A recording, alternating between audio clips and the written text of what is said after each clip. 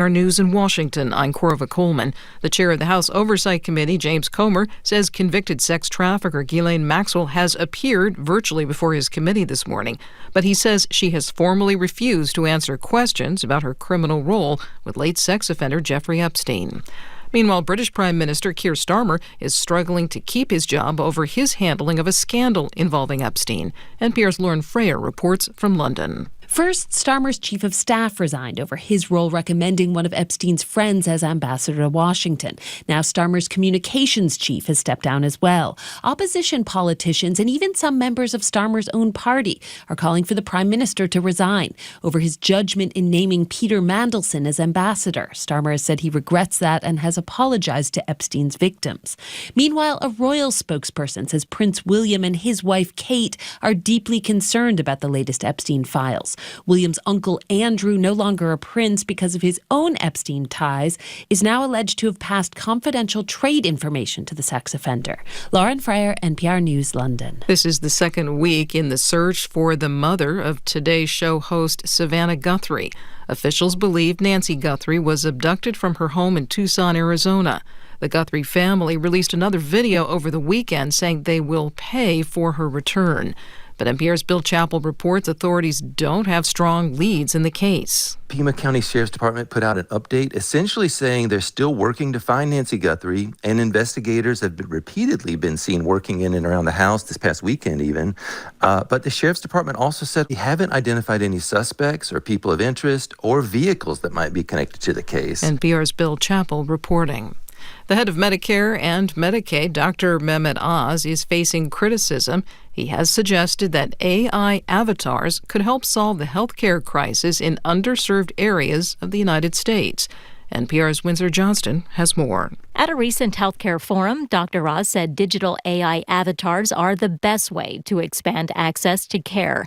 An AI avatar is a computer-generated doctor on a screen designed to interact with patients. But Carrie Henning-Smith, a health researcher at the University of Minnesota, says that approach could turn vulnerable communities into a test case. I don't like the idea of rural populations being treated as guinea pigs. We're seeing rural places as the laboratory for that. Comments sparked backlash online. Some mocked the idea of replacing nurses with cartoons. But some healthcare experts say AI can be an important tool used in medicine, and in many cases already is. Windsor Johnston, NPR News. On Wall Street, stocks have turned positive. The Dow Jones Industrial Average is up mostly 60 points at this hour. You're listening to NPR News. And from the GBH Radio Newsroom in Boston, I'm Judy Ewell. Administrators at the UMass Memorial Medical Center in Marlborough say they're working to resolve issues that led to patients being evacuated overnight in frigid cold. Hospital administrators put the campus on code black and activated emergency operations while responding to what they're calling operating challenges that affected the heating and water supply. The Northborough Fire Department said they responded to a major heating system failure. Officials haven't provided additional details except to say that patient safety is a top priority. New video footage from the day of the deadly shooting inside a classroom at Brown University has been made public. City officials say they redacted the most graphic, violent images to avoid harming victims. Providence Mayor Brett Smiley said it's incredibly important for the city to remain transparent and comply with the state's access to the Public Records Act. The newly released material includes audio of a campus police officer calling city police to report gunshots, and the campus officer then provides a description of a possible suspect. News outlets had requested body camera footage and other public records related to the shooting last December. The Brown community gathered over the weekend to remember the two students who lost their lives. The lead prosecutor in the Karen Reed case is now entering the race for Norfolk County District Attorney. Greg Connor is the fifth candidate to enter the race, and the first since DA Michael Morrissey announced that he won't seek another turn. Sunny, very cold today. More moderate temperatures on the way this week with highs in the 20s for Greater Boston this afternoon. Clear skies overnight. It's 20 in Boston. Support for NPR comes from NPR stations. Other contributors include the Alfred P. Sloan Foundation, supporting books, radio, podcasts, film, television, theater, and more to bridge science and the humanities. And the listeners who support this NPR station.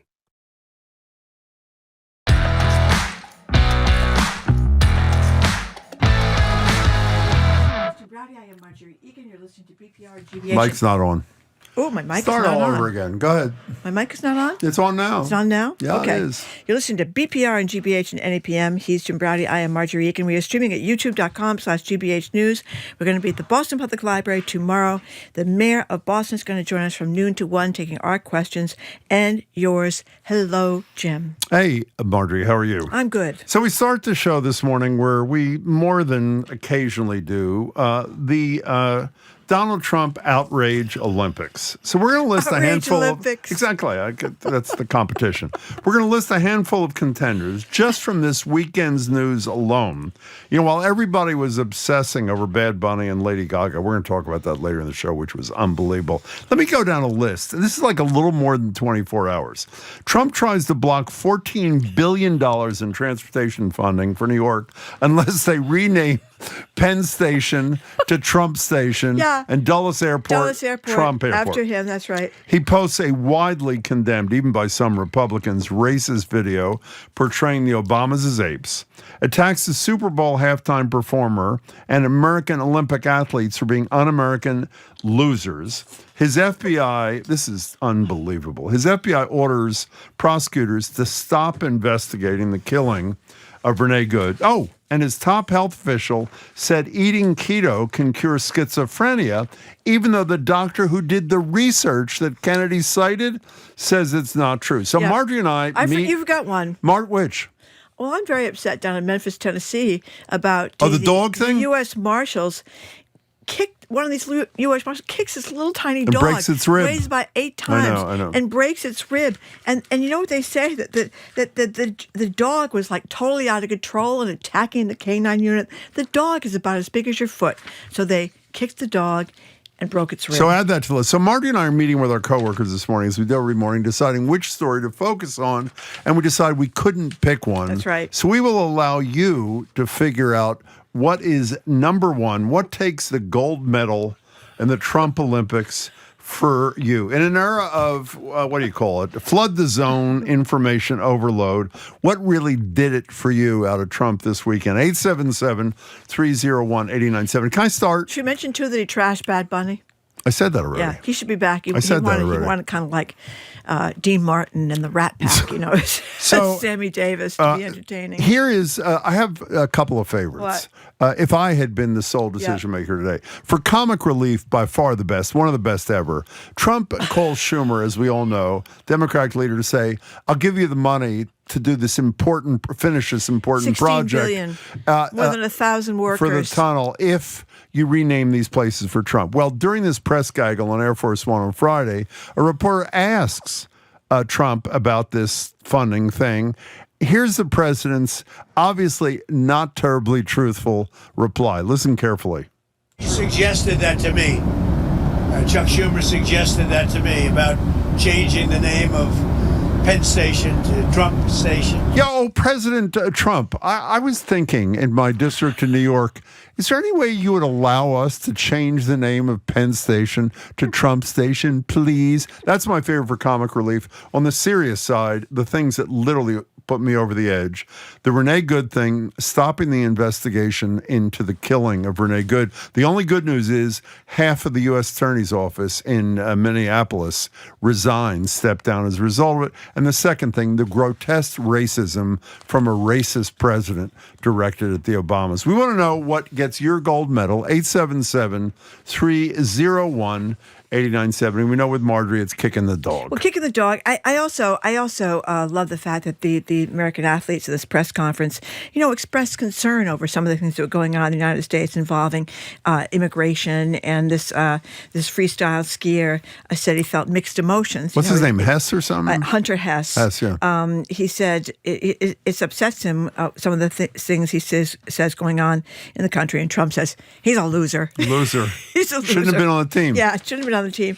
And then this U.S. figure skater. By the way, did you see some of this figure skating? Yeah, on I watched Friday it last Saturday? It was night, unbelievable. after It the was Super absolutely Bowl. great. Because you see Trump, that could be his Olympic event. I think he'd make a good figure skater. Sliding around on his butt is what he'd be doing. Triple Lutz or the quadruple Lutz or whatever they do. Anyway, U.S. figure skater Amber Glenn said the LGBT community has had a hard time during the Trump administration. Then that's true.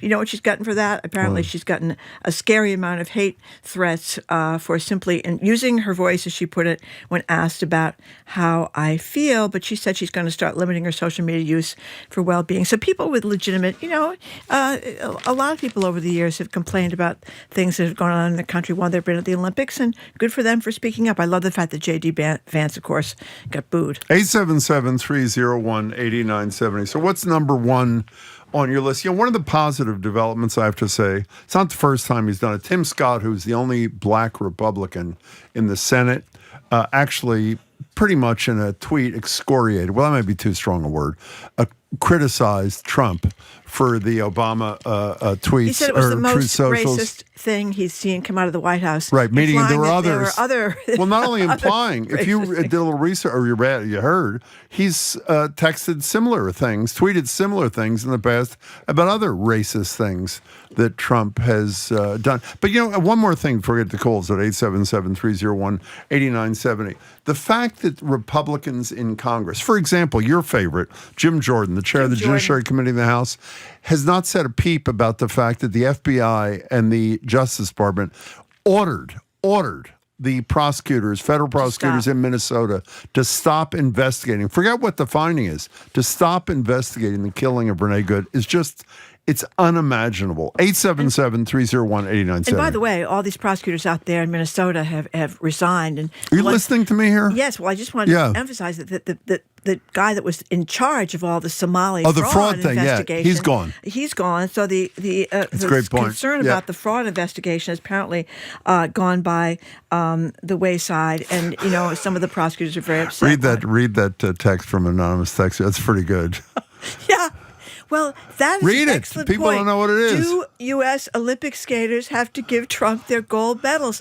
I'd say That is a yes. great point. Don't they? I mean, if he gave them the gold medals, maybe they did that on Saturday Night Live. They had I didn't see that. Trump. They did a whole opening thing about Trump collecting trophies and medals and all that kind of stuff, and how happy they would be about that. Anyway, 877-301-8970. Do you have a favorite moment in the sort of Trump Olympics of atrocities over the weekend? Let's start with Nick from Hartford, Connecticut. Hey, Nick, how are you? Happy Monday. And you. So this one doesn't make me personally upset, but on behalf of his most ardent supporters, let's just say, by posting about how much he hated Bad Bunny's halftime show, Trump betrayed the fact that he clearly didn't watch the Turning Point alternative. Exactly right. Oh, so it was playing, right? Perfectly. There's and it's so emblematic of they will think he is their savior, but he will always throw them under the bus if there's a bigger camera pointed somewhere else. That's a great point. By the way, there's some British newspaper that wrote, one of the credible ones, not the total, well, some of the tabloids are credible too, said that at Mar-a-Lago, the huge screen, I guess is a big screen TV or a monitor or something, the whole Bad Bunny's halftime show was on the monitor, not Kid Rock. Wasn't the number... Perfect. Let it ride. Hey, Nick, thank you as always for your call. I think we had, was it 130 million watching Bad Bunny? 133.5, biggest ever. And about 4 million watching Kid Rock. You know who was included in the 4 million? Me.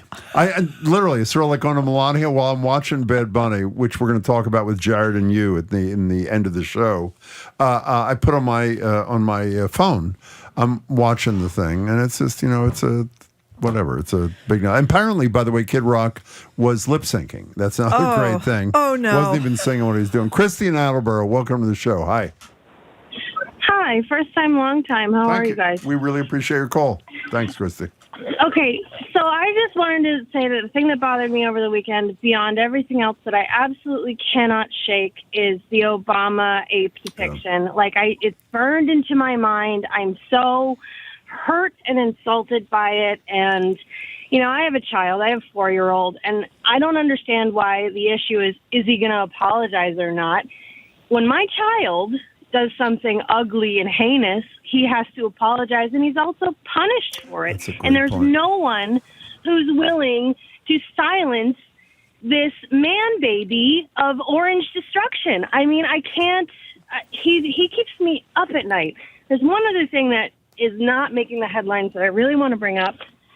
He suspended the immigration process for people going through the proper process for over 75 countries about 2 weeks ago, and no one's talking about it. And my husband's one of those people. It's been 7 years we've been legally married. We've spent tens of thousands of dollars going through the right process, and we're at the end of our process, and then it gets suspended out of nowhere. Oh. He's never he's never done a crime. He is a business owner. We have several employees. We pay more taxes than all of my friends, and we are stuck in limbo for at least another 3 years before this process even starts again. Hey, Christy, would your husband, obviously this is a question, would your husband be willing to talk to us about this, or would he worry that he'd put himself in greater jeopardy? I wouldn't put him in the position of putting his name out there. Okay. That's just how it is. We think about, I have so many security cameras now to look out for ICE. I'm scared for our livelihoods. And this is a person who's never committed a crime. And we've been legally married for 7 years. And we have a 4-year-old. And I just went to the grocery store. When is it going to be enough? Did you read the story, Christy? By the way, we're really glad you made your first call. Did you read the story, Christy? It was either the New York Times or the Washington Post, I think the Times, about this couple that had lived in, I believe, California for 30 years. Self-deported to Mexico. Yeah. Kids here, grandkids here. Yeah, they had been here for all those years. Had a business for decades. I don't think it's comforting. It's just more of the same crap. Christy, I hope you call us again soon, and good luck to your husband. I was telling Jim, the Daily, which was my daily podcast, this morning, I interviewed a lot of Trump voters about immigration, and some of them were still, drag them all out of here, by their feet if you need to, but a lot of them are appalled and said this is not what they wanted. They wanted appalled enough to flip candidates. Some of them were, some of them weren't. Some of them said they were never going to vote for Kamala Harris, but some of them said that they wanted the worst of the worst. They did not want this. They did not want United States citizens being pulled out of the Target store who'd been here for years. They didn't want people who'd been here for years. So there's a lot of, the polls are showing that. He's getting clobbered on immigration. You read that story about the Mexican couple grandparents. self-deporting? Yes. How heartbreaking. And they're going to leave behind their children and their grandchildren. And will they be able to go see them? Will they be able to go back and forth between the two countries? Who knows? 877-301-8970 is the phone number. Let's go to Bernadette in Lowell. Hi, Bernadette. Hello, Bernadette. Hello. Hi. Yes, I'm voting for covering the impeachment vote yesterday. Yeah. Wait, I didn't even know there was an impeachment vote yesterday. Is that a joke? I don't believe so. Rachel Maddow has it on, and 68 to 32. No, supposedly, no, it was not. That would be in the Senate, and there was clearly. That was not. I think yes, it was a Senate vote. No, there was not. It was a Senate vote. No, there was not a Senate vote to convict Trump in recent times. But Bernadette, thank you for the call. I'm guessing that Rachel Maddow was talking about a prior vote. 877-301-8970. A lot of stories now about people protesting. Apparently, these detention centers that they're trying to put in different places in Georgia, this small town. Rachel Maddow deserves credit. She's been talking about this for weeks all around the country, people protesting. In red states, Republican voters, Trump voters, protesting. They do not want these detention centers in these small towns. What's the Ayotte thing? This was in Georgia. I know, but what's the thing in New Hampshire where Ayotte says she was unaware of... yeah, she did. Is that a detention center? I think it's a detention center, but I'm not sure. We should maybe try to get that story. Kelly Ayotte, the governor up there. She's the senator or the governor up there? Governor. She was a senator, yeah. Yeah, I was mixed up whether she was governor now or senator now. Anyway, Victoria from Lynn, thank you for calling. Hi. Hi. Good to talk to you again. I've called in many times. It's great to hear you. Thank you. I wanted to know why you didn't include Trump's 5,300, according to the NY Times, appearances in the Epstein files. Oh, because you missed the show when we did. Yeah, we've been talking about it a lot, Okay. Victoria. You haven't. I've been listening. But I mean, when you list the actual reasons that we are holding on to just rage and disgust and outrage, always keep that up there. Well, but Victoria, let me add something to your list. As I'm assuming you know, members of Congress now have the right to go to the Department of Justice as of today and view all of the documents that have been released without redactions, but they're not allowed to see the 2.5 to 3 million documents that weren't released. And what is that? I mean, why do you think they decided not to release an additional almost 3 million documents? Because they're trying to hide things. Exactly. Yeah. I mean, talk Right? about something. Come on. Exactly. Victoria, thanks for the call. We appreciate it. Yeah, there's been some great writing. We're going to talk about it more this week about this sort of Epstein class of people that flew to Dubai and then they're flying into Washington and then they're going to Aspen and they're all in private planes and they're all billionaires and zillionaires and all they got, thinking that they're all kind of above the rules. Otherwise, you would see more people's heads rolling than have been rolling. How about that Atia guy? The influencer, the health influencer? Yeah, the health influencer. You know what his new job was supposed to be? It was supposed to be with CBS. One of CBS News, Barry one of the new Weiss. commenters. What he said about women, you saw that quote. I did indeed. We cannot say it on the radio, but it was pretty it's about bad. the same body part that Trump mentioned. Yeah, that's right. In the, grabbing. Incidentally, Kelly Ayotte did say that the governor of New Hampshire that she was unaware of any of the communication about an ICE detention facility. We're having a pick the outrage of the weekend kind of contest here, and Lance and Lynn has an excellent point. It is like a Whitman sampler box. There's so much to choose from. You know what I thought? We'll get to more of your calls in a second. When Trump said the thing that we played a minute ago, I don't know. I wasn't the one who asked Schumer. Who told Schumer the only way he gets his $16 billion is if they rename Penn Station and Dulles Airport for Trump. When he said, no, Schumer, now it suggested it. Would you agree that there's not one person in Washington who believes that? Not one Republican. He cannot even tell the truth if he wanted to tell the truth. Well, does anybody believe he didn't know that Michelle and Barack Obama were in that tweet he sent out? You should explain that for people who haven't heard his explanation. He claims some aide. Now, apparently, there's only 2 aides that have access to could do what he says he did, and we haven't heard from either of those aides. But in any case, Trump claims after Carolyn Leavitt, his devout Catholic spokesperson, said there was no problem with this. Just fake outrage. Get over the fake Who should be outrage, upset about this? Says Carolyn Leavitt, devout Catholic, as she says she is. Anyway, the excuse was when the backlash began that Trump didn't see the end of it. He only saw the beginning of it, and that he gave this whole little thing to an aide, and the aide posted it. And then when Trump realized what was there at the end about the Obamas, he didn't approve it and he took it down. I mean, and he says, I did not make a mistake. Yeah. By the way, do you know how long? He didn't watch the whole video. He says, you know how long the video is?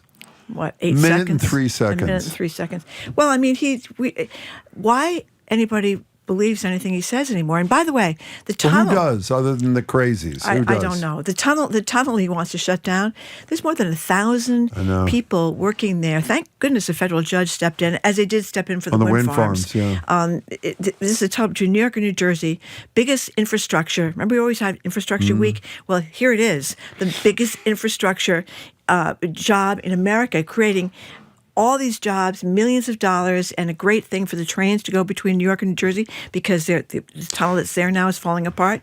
The judge stepped in and said he can't do it. So let me ask you a question. They were prepared to all get laid off, by the way. They were all preparing to get laid off. Let me ask you, if it turns out any other president in our lifetime did only one thing on this list, and the one thing is his Justice Department and FBI ordered prosecutors to stop investigating the killing of a citizen by a federal law enforcement officer, would he or she not be, well, there's no she's yet, would he not be impeached like within 48 hours? Would anybody get reelected claiming they're bringing jobs and manufacturing to America, and all they do is take away people's jobs from the wind farms to the green energy, all that stuff? By the way, we forgot this one. What's that? That he wants in the Smithsonian to have a special wing. devoted to pictures of him. Apparently, there are thousands of Americans that have taken pictures or painted portraits of President Trump, and he believes they should be displayed in the Smithsonian. Yeah, but did you hear what wing he wanted them in, which is not so bad, actually? What he wanted? The prison wing, actually. He wanted... Let's go to John and Gardner. You're next on BPR. Welcome to the show, John. Hey. Good morning, young people. How are you? We're good. Good. Before I make my point, I watched a lot of the Sunday morning stuff. I didn't see one of them show the pictures of the ape pictures. They talked about it, and they didn't show the pictures like it's too delicate or something. For God, that irked me to no end. You know what kind of a choice you present me with, Jim? What's that? Of all these topics? Yeah. Sydney Sweeney, Scarlett Johansson, Margot Robbie, Beyonce. How? If I could spend a weekend at the Holiday Inn with one of them, how could I choose? Okay, we got. Same with his topics. They're so outrageously over the top. Every one of them. How can you choose? Every one of them. No, that was our problem. Some laughable, some really serious, but you're totally right, John. That was our problem today. It's like a smorgasbord John, good to hear from you. of evil doings. Margot Robbie's going to be in Wuthering Heights. It debuts next weekend. Wuthering Heights. Wuthering Heights, whatever it is. Yeah, she was in Wuthering Heights when she was young.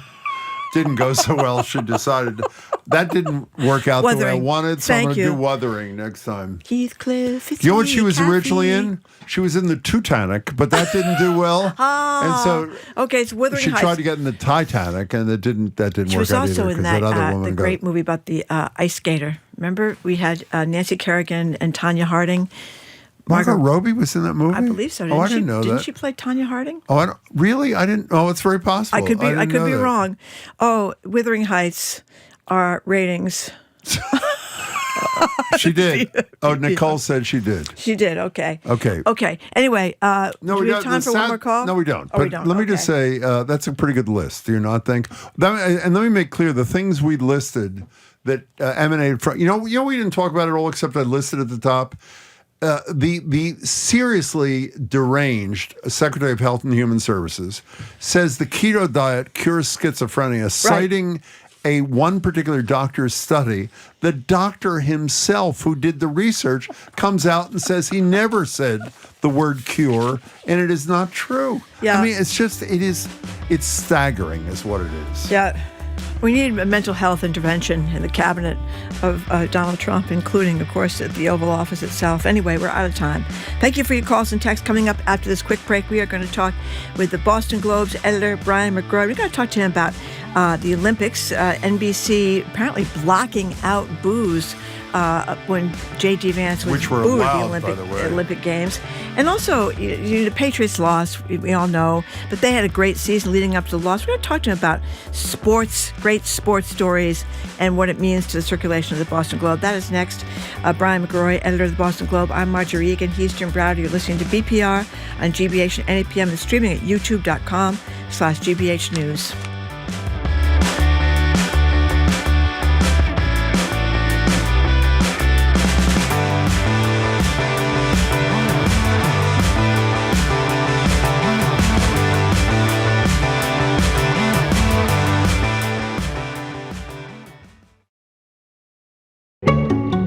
I'm Edgar B. Herwick III. Today on the Curiosity Desk, while we have been fighting over space savers on snow-clogged streets, winter has also made its mark on our rivers and ponds. Spare a thought for the fish and plants hovering in dormant survival mode deep beneath the ice. What happens when rivers and ponds go into a deep freeze? That's on the Curiosity Desk, today at 1 on GBH 89.7. Our programs are made possible thanks to you. And the Office of the Massachusetts State Treasurer. The Unclaimed Property Division is holding unclaimed funds. New properties are added often. To see if you have unclaimed money, you can visit findmassmoney.gov. And the Umbrella Arts Center in Concord, Massachusetts, presenting Harper Lee's classic To Kill a Mockingbird, live on stage February 27th through March 22nd. Tickets and information at theumbrellaarts.org.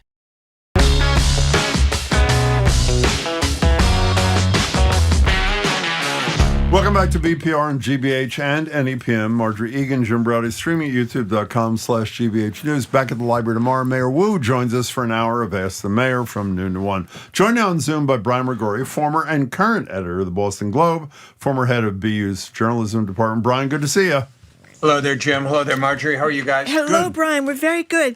You know, I think we talked a lot about this during the Brady-Belichick days when the Patriots were winning Super Bowl after Super Bowl, how much it matters to the hometown paper, the Boston Globe, when they're on a roll like that. Is that still true? I mean, I know they got crushed yesterday, but they had a great season, you know, kind of a Cinderella. Let's not go into the season. Let's just find out about the journalism. Okay, the Cinderella story. I wanted to mention that. Kind of a Cinderella story. Okay, fine. Anyway, how much does that matter for the Globe circulation? Thank you, Marjorie. Is Jim going to lighten up at any point in this conversation? I try every day to do my best. I don't think he's upset about the Patriots' loss, but it's obviously something else that's irking him. So, look, the way these things matter, it matters. It really matters. It matters in readership. You have more readers reading when a team is relevant. You have more readers reading when they're winning.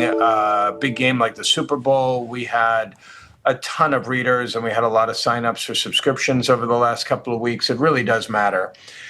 To the bottom line, it is important, but it's actually a lot more important when you have a championship caliber team or a team vying for a championship in a city that isn't used to championships. The problem with Boston right now is we've gotten so used to winning championships, whether it's the 6 Patriots Super Bowls or the 4 Red Sox World Series or the 2 Celtics championships or the 1 Bruins Stanley Cup, that I'm not saying our readers yawn at this point, but they've come to expect it. And we don't get the same kind of advertising and, support in a commemorative edition that we might have when they started winning in 21.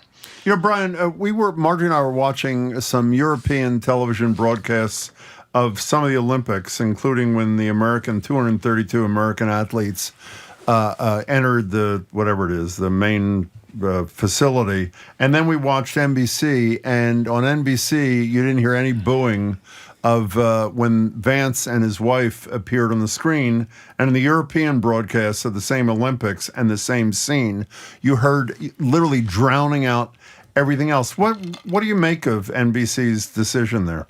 I don't know what to make of that yet, Jim. NBC is denying that they did anything with the audio feed or anything like that. There was a really good story in The Guardian pointing out that, broadcast networks in Europe and elsewhere, you could hear the boos very clearly on the broadcast. You're saying I didn't hear the NBC broadcast, but it's accepted as fact you couldn't really hear the booing at this point. So I don't know whether this was a sort of anticipatory obedience that we've talked about before or what it involves. But NBC is saying, no, we didn't touch it. I don't know. You know, before we continue, when you used to talk to us from BU, you were in this cement block basement office. Is this your Globe? Is this the editor's office of the Boston Globe? This is, yeah. Wow. He's Marjorie to see the background. Well, you're you're up in the high, right? At 66th really Street. Nice. Where's the Globe office? Is it like 20 stories up or something? Where is it? I am literally on the 3rd floor. Oh, you're on the 3rd floor. Nice windows, though. It's really nice. We would rather be down close to the people on the street than high up above them. And so I look at I love this office. It's a great office. Looks quite great nice. Location. Yeah, great location right across the street from. You're right near Government Center. You take the T, all that kind of stuff. Faneuil Hall. Did you take the T to work today? You wouldn't take the T. Excuse me. Did you take the T to work today? I'm asking you. He's got a long way to go. I did not. I'm worried that the T is delayed these days because of the cold and the snow. Yeah. So I did not take the T. Poor Shirley Leung, an hour to get from Milton to the Globe another day. Remember Red that? Line. I mean, poor Phil Leung. I mean, he's had to deal with Shirley for the last 2 weeks, and that's not easy.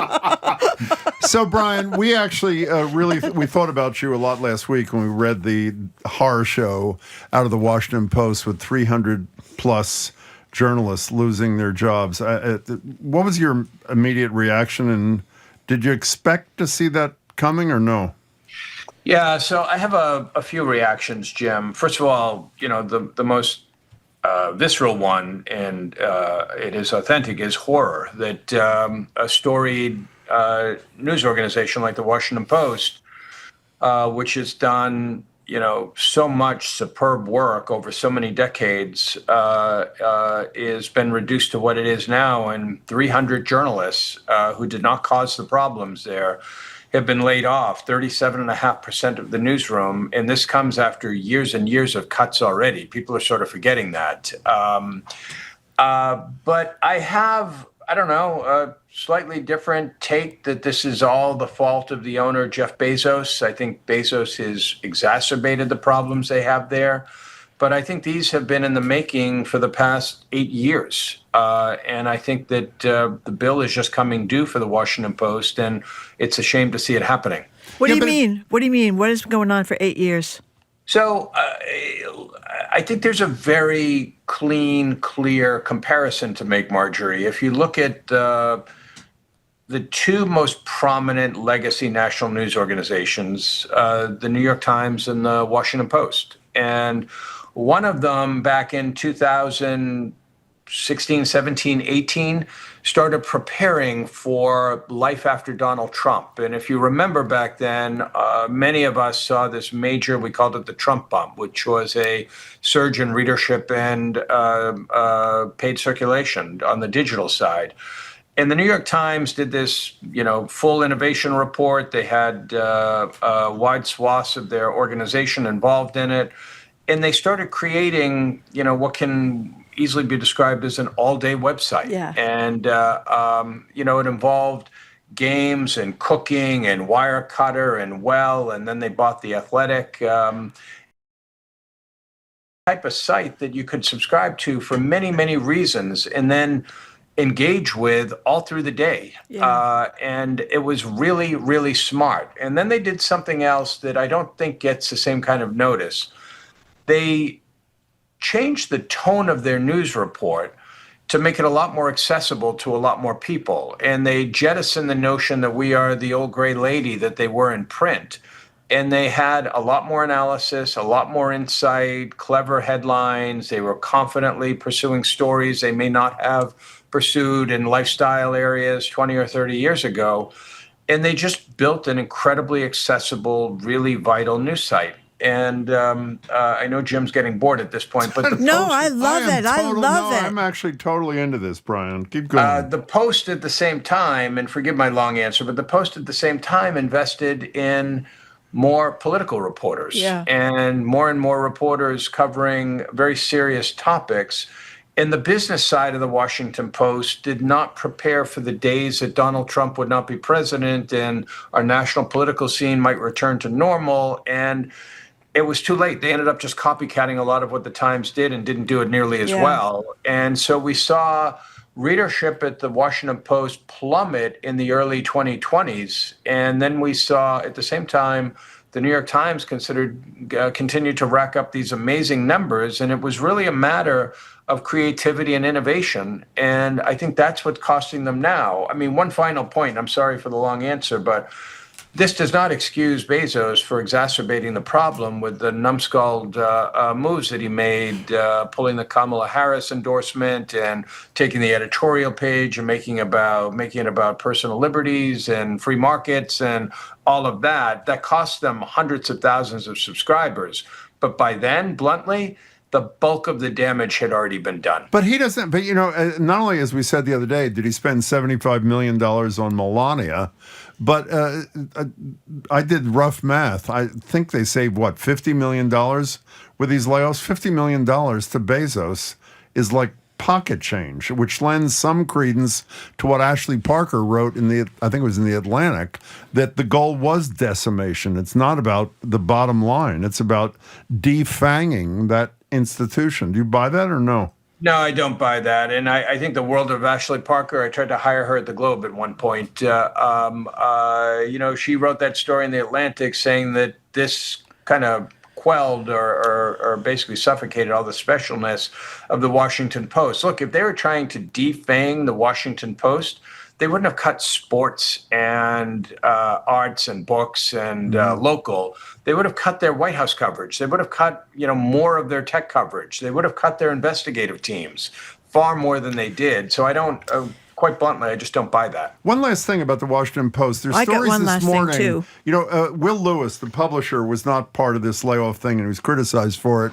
We wake up this morning to find out he's gone. And considering you're in the industry and know everybody, the reports are the reason he's gone is that Bezos, even though he initiated the layoffs, was outraged. At the same time they're laying off 300 people, he's living the high life at the NFL, at the Super Bowl on the red carpet. Do you buy that notion? I do. Yeah, I do. The juxtaposition of him walking a red carpet at a major international sporting event a few days after cutting the sports coverage at the Washington Post and then not appearing, in any sort of statement or not appearing in the newsroom to discuss this was horrifying. And it's emblematic of his leadership at the Washington Post for the past 2 years, which has been just one calamity after another. Well, I also wondered about Lewis in general. He came from the British tabloids. There was a great anecdote about how Josh Dawsey, one of their big stars there at the Washington Post, who's now left to go to the Wall Street Journal, went out for dinner or drinks or something with Lewis when he first got there. And Lewis said, Dawsey volunteered to introduce him to all the people there and stuff. And then Dawsey never heard from him again, not once in the whole time that had passed. So he was involved in that phone hacking scandal. They're involving the Royals and stuff. Publishers matter. At least it seems to me publishers matter. And I think that was a big mistake by Bezos. He didn't seem like the right kind of guy to be leading the paper. Marjorie, I couldn't agree more. Publishers matter enormously in helping to set the tone of the place and helping the place communicate with the public. Will Lewis hadn't appeared in front of the newsroom in close to 2 years. Yeah. How do you have an absentee publisher like that? Jim, can I go back to one thing you said, though, that aggravated you? I'll politely disagree with? Yes, you may. When you said that the amount of money that Bezos might be saving in a layoff shouldn't matter to a billionaire like him, my own view is that's the wrong take on something like this. An owner of a company has the right to expect it to be at least break even. The Post is not a philanthropy. It's not a charity. Bezos bought it with the intent that he would keep it going and figure out how to push it. I do think he's been lately a bad owner. I think he gave it a lot of runway, and now he's taking it away and he's causing the harm. But I don't think that you can just expect him to write $50 or $100 million checks every year while he owns this. And other news organizations are break even or better. The New York Times is wildly profitable. I think the Post should be, should have the ability to become profitable. Did you say, I think you said slightly respectfully respond to me. Let me slightly respectfully, or whatever you said, respond to you. This guy's worth $250 billion. This is the newspaper in the place where the federal government sits. You have experience with lower level billionaires. You have obviously John Henry, who owns your paper, who's not in that range. You have the guy who owns the Baltimore Banner that you helped get, spring to life there and win a Pulitzer. When you're worth $250 billion and you have that importance in that city at this democracy hanging by a thread time, I think you do have an obligation, regardless of what the bottom line is like, to keep it fully afloat, no?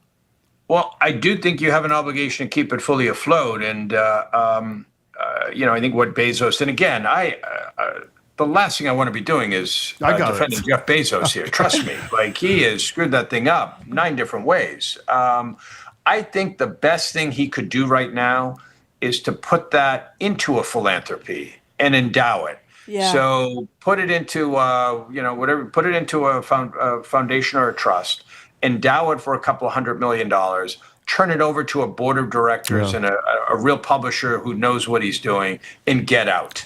And by getting out, he wouldn't have Trump to worry about or anything like that. And the Post would be the most important, influential nonprofit news organization in the country right now. Okay, we only have a minute left, but I'm dying to know what you think about the Wall Street Journal, because as everybody knows, the Wall Street Journal is owned by Rupert Murdoch, who also owns a lot of tabloids, Sky News in Great Britain, and also Fox News.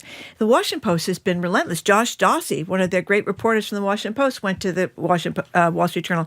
So it's like a schizophrenic thing. What's your analysis?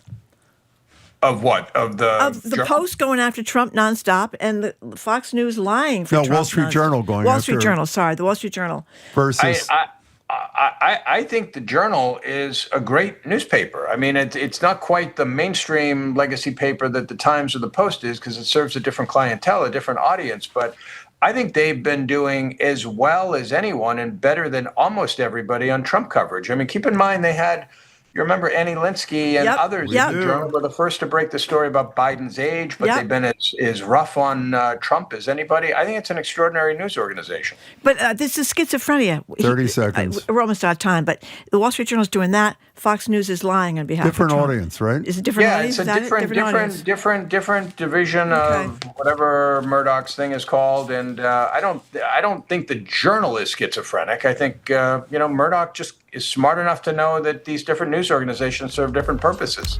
We're out of time. I don't know if I mentioned this. Very nice office, Brian, back at the Globe. I just want to... You're very kind. Yeah, I thought it was the 20th floor. I guess I was only 17 floors off. It's all windows. Oh, well. See you, Brian. Thanks for your time. Really appreciate it. Thank you, guys. Be well. We've been speaking with Brian McGrory, who's editor of the Boston Globe. Coming up after this quick break, another Boston Globe, one of Brian's employees, Globe business columnist Shirley Leung, updated projections on how the city of Boston is shelling out for a new professional women's soccer team at Franklin Park, and also a very tragic tale of a homeless man who froze to death outside Boston South Station.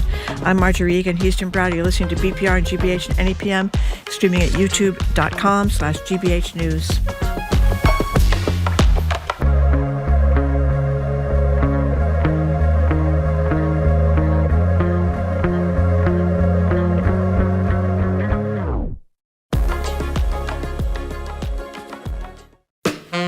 I'm Jared Bowen. Today on The Culture Show, Fran Lebowitz, writer, New Yorker, professional observer of American life. She has strong opinions about cities, money, smoking bans, boredom as a moral failure, and the bad ideas that refuse to die. Lebowitz has thinks and remains one of the country's most precise and unsentimental voices about how we live now. That and more on The Culture Show today at 2 on 89.7 GBH.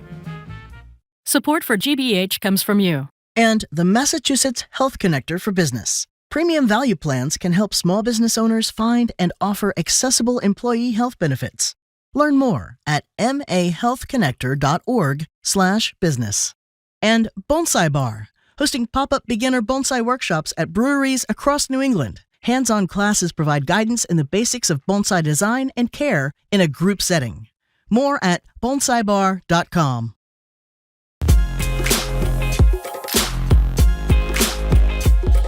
Welcome back to BPR and GBH and NEPM. Marjorie Egan, Jim Browder, streaming at youtube.com/GBH News. We're back at the library tomorrow, 12 to 1. The mayor will join us, Michelle Wu, to take our questions and yours. Joined now on Zoom by Boston Globe business columnist Shirley Leung, host of the Say More podcast, available wherever you get your podcast. Hey, Shirley.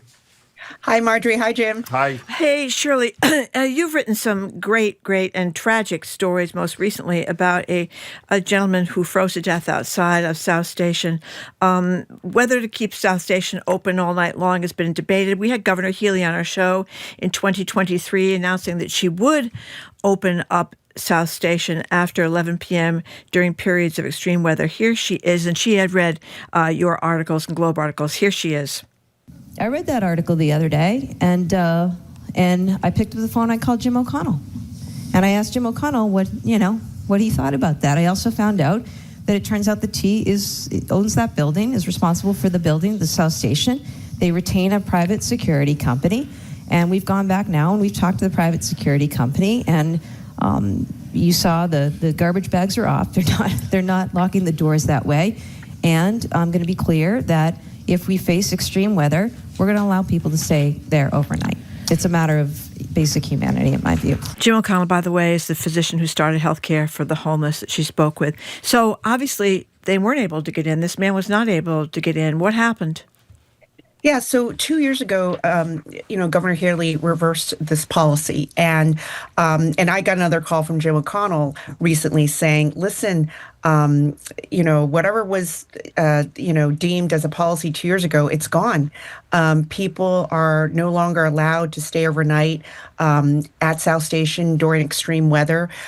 This man, Carvel Curry, he likely froze to death December 5th when there was like another Arctic blast, right, back then. And I wrote a column last week saying, could this happen again? And the answer is yes, because people are still not being allowed to stay overnight in South Station. And even the night of the snowstorm, January 25th, when it was, 2 feet of snow, the security guards kicked out people at 10:30 that night, and they put them out. And now some of them were able to go to the bus terminal. And for some reason, the bus terminal is allowing people, but probably on an informal basis, to stay there overnight. And bus terminal is managed by a different company than South Station. So what happened? I mean, did it just... The lapse in the management company decided we're not going to do this anymore? And what happened? I mean, it's the South Station is owned by the MBTA and is run by the state. And so just like last time, I don't think the MBTA really knows, or the state knows, what the private company that they've kind of leased out the concourse, right? That the private company Ashkenazi holds the contract to manage the concourse. And I just don't think the two sides are talking or know what's going on, and I'm actually frankly surprised. Like, my piece ran Friday morning. It's really, really cold. It's like probably the coldest stretch in years, and there's still no resolution. I think people still, as I understand, are still being kicked out. At 11 o'clock at night. So that midnight. Oh, midnight. Okay. Midnight. So they're kicked out at midnight, and they can come back in at 6 o'clock in the morning or something? Yeah, probably 5 in the morning. The South Station is formally closed from 12 to 5 a.m. And I went out there last week, and there were 5 people sleeping on the perimeter of South Station. And now these are people who have been offered to go to Pine Street Inn or a warming center, but they just don't feel comfortable going to a traditional shelter, And so this is a moment where we need to meet these people where they are, because they're just not well enough to go somewhere else. Does Mayor Wu have any role in this, or is this all a state deal? I did reach out to the city to ask them to see if they're involved, and they put me on to the state. And they said, the South Station is an MBTA facility, but I am working on a follow-up on this. Oh, good. Because I'm actually surprised that, my sense is that there are some discussions behind the scenes, but really, like, what is there to be discussed? One last thing, Shirley. When I texted you about your piece the other day, you mentioned something briefly about an Amish couple. Yes, an Amish family. Tell the Maybe story. I'll get them. The homeless. So people who are at South Station, you can actually go to the bus terminal, and they won't kick you out of the bus terminal as long as you have a bus ticket. And so the bus terminal is open overnight for passengers, right? And so if you imagine, I'm at a bus terminal at 1 o'clock in the morning, right? And there are probably like a little more than a dozen people experiencing homelessness who are sleeping there overnight. They're in their chairs, they're put out sleeping bags, and there actually are some passengers who are waiting overnight, and it's an Amish family, and a family of 5, and plus an Amish school teacher. And I was like, "What are you doing here?" And they said, "Well, we got a late night train, 9:30, and we got into South Station at 9:30, and we're on our way back to home in Maine, and the bus doesn't leave until 8 o'clock in the morning." So imagine there's this Amish family right in the middle, surrounded by homeless people, and they had little kids too. And I said, and they've done this circuit before. And I said, is this unusual? And they said, yeah, I've never seen so many people, sleeping here at night, And I said, does it make you feel uncomfortable? It's like, yes, it does. But I understand they closed the station because we would actually love to stay overnight in South Station where it's a little more spacious, but they're forced to stay overnight at the bus station too. Yeah, we talked to Jim O'Connell, the book that was written about him. Rough Sleepers. Yeah, Rough Sleepers, that talked about people, Tracy Kidder, was that? Tracy Kidder, exactly. Yes, that's right. That don't want to come in if either they've got mental health issues or they've got some other issues that they don't. And that's where the name The Rough Sleepers comes from. Yeah, it's a British term. Yeah, exactly. So, Shirley, we discussed this with Phil Leung. He had a tough time during the snow, and he said, don't judge me just by this one thing. It's pretty tough, and we're still trying to catch up.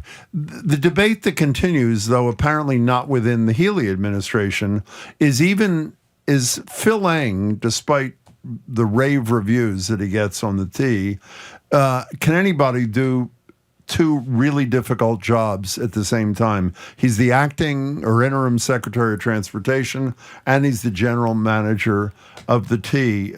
Can he?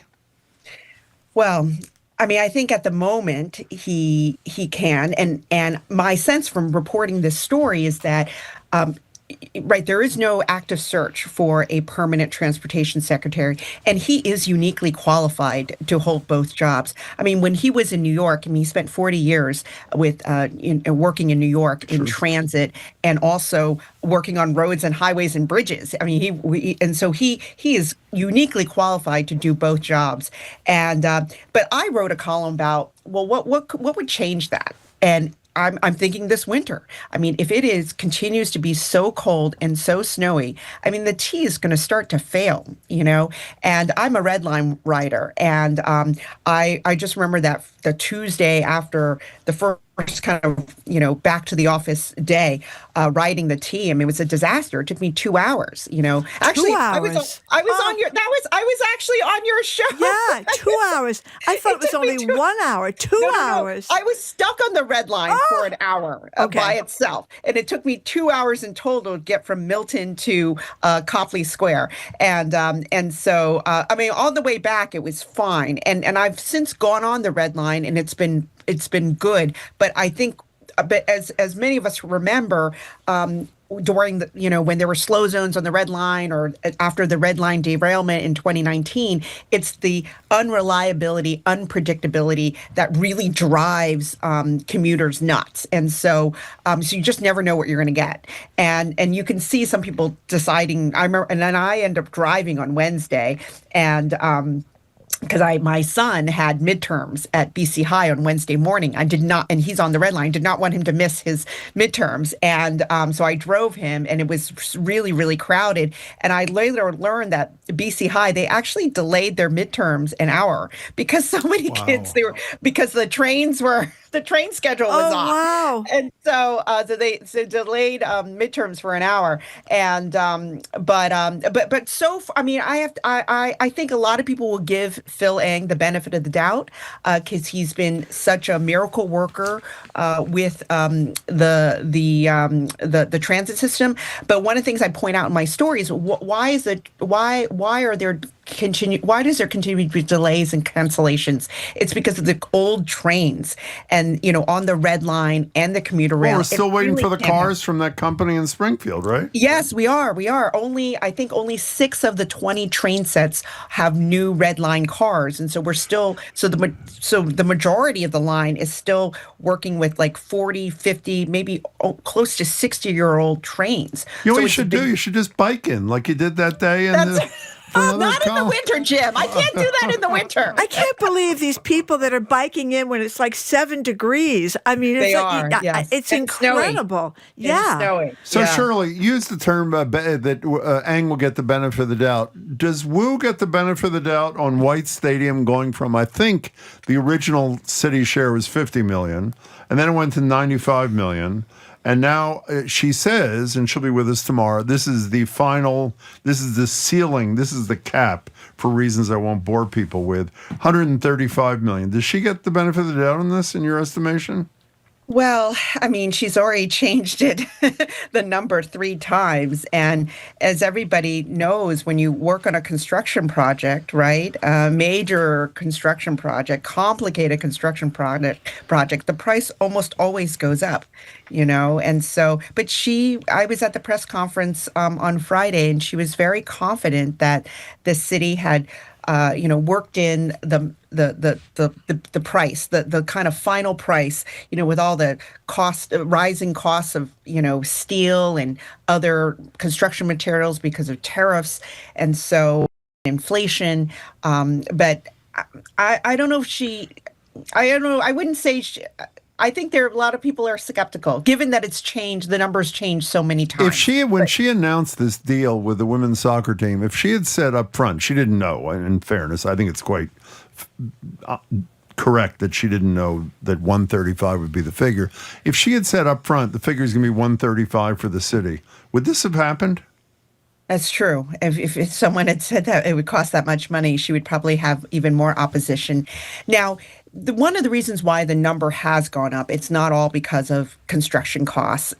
It's because of design changes, and she said this during the press conference. And the reason why it's more expensive is because we wanted to add more amenities, make it better, reflect what the community wanted, what students wanted. And same thing with this last the last jump, from 91 million to 135 million. There was some kind of design with the grass.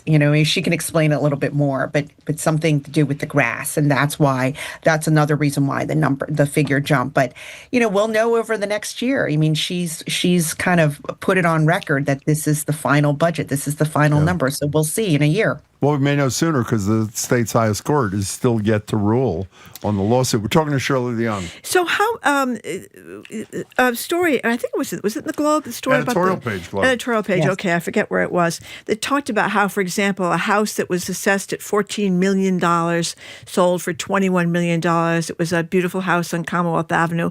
Those are a pretty pricey neighborhood there, an entire house. But the basic essence of the story was that houses, I think, should have been assessed for more money, and this could have been a way for the city to get more taxes instead of people whose houses sell for $400,000 that are worth $450, supposedly assessed at $450. The rich people are getting away with something, and poor people are getting screwed. So what's the deal? Yeah, this was, as someone who's followed this kind of property tax issue in Boston for a long time, this is the first time I'm hearing this about. I know what assessment is. There's probably more of an art than a science to assessments. Yeah, most people are assessed for less than they sell their house, but not that much less. Right, exactly. And also, it seemed to be a particular problem with the really high end, the multi-million-dollar homes, and it just seemed outrageous that basically the most expensive homes, right, are not being assessed anywhere near where they should be, and if they were, that might be enough to kind of reduce the pain for people with more modest homes. Yeah. And so I don't know why the burden is more on the people who are basically have homes under $1 million. The biggest tax burden is on them instead of the people who can actually afford it. Yeah. Did the Globe? I just have one question about this. While the example is the 14 million assess and the 21 actual million. sale of 21 million, the data was provided by the group that has been the primary anti-rent control group for 30 plus years. Did the Globe editorial page independently confirm all the data in this? Do you know, or do they just rely on SPOA's? I don't know. Okay. Yeah, I don't know, but I guess you could. I mean, it should be. I assume this is all public data. I assume so too. Yeah, we'll talk to the mayor about it tomorrow. By the way, I want to go back to what we started with. The fact that you have stayed on this. Yeah, she's there at 1 o'clock in the morning. Really, you are one important. diligent reporter, really Shirley. Congratulations to you. 1 o'clock in the morning is not a fun time to be out and about. It was fine being out at 1 o'clock in the morning. It was what happened at 6 in the morning when I had to get up. That was hard. I was like, I'm not 25 again. Shirley, it's good to see you. Yeah. Speak to you soon. Thank you so much, Shirley Leung. Yeah, thanks for having me. We have been speaking with Shirley Leung, business columnist of the Boston Globe, host of the Say More podcast. We say goodbye to those of you listening on NAPM. Thank you so much for tuning in, those of you listening on NAPM. Be sure to tune in to Fabulous 413 starting at 3 o'clock this afternoon. Show continues right here in Boston. Coming up after this quick break, we're going to talk with Dr. Katherine Barnett about another measles outbreak and the proliferation of artificial intelligence in the medical field. Will chatbots be replacing your physician soon? He's Jim Browdy. I'm Marjorie Egan. You're listening to BPR and GBH and NAPM, streaming at youtube.com/GBH News.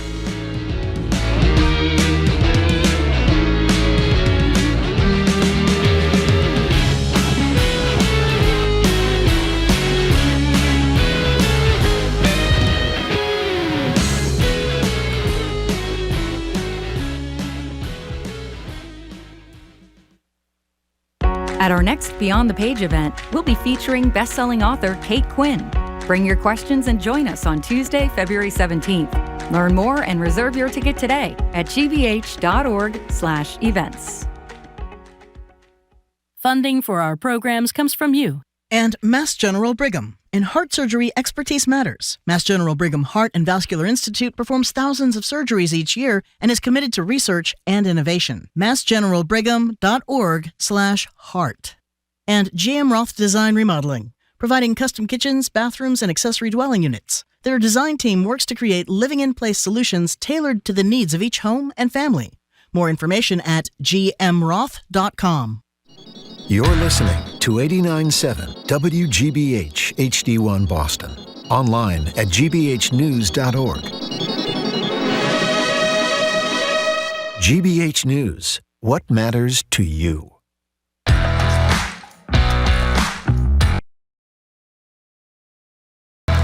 This is you, Marjorie. This is me. He is Jim Browdy. I am Marjorie Egan. You're listening to BPR on GBH 89.7 GBH. We are streaming at youtube.com/GBH. This is. Well, you know what? We have a new schedule.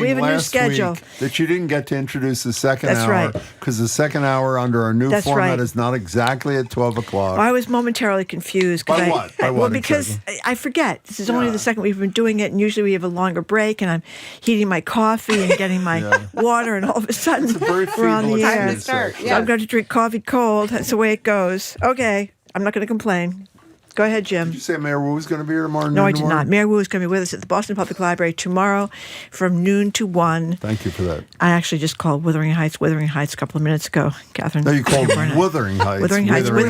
Yes, exactly. That was very embarrassing. Okay, I'll take it from here. Thank you. Joining us in Studio 3 is Dr. Katherine Barnett, Vice Chair of Primary Care Innovation and Transformation at Boston Medical Center, Associate Professor at BU Medical School, and an Aspen Institute Health Innovators Fellow. Hello, Doctor. Nice to see you. Wonderful seeing you both. Great. So we have another measles outbreak, but Dr. Mehmet Oz seems to be on the right page, breaking away from RFK Jr. What's going on with the measles outbreak and Dr. Mehmet Oz? So we're talking about South Carolina. We know that it has been a huge surge of measles cases there. There's been 876 measles cases in South Carolina so far.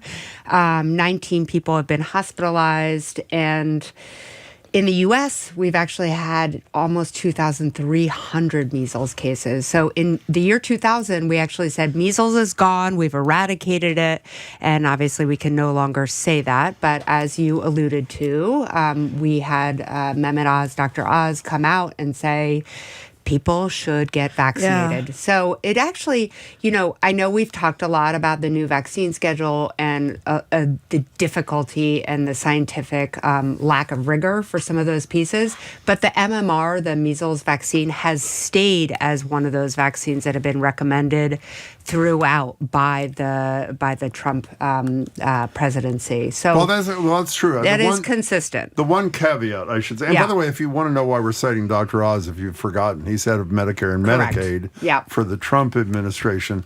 We can't. The guy that promoted a lot of bogus products on his TV show. Not only did he do that, but he also, in his statement, went out of his way to say, which in this case is technically true, based on what you just said there, Doctor, that his boss, Kennedy, is on board too. But let's not forget that a mere, 6 or 7 years ago, 83 dead people in Samoa, 100%. Most of whom were under 5 years old, because he visits and spreads his anti-vaccine that is correct. crap. And as a That is result, correct. there are a lot of dead bodies, or were Yeah. a lot of dead bodies in Samoa.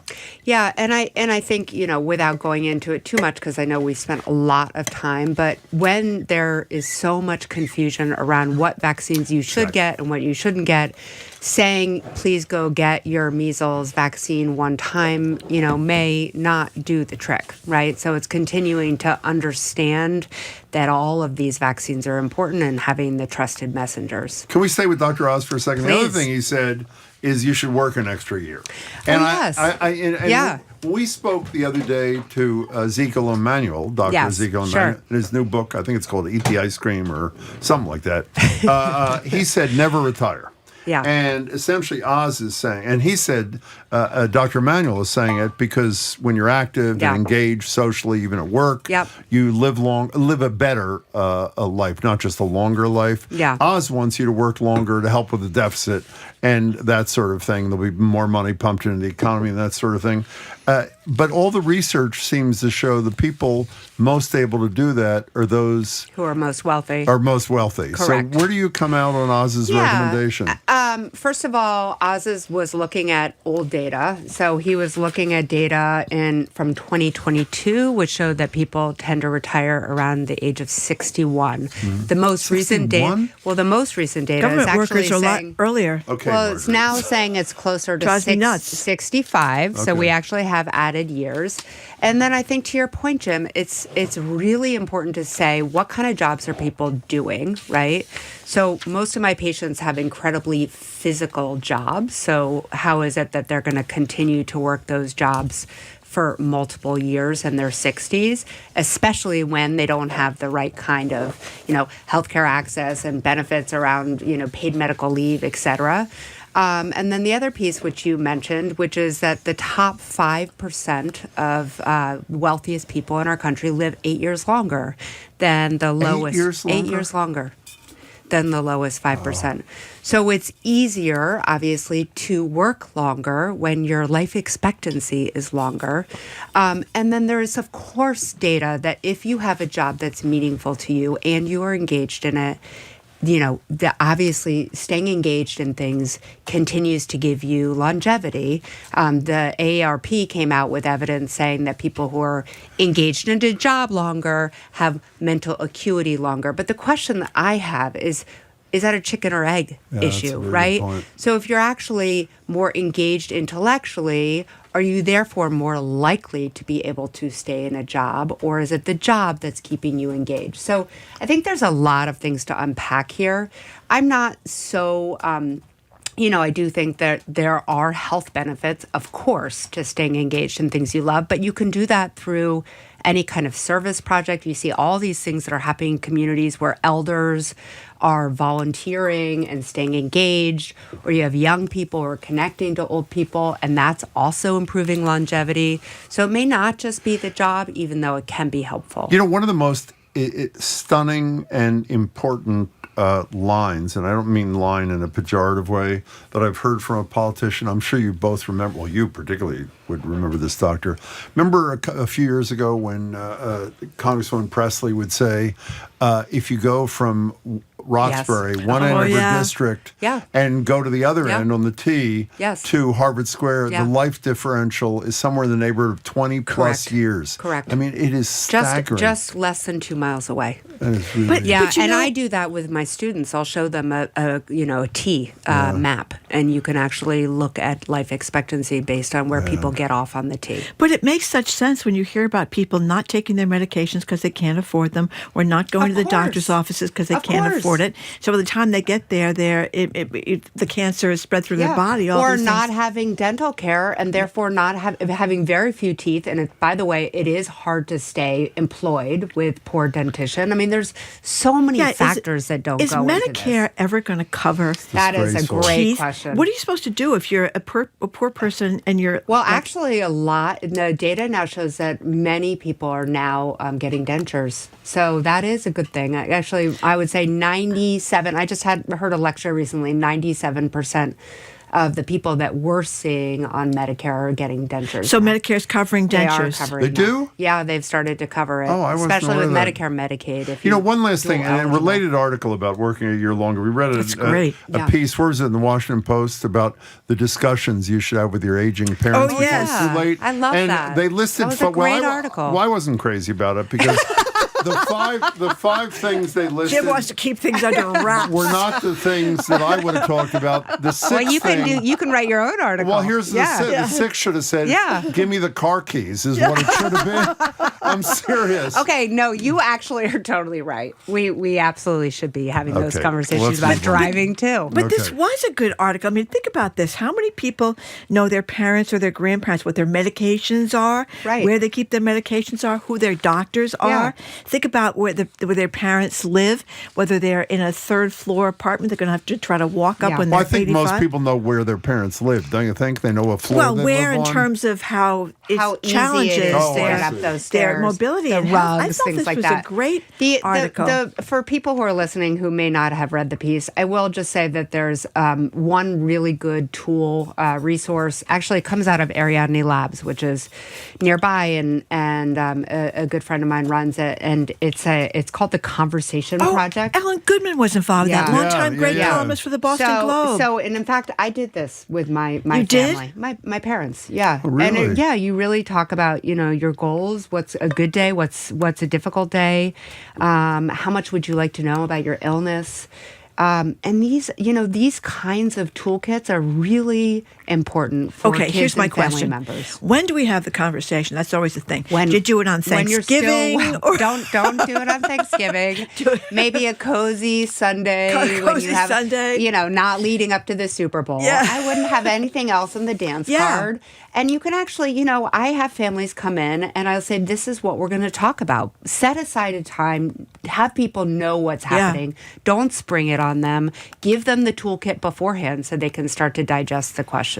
But it does make sense because if say you had a mother or a grandmother who collapsed in the bathroom and had a heart attack or something, and you wouldn't know what medication meds she they're was on, you or wouldn't know allergies, anything. or any supplements or Yeah. anything. Yeah. Jim's children are always trying to get him to reveal these things, but he won't do it. No, what I've said to them is if I collapse on the bathroom floor, take my car keys. That's what I've said to them. Well, I don't know.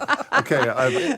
Can we go something that Marty and I have done a zillion shows on through the years. In 2012, 14 years ago, there was a ballot question that would have allowed Massachusetts to become one of the few states that allowed right to dignity die. and die. Yeah. Right. Yeah. Well, it lost 51 to 49. And I will let Marjorie go for 30 seconds because it drives her nuts. Why did it lose, Marjorie? The Catholic Church misrepresented the facts of the assisted suicide or death issue, and they lied about it, which was very unfair. And they spent a lot of money. 51-49. It lost.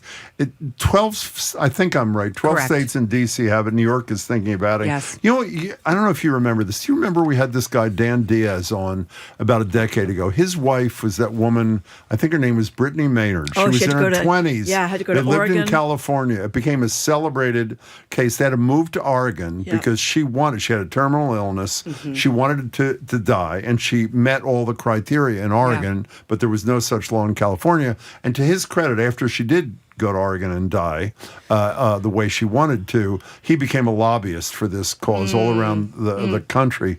Where is the well, not just you, but where are your, I know it's a tough issue for a lot of doctors, even though I wish it weren't.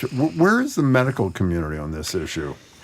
Well, look, if you actually look at Oregon and to your, you just alluded to them, they're the first state in the United States to have done it. They have great regulations around it. Almost They no give complaints at all. Almost no, actually none. They have very clear guidelines. So somebody needs to be not expected to live 6 months or less than that. They have to have the person needs to be completely competent, so assessed to be able to be giving their permission. Actually, New York is talking about videotaping tests. for people to really? say, I want to take this medication. The patient needs to be able to take the medication themselves. There's some places that say you need a psychiatric evaluation, all of these things. So all that being said is it appears, or there's some thought that will be on the ballot for 2026 in Massachusetts. You know, Massachusetts is one of the states that's on the ledger.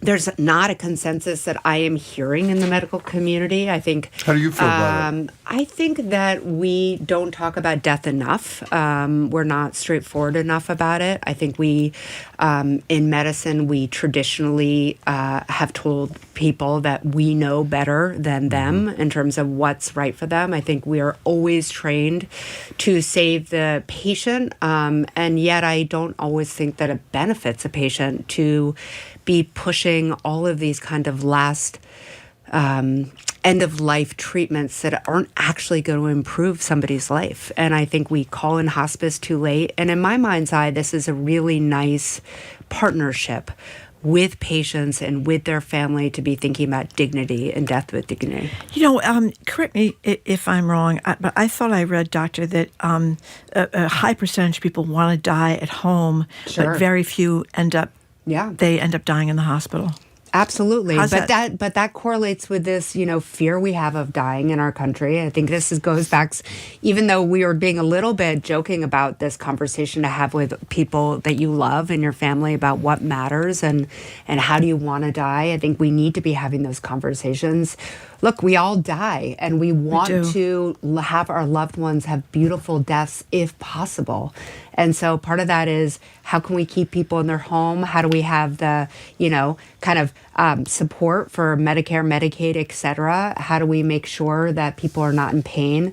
And I think that Death with Dignity has done a tremendous job in being incredibly conscientious in the way that they're moving forward. And I think it's an important conversation to engage in. Okay, so clarify for the audience, if you're not watching on our YouTube channel, Dr. Gergen Barnett is not AI. She is a human being. No, I just want to be clear. Obviously, yes, so, correct. There are two kinds of AI medical assistants. Yeah. There is the kind that I use every time I'm about to go see a doctor. I'm serious about this. Yeah. To prepare and get myself up to speed. I think that's great. But with a backup being knowing you're about to see somebody. You're going to see somebody. Yeah. Yep. Or maybe somebody who isn't as lucky to have a primary care physician, on the, I was going to say on the payroll, not on the, you know what I mean? Yeah, speed dial. But knows that I'm going to be able to follow up at some point with a human after this initial interview, whatever. And then there's the extreme that who was recommending this? Was it Oz? One of the people in the federal government, I'm not sure who it was talking about these AI avatars where essentially in rural areas where it's hard to get a primary care doctor, as you know, in Massachusetts, particularly in Massachusetts. The AI avatar becomes your doctor. I assume the latter is not something you support. How do you feel about this streamlining of the process using AI up front? Yeah. If it is a part of a continuum that leads you to a human doctor? Well, first of all, I just want to, I think it's fascinating having this conversation in light of the fact that 23% of the ads yesterday at the Super Bowl were AI. They were all for AI, and they actually are calling it the AI Bowl. I didn't hear that. Yeah. So, and 25% of people who, are engaged with ChatGPT use it for medical questions. So, really? Yeah. So I think you're definitely not alone, Jim. And look, I will say, as a primary care physician who obviously, knows that the relationship and the way I know a human and their context and their family, et cetera, completely is critical for the way that I care for them. I also use an AI agent to help me with my notes. So what does it mean? Explain what you do. So what I always ask somebody for permission, and then there's an AI sort of ambient listening tool that goes into the patient's chart, and they listen with the patient's permission to the conversation, and then they actually help me write the note. I think that's great. It's fantastic. So you can focus more on what you're listening to rather than 100% listening to the patient, and when they tell me something is bothering them, I am examining that part of them in real time, right? So to me, it means that I can bring more humanity back to the interaction. I think using the partnership between a human being and an AI is absolutely going to be the future of medicine, to take the human out of that context. So I know there was this conversation about MGB, and they are now using this thing called Care Connect, and it's really supposed to be for urgent care, but maybe some people will choose it as their PCP and it's all AI. I think that's dangerous. And once again, I'm always talking about health disparities, but what you put in is what you get out. So if somebody is using the incorrect term, so AI is trained for medical terminology, right? So if you're asking a slightly off thing, the fact is you could get answers that are off. And the other thing is, you say, okay, what are the risks of a mastectomy, right? I need to get this cancer. I have I need to get, my breast cancer removed. What are the risks? AI will just tell you all the risks, but they won't tell you what the benefits are, right? So it's not actually like a tool that you want to be using in a vacuum. But I thought, my understanding, I read the thing quickly about the MGB thing, is they're not talking about the AI tool apart from a human, but as part of a collaborative thing. That is my understanding as well, but they did say that some PCPs, some patients may choose it as their PCP. I cannot choose the AI. I can't comment more because I have not spoken to anybody at MGB. I'm telling you what I understand from the article, but I do think that if for urgent care, for urgent questions, it could be very useful. There's some law, maybe it comes from Obamacare, I don't know, but now if you go for your annual physical and they take all your blood, you get this thing back in your email that tells you about your blood. And I'm reading this, I have no idea what they're talking about. And that was one of the things that they were saying in here is that you could understand your results. You could feed those results into AI that would explain it to you so you don't have to call the doctor back. I know about a year ago we talked about the fact that we have this transparency now on medical records, which is fantastic. But the flip side of the double-edged sword is that patients get their results and they have no context. Exactly. So that's Obamacare's fault, but that is not Trump's fault. Right. That's in the Affordable Care Act. Absolutely not blaming anybody. Blame Obama. But I think having a tool for people to understand that, as long as we're understanding that AI is not perfect. It could be hallucinating. There are ways. It's always important to run the final things by a human with the training. Yeah, but it's going to be improvement over the previous thing we had, that medical WebMD. I joked about that all the time because no matter you have a sore throat, you put the information in there, and no matter what you start out with, you always seem to end up with a brain tumor. Do you ever notice that? Can I say one more thing about this? My nose hurts, you have a brain tumor. My foot hurts, you have a brain tumor. Let me tell you what worries me, which may worry you too. Yeah. Do you remember the conversations we used to have fairly regularly with Governor Baker when he was here about online, this is in the primitive days, online education in higher ed. And he was an advocate. And my concern, and frankly, he knew more about than I, but I'm just saying what my concern was, my fear is in the short run, it's an adjunct, but ultimately, when it's clear how less expensive it is, we have a two-tier higher education system. That's my fear here, that 100%. It starts out as part of a collaboration with a human like you. But when insurance companies figure out we can serve that guy for $10 an hour rather than for $100 an hour just with AI, that's what he or she gets. Yeah, but that's why we need to continue to emphasize and demonstrate through stories and through data about the importance of working together to prevent bad things from happening with people just using AI. Fair enough. It's good to see you. Always wonderful to be with you. Great. So much. Yeah. Great to see you. Okay, we have been speaking with Dr. Katherine Gergen Barnett, who's Vice Chair of Primary Care Innovation and Transformation at Boston Medical Center, Associate Professor at BU's Medical School, and an Aspen Institute Health Innovators Fellow. Doctor, thank you very much, as always, for coming in. Coming up, after this quick break, GBH Executive Arts Editor Jared Bowen, host of The Culture Show, gives us his 2 cents on the Bad Bunny performance yesterday in the Super Bowl and the MAGA Snowflake Show on YouTube, wherever that was, with Kid Rock, who likes young women apparently too. I'm Marjorie Egan. He's Jim Browder. You're listening to BPR 89.7 GBH, streaming at youtube.com/GBH News.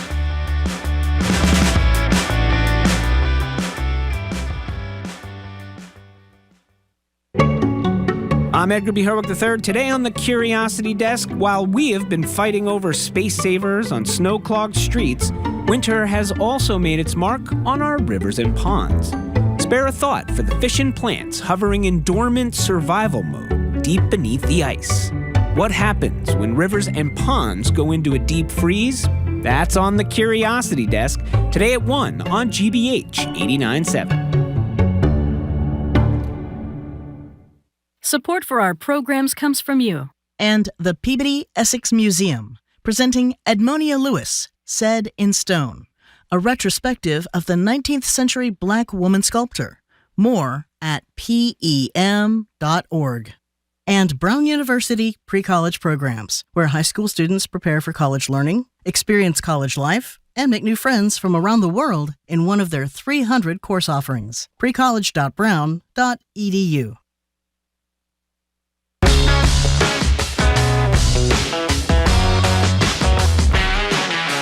Welcome back to BPR. Marjorie Egan, Jim Browdy, streaming at youtube.com/GBH News. Library tomorrow. Mayor Wu joins us from noon to 1. Joined now live in Studio 3 by Jared Bowen, GBH's Executive Arts Editor, host of The Culture Show. Airs right after the Curiosity Desk, right here on 89.7 at 2 p.m. And we're asking Jared to tell us whether he agrees with me and Marjorie that yesterday's halftime show was one of the most joyful, wonderful things ever, or it was the worst halftime show in the history of the world, according to Donald Trump. Here's just a taste for the three of you who made the mistake of missing it. It's Bad Bunny naming all the countries in the Americas right before the end of the halftime performance. God bless America. Sea Chile, Argentina, Uruguay, Paraguay, Bolivia, Perú, Ecuador, Brasil, Colombia, Venezuela, Guyana, Panamá, Costa Rica, Nicaragua, Honduras, El Salvador, Guatemala, México, Cuba, República Dominicana, Jamaica, Haití, las Antillas, United States, Canadá, mi patria, Puerto Rico. Gives me chills.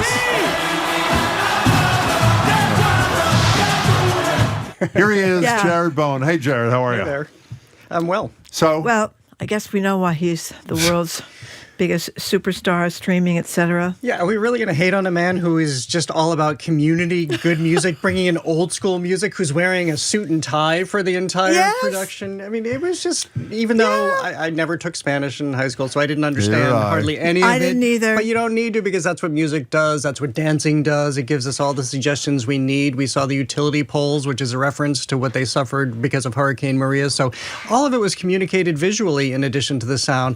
I thought it was small. I'm so tired of spectacle, whether it's in movies or whether it's some of these big halftime shows. It just gets too exhausting. It was small. It was togetherness. It was lovely. It was so enjoyable. can I quote myself? The most joyous thing I've seen in months. Yeah. It was 13 minutes of exhilaration, happiness. I mean, it's just, and by the way, the English, as some of you know, Together We Are America is written on the football. He said that the same thing about the only thing that is stronger, whatever the hell it was, than hate is love, as he did at the Grammys.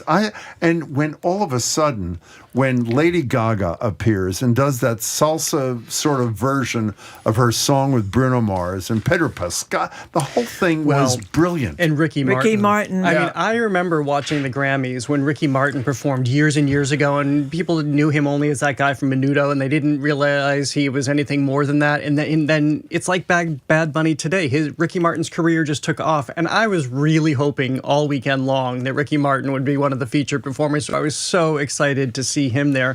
And then how about phase 2 of this performance, when we're learning about what we just saw, that it was a real wedding, that it was this woman he adores in Brooklyn as the proprietor of a Puerto Rican social club who was handing him his shot there. The only disappointment is some of us thought that was Liam, the little boy he handed the Grammy to, but it was not. Just I an couldn't actor. believe it. Yeah, Little kid actor. So you're not saying anything. What do you think of this thing?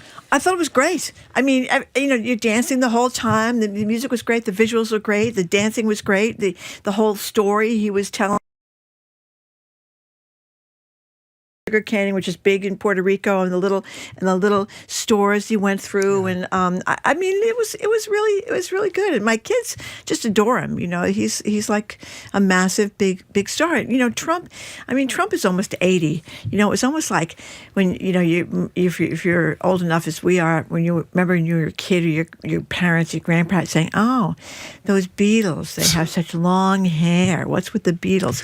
You know, it's the same sort of. He's just out of it. He's just out of it. It is not. It is not. He's a racist. Well, he didn't know that Puerto Rico was part of the United States. That too, but I just don't think we want to take music cues from Donald Trump. One of the underlying things about his tweet was, "Look at how they're dancing. Look at how these kids are dancing." It's exactly what you're talking about.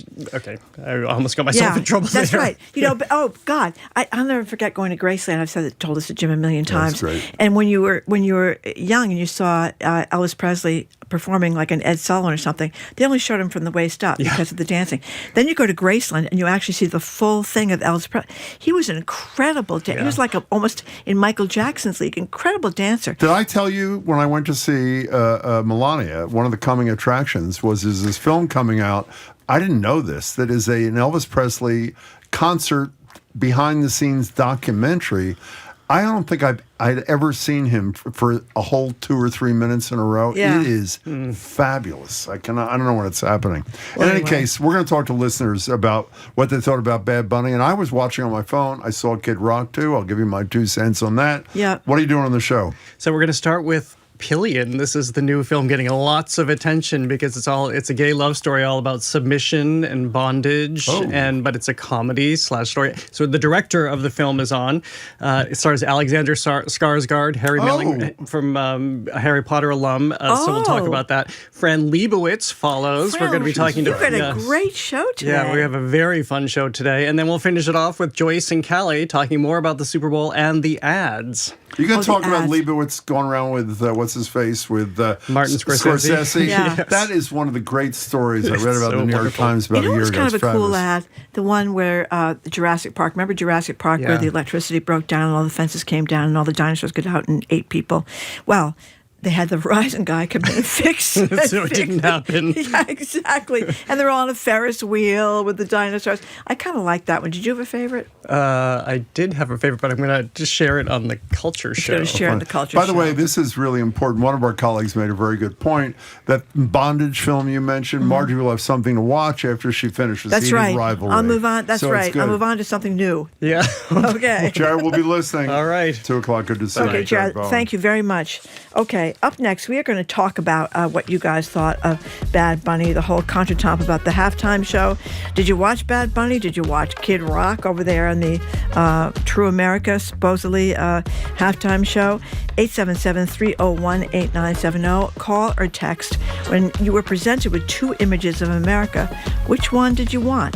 Turning Point Snowflake protest version or the official Bonito Bowl with its football imprinted with "Together We Are America"?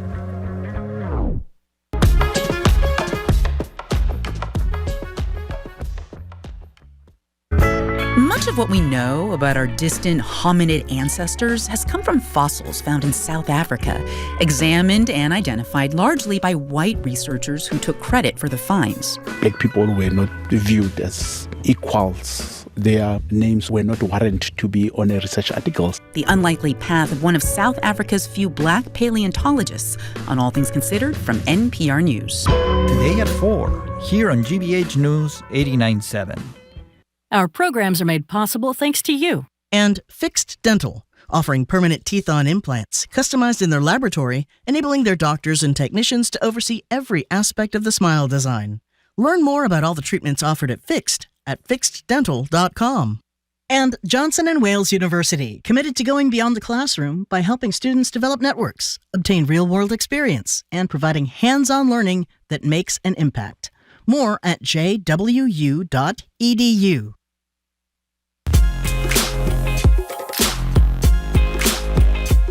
Welcome back to BPR. Marjorie Egan and Jim Browdy on whatever we are, 89.7, streaming at youtube.com/GBH News. The mayor will join us tomorrow at the library, noon to 1. For the rest of the show, we're going to talk to you about what both of us thought was a spectacular halftime show. 133.5 million people tuned into Bad Bunny's Ode to Puerto Rico, Latin America, and all of the Americas, estimated to be the most watched halftime show. That must have killed Trump ever. Meanwhile, on YouTube, the counter-programming, which I watched on my phone, Kid Rock, organized by Turning Point USA, garnered, they say, 4 to 5 million. Kid Rock's performance called for Americans to find Jesus, which is fine. Interesting choice for a man who's written songs about liking underage girls, but that's the topic. Well, it isn't for another day. It's for today. So which did you prefer? Did you watch one? Did you watch both? And if you watch Bad Bunny, I am really dying to talk to anybody about what piece of this incredibly rich, fabulous 13 minutes most appealed to you. 877-301 8970. Again, the football he's holding says, "Together we are America." And talk about, as Donald Trump had one moment that was as patriotic as those 13 minutes. It was a celebration of the Americas, including the United States. It was just totally beautiful. 877-301-8970. This is Maureen from Rhode Island. I watched the Super Bowl with a dozen neighbors ranging in age from about 4 and 50 to 84, and it was incredible. The joy was clear. Only one person spoke Spanish, and it did not matter. And there's another one. Rick, as a person saying, "I never sit and watch the entire halftime show. Last night I was wrapped. 13 minutes of joy, great respite from the news that barrages us daily. You don't have to be young to appreciate the energy, the fun, the movement of Bad Bunny, Ricky Martin, Lady Gaga, and all the amazing participants." So a lot of people are were really into it so far of our texters. I haven't talked to one. I actually haven't spoken to one person, and I've read a lot about what people thought too. People love this. The only thing I was unclear about, well, two things. One, as I say, I was hoping the little kid to whom he handed one of his Grammys was Liam Ramos. It turns out it wasn't. I mean, I understand that. The other thing I didn't understand, and I looked it up this morning, on the jersey or whatever he was wearing, it had the number 64 on the back, and there are three interpretations I was able to find. If anybody knows what the answer is, I'd love to hear it. One, it was a tribute, they argue, to his late uncle, who played football, I assume that's soccer, and wore the number 64. Another theory is it represented the initial lower death toll of Hurricane Maria. That was the paper towel hurricane. Or it was the year in which his mother was born. So I don't know which is true, but it theoretically is one of those. Here's a very good point from Joanne in Salem.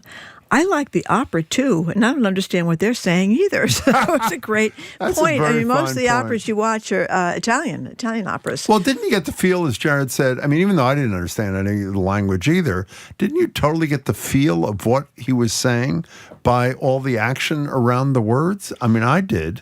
Yeah, I guess. No? I would have liked to be a Spanish-speaking person yesterday. Well, so would I. To have understood the lyrics. But half the time I can't understand what the lyrics are when it's a rock band playing anything gosh. Anyway. Well, you can. How many times can you hear the lyrics in rock music? Speaking of rock bands, Green Day sort of... they kind of... What happened? Use an expression you often use, chickened out. They did. I don't get that. They had been so adamantly...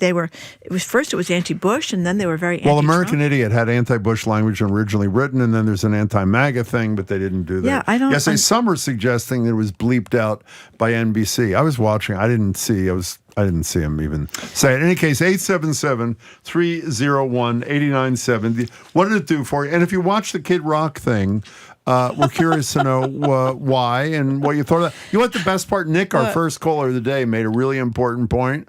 Do you know who didn't watch Kid Rock? Donald Trump. Because by definition, if he was commenting on what happened with Bad Bunny, my assumption is, by the way, he said it was a slap in the face to our country, the worst halftime show ever, and I would argue it's probably the best halftime show ever. One of our texters was upset about the crotch grabbing. Well, there was a little bit of crotch grabbing. There was a little bit of crotch grabbing. See that a lot in baseball, too. You do? Yeah, you do. Well, they're adjusting their jock straps in baseball. That's a difference. It's not like maybe sexual thing. Maybe Bad Bunny was adjusting his jock I don't know what he was. Let's go to Diego and Wareham. You're first on BPR. Welcome to the show. Hi. Hi, guys. Good morning. And you too. So I was at a Super Bowl party. I speak Spanish, and a lot of people talking, and they wanted me to do a simultaneous translation, which is not easy. But I watched it, and I got some of it, and when I went home, I put on my headphones and listened intently.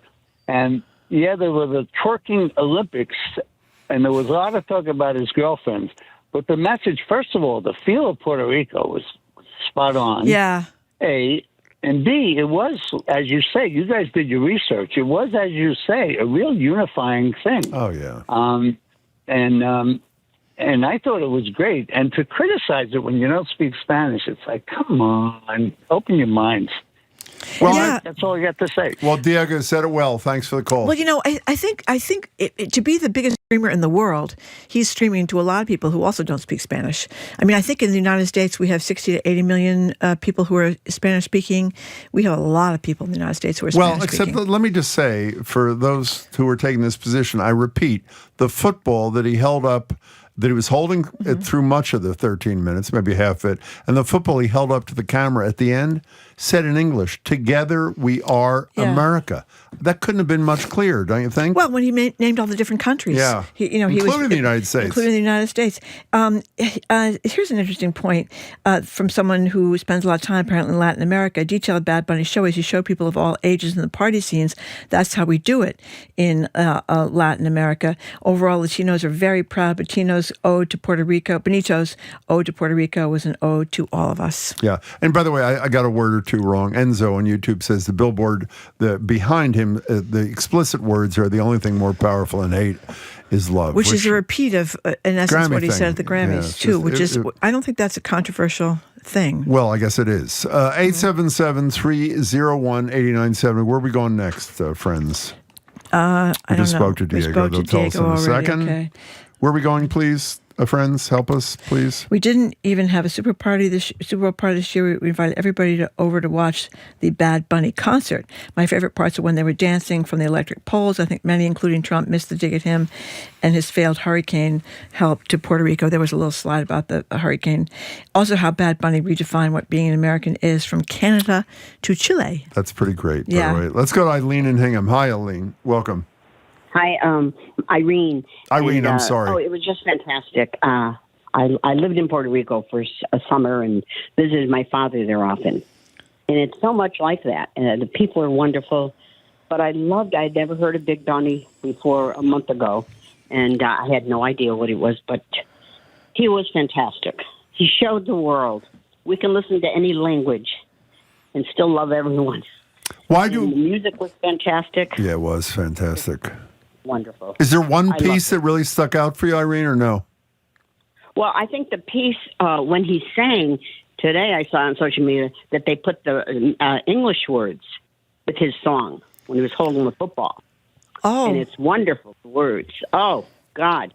Just wonderful. He's a true American. Well, beautifully put. He is a true American. Irene, thank you for the call. We appreciate it. Janice in Brookline says, services at Jewish holidays, lots of people don't understand the Hebrew there either. And needless to say, for years, the Catholic Church, the whole thing was done in Latin, and most people were not fluent in Latin. Well, the first text you got on this thing, how many times have you been to the BSO? Where they're doing opera, and obviously you don't understand a word, right? I mean, so... Well, actually, do they have... Is it called the libretto? Is that the libretto, but it's the plot. It's not a translation. Oh, you're right, yeah. 877-301-8970. Erin from Hudson, Mass. Thank you for calling. Hello, Erin. Hi, how are you? Good. Excellent. Thanks for taking my call. I'm dealing with the fallout of like a couple friend text change where it's the whole thing is like we didn't know what was being said, and I just don't understand how you can't enjoy something just because you don't know what they're saying. The vibe is the vibe, and you get it or you don't. Exactly right. But and I do speak enough Spanish to get by, and they closed captioned pretty much the whole thing. So if you really wanted to know what they were saying, you could have turned that on. That's a very good point. But one part they didn't close caption. I'm sorry to interrupt you. No, I interrupted you. Go ahead. That's okay. He said it somewhat quietly, but he got close to the camera lens and he just spoke. He wasn't singing.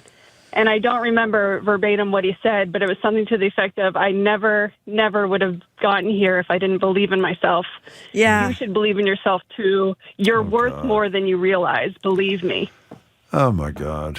I'm really glad you brought that up, Erin. That was another great moment. Erin, thank you for your call. We really appreciate it. Let's play a couple of seconds of Lady Gaga doing Die With a Smile. And no one knew she was coming, right? This was not, no one had any idea. Here's Lady Gaga. If the world was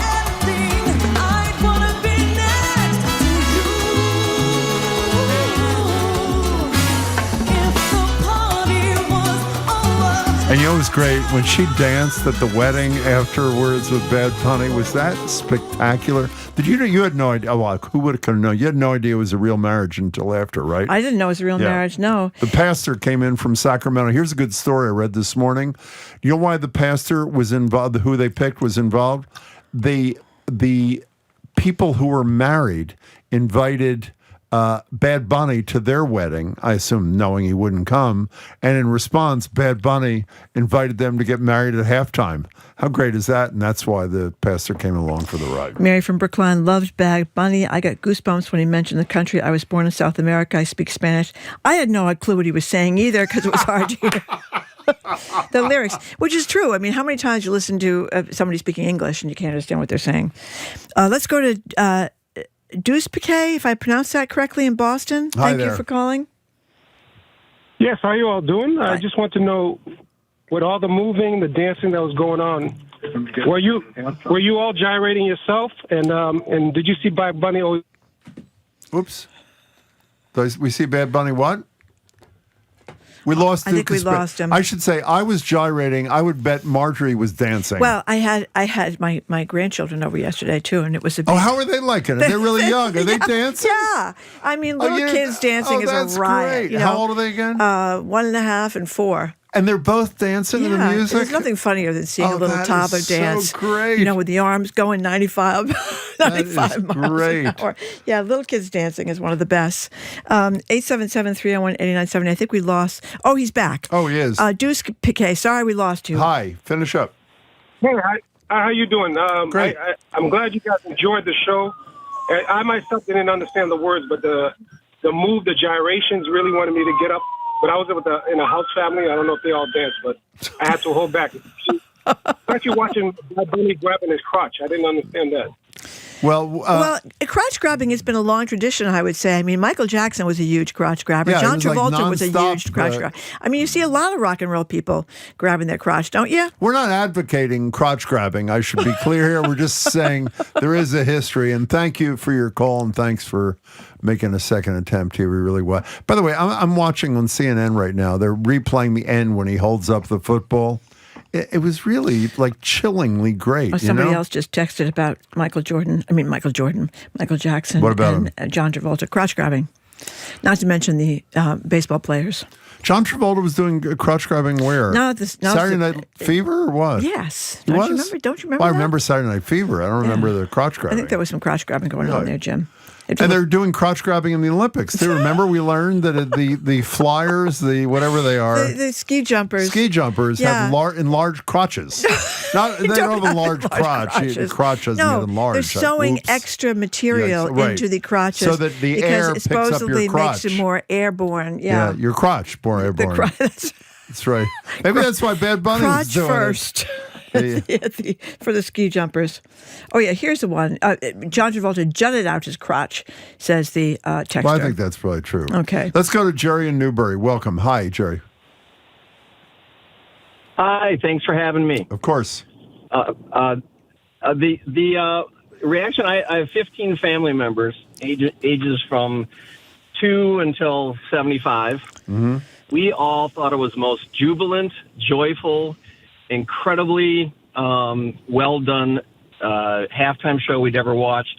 My wife, who is 73, said in the middle of it, "I have goosebumps. This is unbelievable." And as we watched it, we got a text from one of my daughter-in-laws who said, "I'm up and dancing. I don't know about all of you, but I'm having a blast."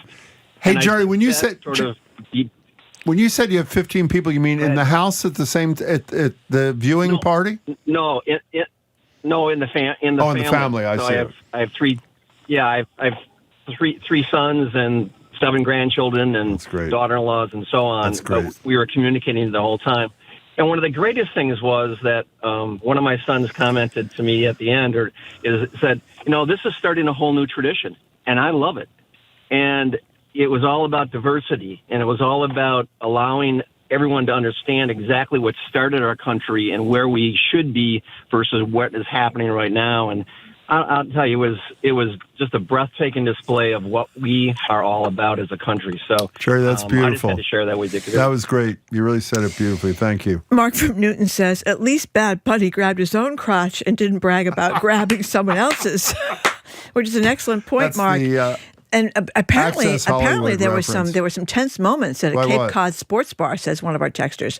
Well, at halftime, the bar on Cape Cod turned the sound off and replaced it with other music. We asked to turn the sound back on, and we were told that the bar had taken a vote and wanted to only listen to Americans, even though, of course, Puerto Rico is part of America. Things got testy with threats, and our party had to leave. Scary and indicative of the partisan divide in the United States. By the way, our staff, every time Marjorie says something memorable that is going to stay with people, they make a note, which I really appreciate. And this today, crotch grabbing has a long tradition, she said, which is really That's quite right. moving. Joe in Andover, you have 30 seconds. Take it away, Joe. Hey, Jim, Marjorie, so glad to be here. Good. This is my 60th Super Bowl. Yeah. And I'm going to be 86 in a couple of weeks. Yeah. Wow. Happy birthday. Yeah, thank you. This is the first year I was alone. My family, everybody was either sick or away. Sorry. So I'm sitting alone, and this music comes on. I was on the edge of my chair. I'm standing. I says, it draws you right up. I loved it. It was like, oh, my God, I want to get the video of that and play it again and again. What a wonderful treat, you know? And I can't believe the negatives we were getting from the Big Bopper in Washington. Big Bopper.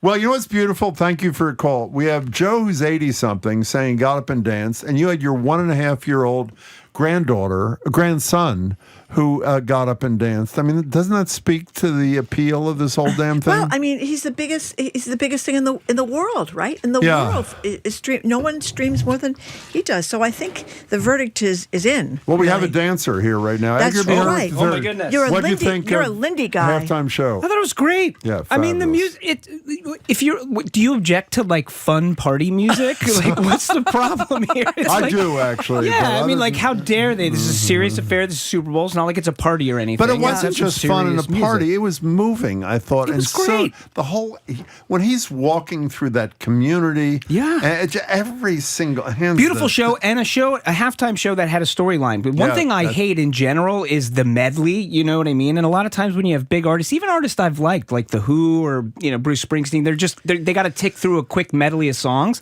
This had an entire story Yeah, too. it was a was story. great. Yeah. Great dancing, great music. It was great.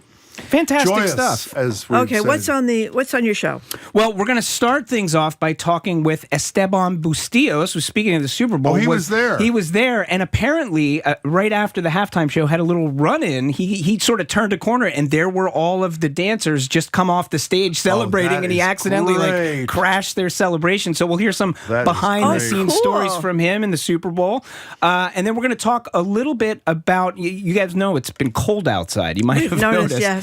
Well, we're gonna talk about what's happening underneath the water line. So the river's frozen, ponds are frozen. What's going on down there? Are they in an emergency situation? The poor fish and the plants. What's happening down there? We're gonna take a look at that. Yeah, poor fish. the poor actually. fish. The poor Yeah, fish it's a down little there under chilly the water. for the yeah. fish. Yeah. Did you see all those lizards that froze in Florida? That Oh, it was a lizard terrible. froze in Rhode Island. It was this huge lizard the other day. Frozen it was caught Rhode Island? under a whatever you call it, under a snowbank. Snowdrift? It was Wow. rescued or something like that. Save the lizards. Exactly. We're be going to try to listening. save the lizards today. Edgar B. Okay. Herrick III in the Curiosity Desk. Thank 3 you, minutes Edgar. away. Thank you, Edgar. Thank you for listening to another edition of Boston Public Radio. You can keep up with us 24/7 by way of our great podcast or check out our even greater TikTok page at Boston Public Radio. Tomorrow we'll be live at the Boston Public Library with February's edition of Ask the Mayor with Boston Mayor Michelle Wu. She'll be with us from noon to 1, taking all our questions and yours. And then CNN's John King is going to join us with the latest out of D.C. and NBC Sports Boston's Trenny Casey, who has been covering the Olympics for NBC Sports Boston. Our crew: Zoe Matthews, Nicole Garcia, Hannah Loss, Maddie Garr ran our YouTube stream today. Our engineer is John the Claw Parker. Our executive producer is Jane Bologna. Stay tuned for the Curiosity Desk with Edgar B. Hurd III, which starts right after we are done here on 89.7 GBH. And Jared Bowen and the Culture Show starts at 2. I am Marjorie Egan. By the way, a lot of people are texting and emailing asking if you will be leading a contingent of listeners to the premiere of Wuthering Heights, because they weren't even aware that there was such a movie. I tell Will that be happening? It's this great new movie based on this legendary book, which many of you may have missed. Yes. Wuthering Heights. Heights, exactly. We'll be there. I'm Jim Browning. It's withered over the years. See you tomorrow at the library. Bye. Bye.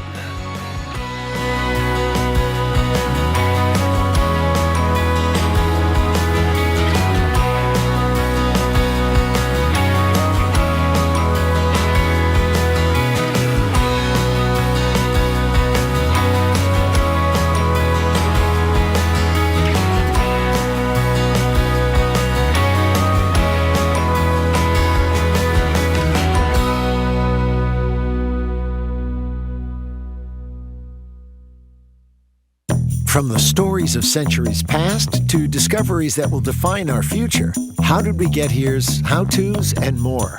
Journey with us down the rabbit hole on the Curiosity Desk. Coming up next on GBH 89.7. Support for GBH comes from you. And Boston College, with its year-long in-person fellowship, Boston College Companions. Accomplished professionals can reflect together, explore new directions, and consider the next step on their journey. More at bc.edu/nextchapter. And Brightbound. Careers aren't one size fits all, and Brightbound helps students as young as middle school identify their strengths and find careers that fit them just right. Learn more at britebound.org. You're listening to 89.7 WGBH HD1 Boston. Online at gbhnews.org. GBH News. What matters to you? I'm Edgar B. Hurd III. Today on the Curiosity Desk, most of us caught what happened during the Super Bowl last night. But what was it like to actually be in Santa Clara with the rowdy and rabid tailgaters, at NorCal's #1 local Patriots bar, or in the sweaty, sardine-packed stadium crowd watching a throng of people dressed as sugarcane rushing the field to bring on Bad Bunny? We'll find out. Then, while those of us above ground are layering up and hunkering down, how are our aquatic brethren faring below the ice? Turns out there's a whole world down there, just below our salt-crusted bean boots. And we'll explore some revolutionary battleground sites you probably aren't familiar with, including a few you might unknowingly pass every day. Is it time to invest in a metal detector? Maybe. It's all ahead this hour on the Curiosity Desk.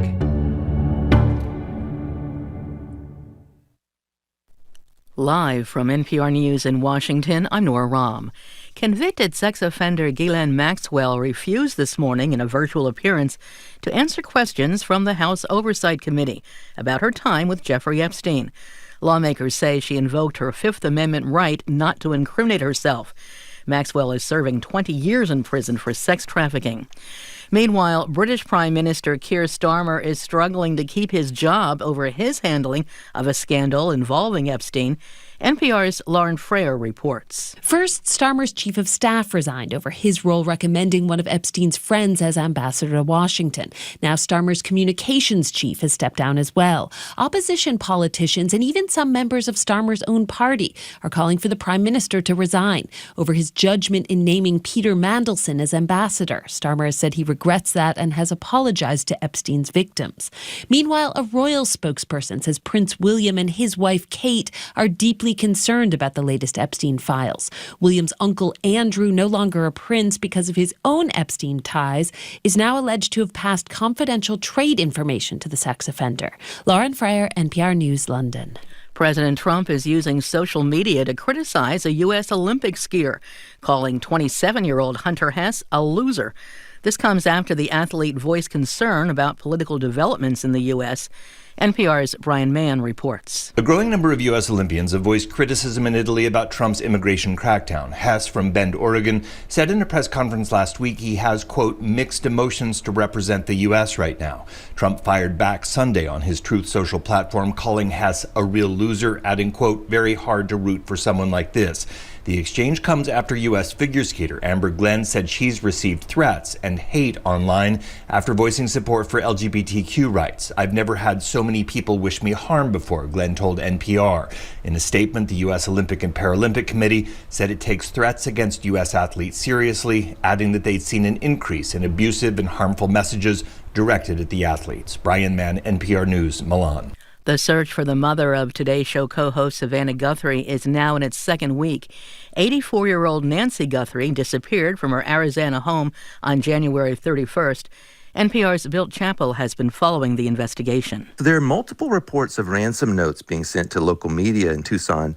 One local TV station, KGUN, said they received a ransom note that demanded $6 million by Monday evening, and that's later today. Police have not publicly confirmed details about ransom in concrete terms, but the FBI, that's been working with the local sheriff's department, has said that while it's advising the Guthrie family in this case, any decision about whether to pay a ransom or not is up to them. NPR's Bill Chappell. This is NPR News in Washington. And from the GBH Radio Newsroom in Boston, I'm Judy Ewell. Officials at UMass Memorial Medical Center say they've resolved the issue that led them to evacuate patients from the hospital's Marlborough campus overnight in frigid cold. They say a large valve broke in the basement yesterday and caused flooding. That affected the boiler system and reduced heat in several areas in the hospital. Administrators say more than 70 patients were transported by ambulance safely and quickly to other hospitals, and their families were notified. Water has been removed from the basement and mitigation efforts continue, and the Marlborough campus is open to walk-in patients. Fire crews in Salem are on the scene of a 4-alarm blaze at the Cove Hotel. The chief says the fire began in one room and spread to the attic. He says it's been tough for crews battling flames and freezing temperatures. No injuries are reported, and the cause of that fire is under investigation. A local orthopedic surgeon is commenting on Lindsey Vohn's ill-fated attempt to compete at the Olympics with a torn ACL. Vaughn is recovering from a broken leg after a bad fall ended her comeback. Dr. Elizabeth Matskin of Mass General Brigham calls her an uncommon athlete.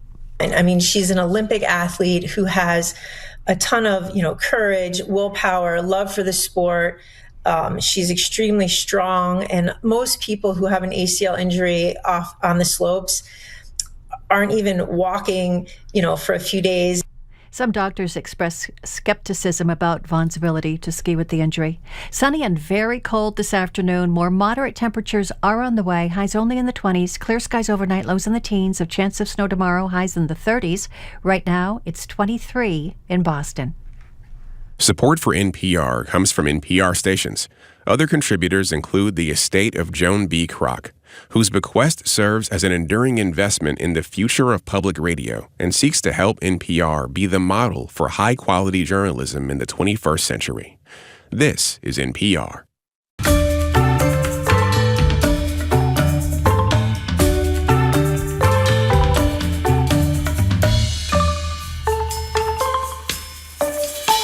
You're listening to the Curiosity Desk on GBH. I'm Edgar B. Herwick III. We're streaming live at youtube.com/GBH News. Well, it's been a busy weekend for our first guest, who was on site in Santa Clara covering Super Bowl 60 for GBH News, and who is still on site in Santa Clara. Reporter Esteban Mustillos is with us now via Zoom. Esteban, thank you for making the time to be here. Edgar, first time, long time, man. Yeah. Thanks for having me. I appreciate it. How are you doing? Have you gotten any sleep? I've felt like I've gotten like spurts, where I, like this last night, got back, had a 4 a.m. hit Pacific time, got maybe 2 hours after that, and now I'm here. So I'm okay. If I went to a doctor right now, they may say different, but I'm all right. All right. Well, it's good. Well, thank you for making the time. So my understanding is if we look at the Super Bowl itself, the space that they set aside for you where you thought you were going to be watching the Super Bowl is not where you ended up watching the Super Bowl. That's a fun little twist. What happened? Well, so it technically was where I was supposed to watch, but so what happens is that The Super Bowl, as you can imagine, there are hundreds, if not thousands, of credentialed media members at this event, and only a few of them are actually inside the stadium. You can't give everybody a seat inside Levi Stadium. So for most of us, I would say we're in this big tent just on the stadium's edge. And, they have like sandwiches and TVs to watch the game and porta potties. So you have pretty much everything you need. Sandwiches, porta potties, and a TV. Yeah. What else? Sounds pretty good. Yeah. But so I was like, listen, man, this is the Super Bowl. So, I was a little worried that they would be like, oh, you can't be in here, but nobody stopped. There was a bunch of people who ended up doing this where they all just sort of went to the concourse of the stadium and watched from there. And so I was just hanging out there for the first half, kickoff, the halftime show, and we just in the standing room section, basically standing room area of Levi Stadium. It was great. I mean, I knew, but seeing it in person, now I really know. So, and you're saying this as somebody who is a sports fan, is a football fan, has been to plenty of football games. So, tell us a little bit more about what it was like watching in person versus watching on TV. I mean, the TV production is a big show. It's amazing. I think it's how most of us think about how we watch not just football in general, but certainly the Super Bowl. What are the viewers at home missing that you experienced?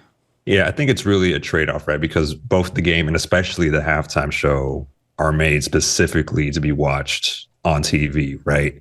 And when you're watching the game itself, like anytime you've been to football games, you're an Eagles guy, and you go there, and if you're in the stadium, you're just not getting the same commentary, you're not getting the numbers thrown at you. You have to pay a little bit more attention. The trade-off, though, is that you feel the energy more. So when Drake May was getting sacked 3 times in the first half, like that was a very palpable feeling you could feel in the crowd. For the Seattle people, they were like, oh my God, this is great. For the New England people, that you could sense the dread that was coming out of them. And then even more specifically with the halftime show, that, there was most of the halftime show, I was standing in the back right corner, basically, of the Patriots end zone. That's more or less where I was viewing from. And a lot of it I just couldn't see because there was, you had the sugar cane, and they did the whole setup of like a street in Puerto Rico. And so on the far end of the stadium, or if he was like when he was walking through the sugarcane, I just couldn't see that. Yeah. But I could hear it, I could feel it, and the fireworks are going off, and you can feel how the crowd is reacting. And at the end, when they do the grand finale with all the flags, that was coming towards where I was. So seeing that, even if I couldn't see the whole thing, just getting to experience it a little bit more was great. And by the way, I will say, as Bad Bunny, incredible. Lady Gaga's voice in person, something I hadn't experienced. Wow, truly like crystal clear. Wow, great performances all around. We're speaking with GBH News reporter Esteban Bustillos. I want to talk a little bit more about the halftime show. In particular, one of the things I'm very interested in for somebody who was there is just the sheer logistics of pulling the halftime show off, right? Because when we're watching at home, they cut to a little analysis while we all know they must be sort of setting the stage up in some form or fashion in the middle of a playing field. Like you're in the stadium watching it happen. Take us through a little bit of what goes on. Like, is it 20 people? Is it like hundreds of people just skitter out onto the field to like build a stage? It's definitely hundreds, I would say, and not even that's just the people putting it together. That doesn't account for the extras and the dancers and all the people who are actually taking part in the production. In the Seahawks end zone, the tunnel leading out of it, towards probably towards the end of the second half, you could start to see the pieces of the stage start to be set up there, and then within 10 to 15 minutes, it's like watching like like an anthill or something, just people scrambling back and forth, putting all the pieces together. And it's cool because you can see like I said, like I saw like they're doing like a market front. It's like, oh, this is Puerto Rico. And then you see all the people in the sugarcane outfits. It's like a mix of somewhere between like Lewis Carroll and Lovecraft's, just like these sugar canes with black leggings running around the field. But so I was texting people back home. I was like, hey, like this is going to look like Puerto Rico. Like, this is what you're going to see on TV. Breaking news. And it happens. Breaking news from on site. Yeah. Yeah. So it was really cool. That's pretty excellent. Now, you mentioned extras and dancers, all these people involved in the production. My understanding is you had a little bit of a run-in with some of these folks right after the halftime show. I think we have a little sound here. Let's hear a little bit of this, and maybe you can describe what exactly happened, Esteban.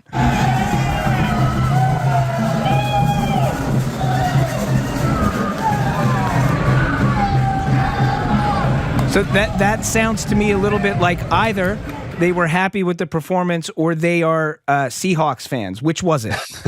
They are definitely happy with the performance. I can't speak to their fandom, but yeah, they ended up going in the same direction I went, which is in the general vicinity of this media workroom tent.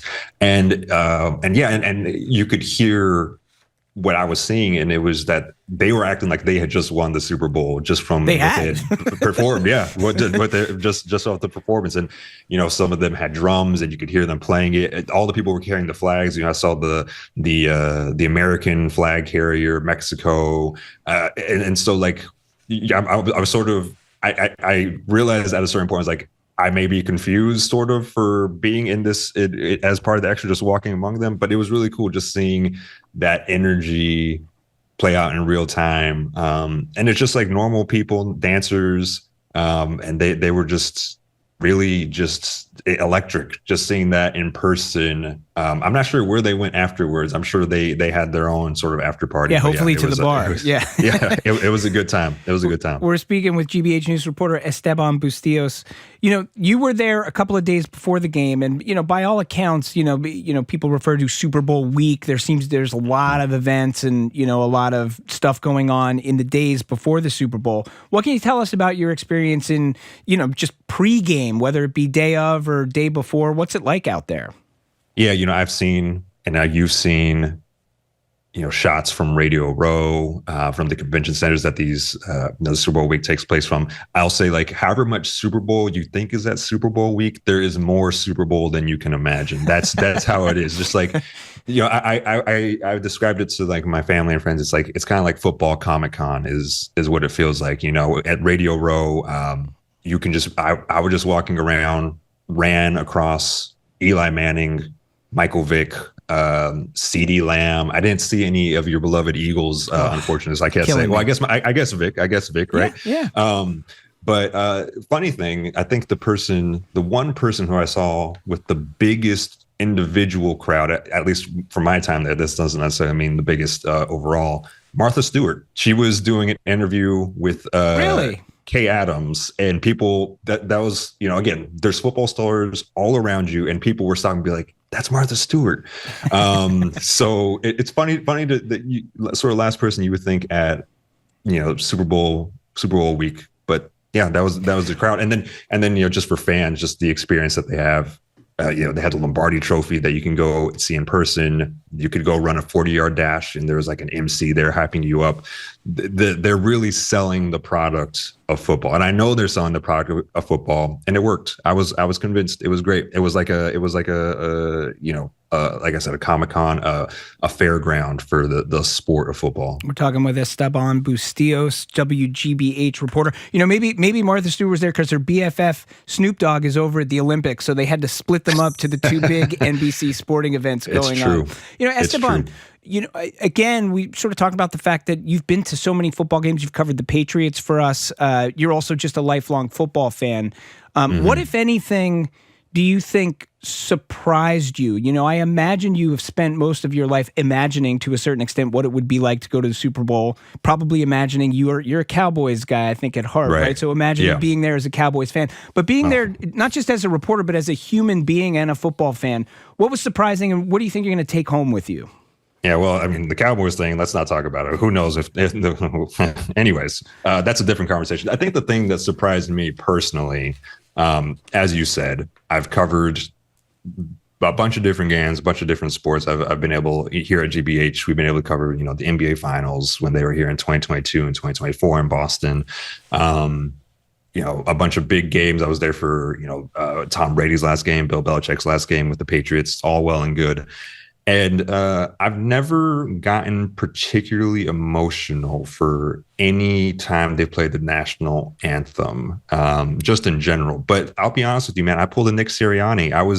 When the national anthem came Really? on. Yeah, I teared up, and it was just like, as you said, like this is something I've been watching my whole life, and I just started thinking about, my family both back in Texas and in Boston, and just like, wow, like what an experience. And I think what I reflected on and I wrote about for us is that like that's sort of the experience that other people I'm sure have. It's not just the game; it's just moments that you're crossing off a bucket list, and that for a lot of people it's a once in a lifetime experience. So I don't know. We'll see what happens with the Patriots. I would love to be back. It's been a very, very busy few days. I have a long flight back to Boston, but it was definitely worth the trip and something I'm going to remember for a long, long time. Game's over and you're on to Cincinnati. All right, we've been speaking with GBH News reporter Esteban Bustillos.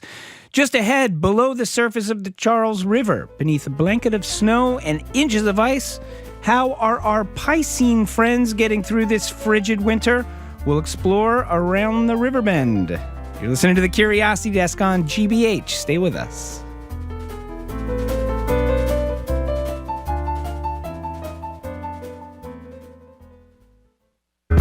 Much of what we know about our distant hominid ancestors has come from fossils found in South Africa, examined and identified largely by white researchers who took credit for the finds. Black people were not viewed as equals. Their names were not warranted to be on a research articles. The unlikely path of one of South Africa's few black paleontologists on All Things Considered from NPR News. Today at 4, here on GBH News 89.7.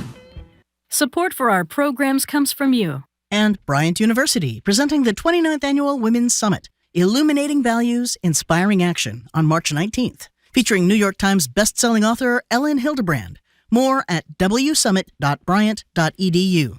And the Boston Symphony Orchestra. This March, Yunchan Lim performs Schumann's Piano Concerto and Renee Fleming sings excerpts from Nixon in China. April 14th, the Explorer Concert features Beethoven's Fifth anew. bso.org.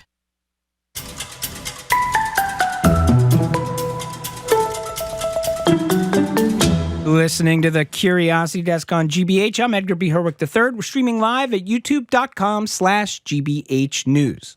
Now, you might have noticed it is pretty cold outside. Mother Nature and Jack Frost have conspired to give us plenty of snow piles that are staying frozen, keeping a lot of people indoors. And it's got us wondering about all kinds of things that are affected by very, very cold weather, including this question from GBH's own Patty Daniels.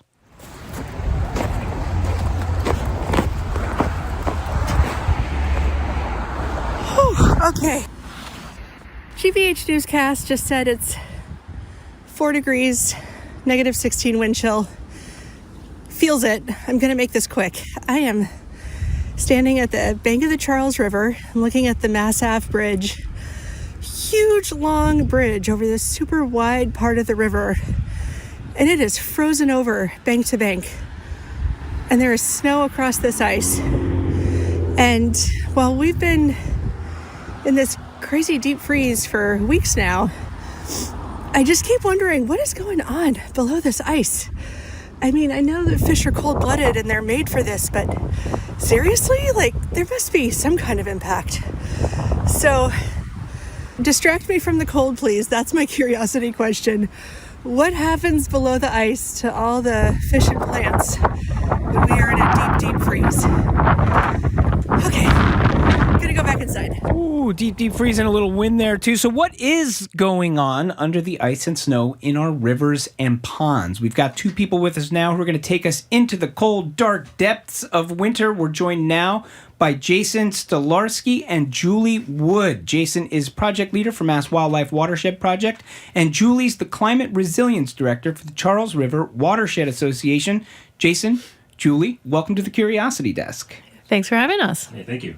So let's talk about the ice itself. That's where I want to start, because I think, we're generally used to smaller ponds around here, probably freezing over most winters. But the river maybe less so. I don't know that it always necessarily freezes over, but I'm thinking about on my way into work today, I drove over the Mystic, totally frozen over in some spots. Somebody had their dogs out off the shore a little bit. The Charles driving along, clearly frozen. How does ice form on a river? Well, it's actually super interesting how ice forms. That's what we wanted to hear. Yes, super interesting. Stay with us, folks. Let's go. So water is actually heaviest at 4 degrees Celsius. So the water will cool down and then sink to the bottom. And that cool, dense water will set up a home for our fish friends to survive throughout the winter. It's a little different down there throughout the winter, but that cool, dense water will actually sink down to the bottom, set up that place where the fish can live, and then the top of the surface will get even colder. And that's where you'll find ice. And you're right, it doesn't always freeze. Sometimes it doesn't freeze at all. This year, with the extended cold temperatures, we are getting a bit of a surface of ice on top. With rivers, though, I will just say be a little cautious because it doesn't always freeze. Even though it looks like it's frozen, it's not always going to freeze thick enough necessarily to support folks walking out. Even your dog. You might want to be careful about letting your dog All right, so warning out out there, be careful. Same generally for ponds or lakes, and is the ice, is it the same thickness across? Is it thinner in some spots than others? Yeah, so in rivers, flowing water resists ice formation. Yeah. Anytime you have friction, it's going to resist ice formation, but also that mixing water will bring up warmer water from the bottom and create a situation where you can have thin spots. Now, on lakes and ponds where the water is stagnant, you generally don't see that unless you have an area of spring water that's bubbling up from the bottom, and that can happen in lakes and ponds. So the ice tends to be thicker because the water is stagnant, and it can last for pretty long times. I imagine the ice will last well into March this year. Wow. And so, in a river, if the surface is kind of frozen, is the water still moving like a river below it as it would be all the way to the surface in normal circumstances? You're both nodding your heads. You're like, yes, it does. Yeah. Yeah, it'll still move under the ice. Okay. Yeah. So let's talk about the animals in the water, because there are lots of creatures that call rivers and ponds home. Presumably, if you're in a pond, you don't have anywhere to go, so you're going to be there no matter what happens. I guess in a river, maybe you have some options to get out of there if you need to. But generally speaking, let's talk about the wildlife in these places and how they are dealing with these conditions. How are they doing? So I can speak to fish, right? So let's talk fish. Let's go fish. So fish are cold-blooded organisms, right? Their temperature of their body is reliant upon the temperature of the external environment. So being cold out right now, those fish are cold, and all of their metabolic processes, right, are tied to that temperature. Yeah. So during the winter, the fish basically become more lethargic. Their metabolism slows down, their growth rate slows, and they tend not to move as much relative to warmer times of the year. They are still active. They do still forage, but they do it at rates that are a lot kind of slower because of those cold temperatures. Okay. And is it sort of like, are they all equally adept at like being, kind of acclimatizing to whatever the conditions are? Are there some species that have a harder time than others? Are there species that peace out and leave the area?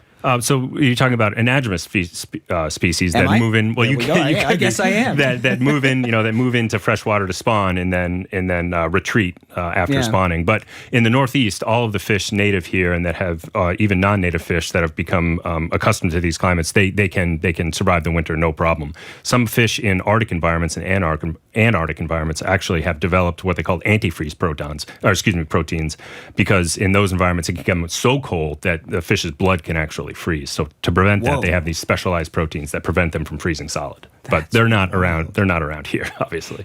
I see that Julie, that has impressed you too. You were like, oh yeah, antifreeze proteins, cool. Yeah, we could all use a little of those this winter. Yeah.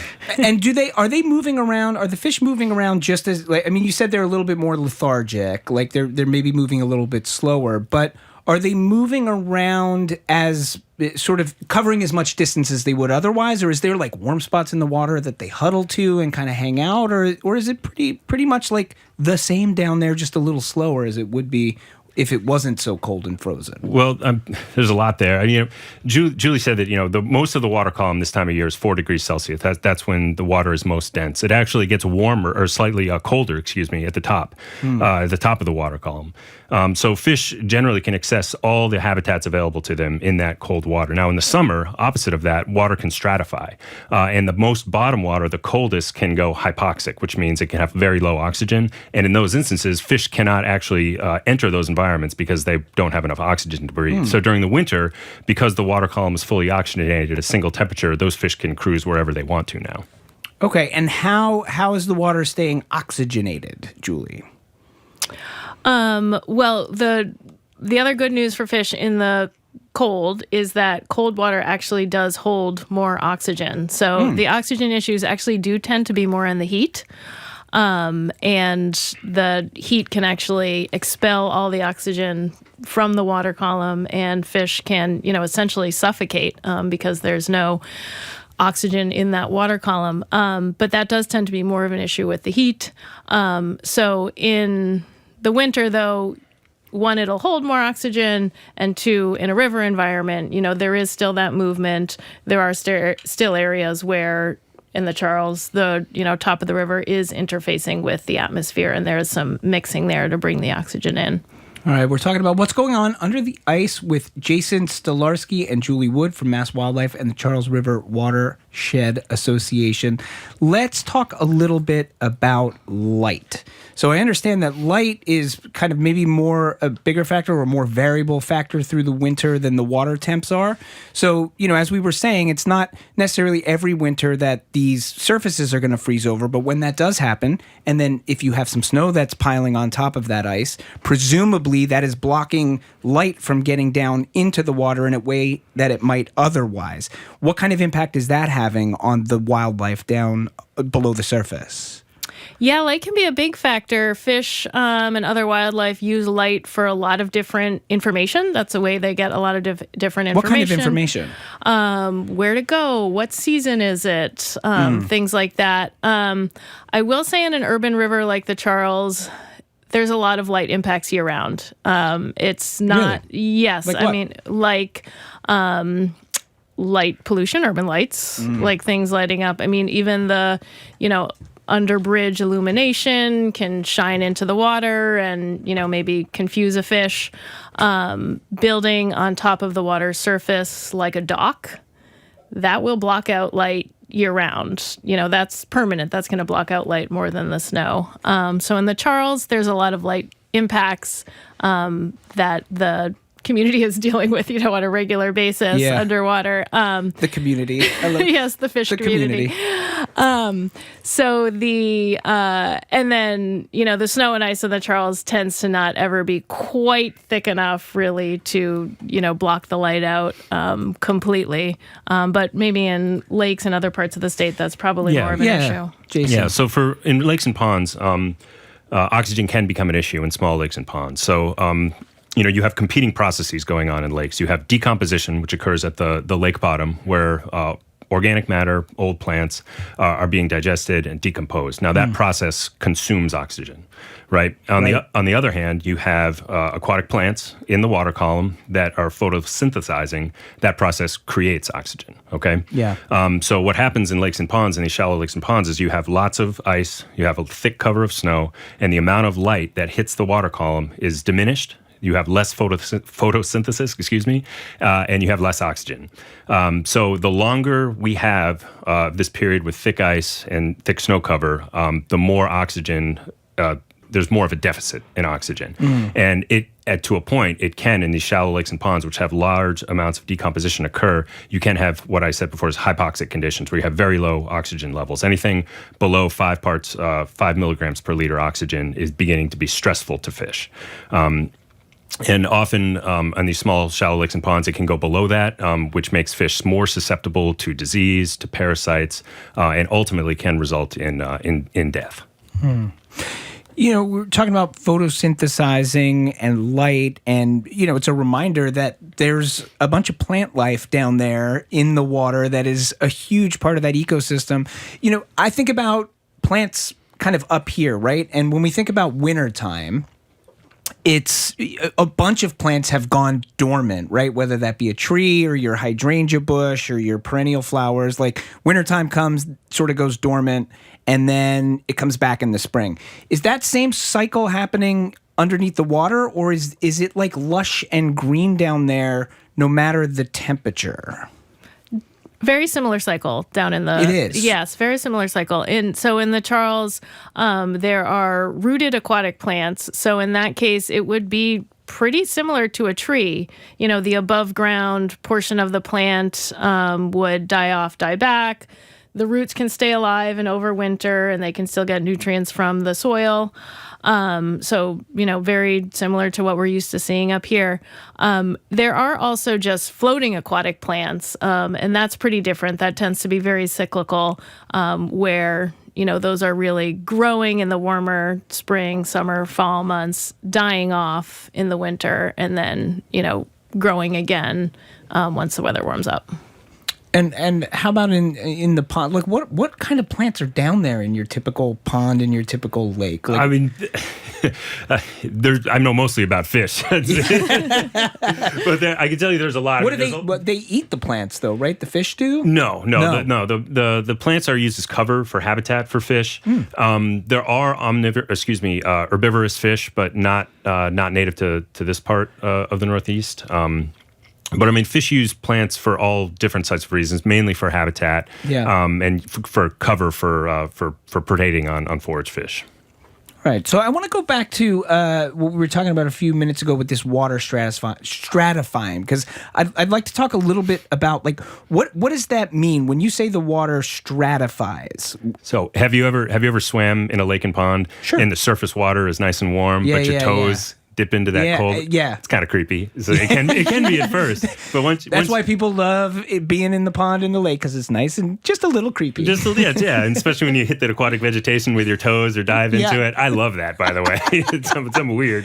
But yeah. So water can stratify. So the sun shines on the water. The warmest water is also the least dense, so it floats to the surface, and then it gets colder and colder and colder until you get down to the bottom, where light really can't penetrate. So you get these distinct layers of warm surface waters and cold water underneath. And does the same thing happen in the rivers? I mean, I think if you don't really know much about it, right? If you just sort of think, okay, like a pond or a lake, which you think of as mostly still water, you're like, I could see how that could happen. But I guess maybe if you think about a river, you could imagine it a little bit more like, well, the drink is always being stirred, so that, that water should all just even out. Does it? Or do we have a whole bunch of stratification in the rivers as well? Well, one thing we have a lot of on our rivers around here is dams. And the dam will essentially bring that river to a stop pretty much, other than potentially a small amount that's either flowing around the dam or overtopping the dam. So on the Charles, we have 19 dams on an 80-mile main stem, so they're pretty frequent. So each of those, to some degree, almost sets up a little, lake or pond behind it. Interesting. And so we can get stratification there. And then down at the lower Charles, at the mouth of the Charles, where it meets the Boston Harbor, you'll get stratification between the freshwater and the saltwater, because we actually do have some saltwater that can come in to the Charles at high tide. Yeah. So you talk a little bit more about that impact, because that's like sort of a unique part of the river, because you have this interchange between saltwater and freshwater, and what that does in terms of temperature, because they sort of behave differently, right? Saltwater behaves differently than freshwater does. Yeah, it absolutely does. Saltwater has to be a lot colder to freeze. It has a much lower much lower freezing temperature than freshwater does. So that's why you rarely see the ocean freeze. Although there is some ice out there this winter, some ice chunks out on the harbor this winter. So yes, that's another reason. Another reason the State Department of Conservation and Recreation is always warning people to be a little bit cautious about the Charles, because the salt water can come in through the locks. Yeah. It'll actually come the other way sometimes, set up underneath, and that's very unlikely to freeze just because of that lower freezing temperature. So that warmer salt water can be close by or underneath the river water. Talking with Jason Stolarski and Julie Wood from Mass Wildlife and the Charles River Watershed Association about what's going on in these frigid cold temperatures in the waters beneath us. I'm going to come off stratification in a second, but I just want to clarify one last thing, because I think you both said, like, generally, like, water, you were like, most of the water temperature is 4 degrees in the wintertime, but yet we're talking about stratification during other times of the year. So square that circle for me in terms of why is it all the same temperature now in the winter? Is there something about that particular temperature or the nature of water that makes that happen? Yeah, it's the nature of water. So most lakes in the Northeast are what we call dimictic lakes. They turn over twice. Dimictic. Dimictic. What do you mean turn over twice? They turn over twice. So in the summer, you have that stratification that sets up because of the warm surface waters. And temperature differences are density differences in water. And those density differences, you cannot move. Like, the water does not move between those various strata. So it's like a physical barrier. It's stuck. Yeah, it's stuck there. Interesting. So then in the fall, when solar, when the solar radiation kind of diminishes, surface waters cool, and they can cool to a point where that water starts sinking. Right? It's colder. It's colder. It starts sinking, and that can trigger a whole lake turnover. At which point all the waters mix. The surface waters go to the bottom waters go to the top, and it just completely turns over. And that's a one-mictic part of the dimictic part of the. That's a monomictic. Yeah, that's a term too. So and then in the winter, the water becomes cold. You have a 4 degrees Celsius temperature throughout the water column, except for the very top, which tends to be a little bit colder. And then once was that winter? So then spring, those waters can again turn over as it sets up again for the summer stratification. Okay. So last question before I let you both go. You know, we have been under, I think, what a lot of us would think of as, I don't know if it's extreme conditions, but it's sort of been like extra cold. It's been an extra snowy couple of weeks, right? We've had snow emergencies or cold emergencies. In terms of our lakes and rivers, is it like that for them, or is this just like a pretty darn normal winter? And like, how extreme would it have to be for it to be like a snow emergency or a cold emergency on the Charles River or in an area pond? Antifreeze protons. Proteins. They are fine unless it becomes Arctic. They're fine, yeah. Same on the Charles River? Yes, same on the Charles River. We are seeing some changes to our fisheries population and our fisheries with climate change. But so far, generally, nothing so severe that we're seeing any major issues this winter. So we don't have to be too worried about the fish just yet. No. I mean, frozen lakes and ponds and rivers are actually, migratory pathways in times of winter. Like, animals can move amongst them to get to different habitats. So it's beneficial in some regards.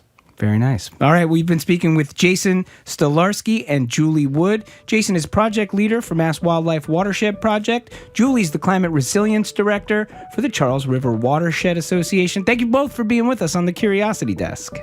Thanks for having us. After a moment away, it wasn't just Lexington and Concord. Revolutionary battles were fought all around us 250 years ago. We'll explore some lesser-told tales of that time next. This is the Curiosity Desk on GBH.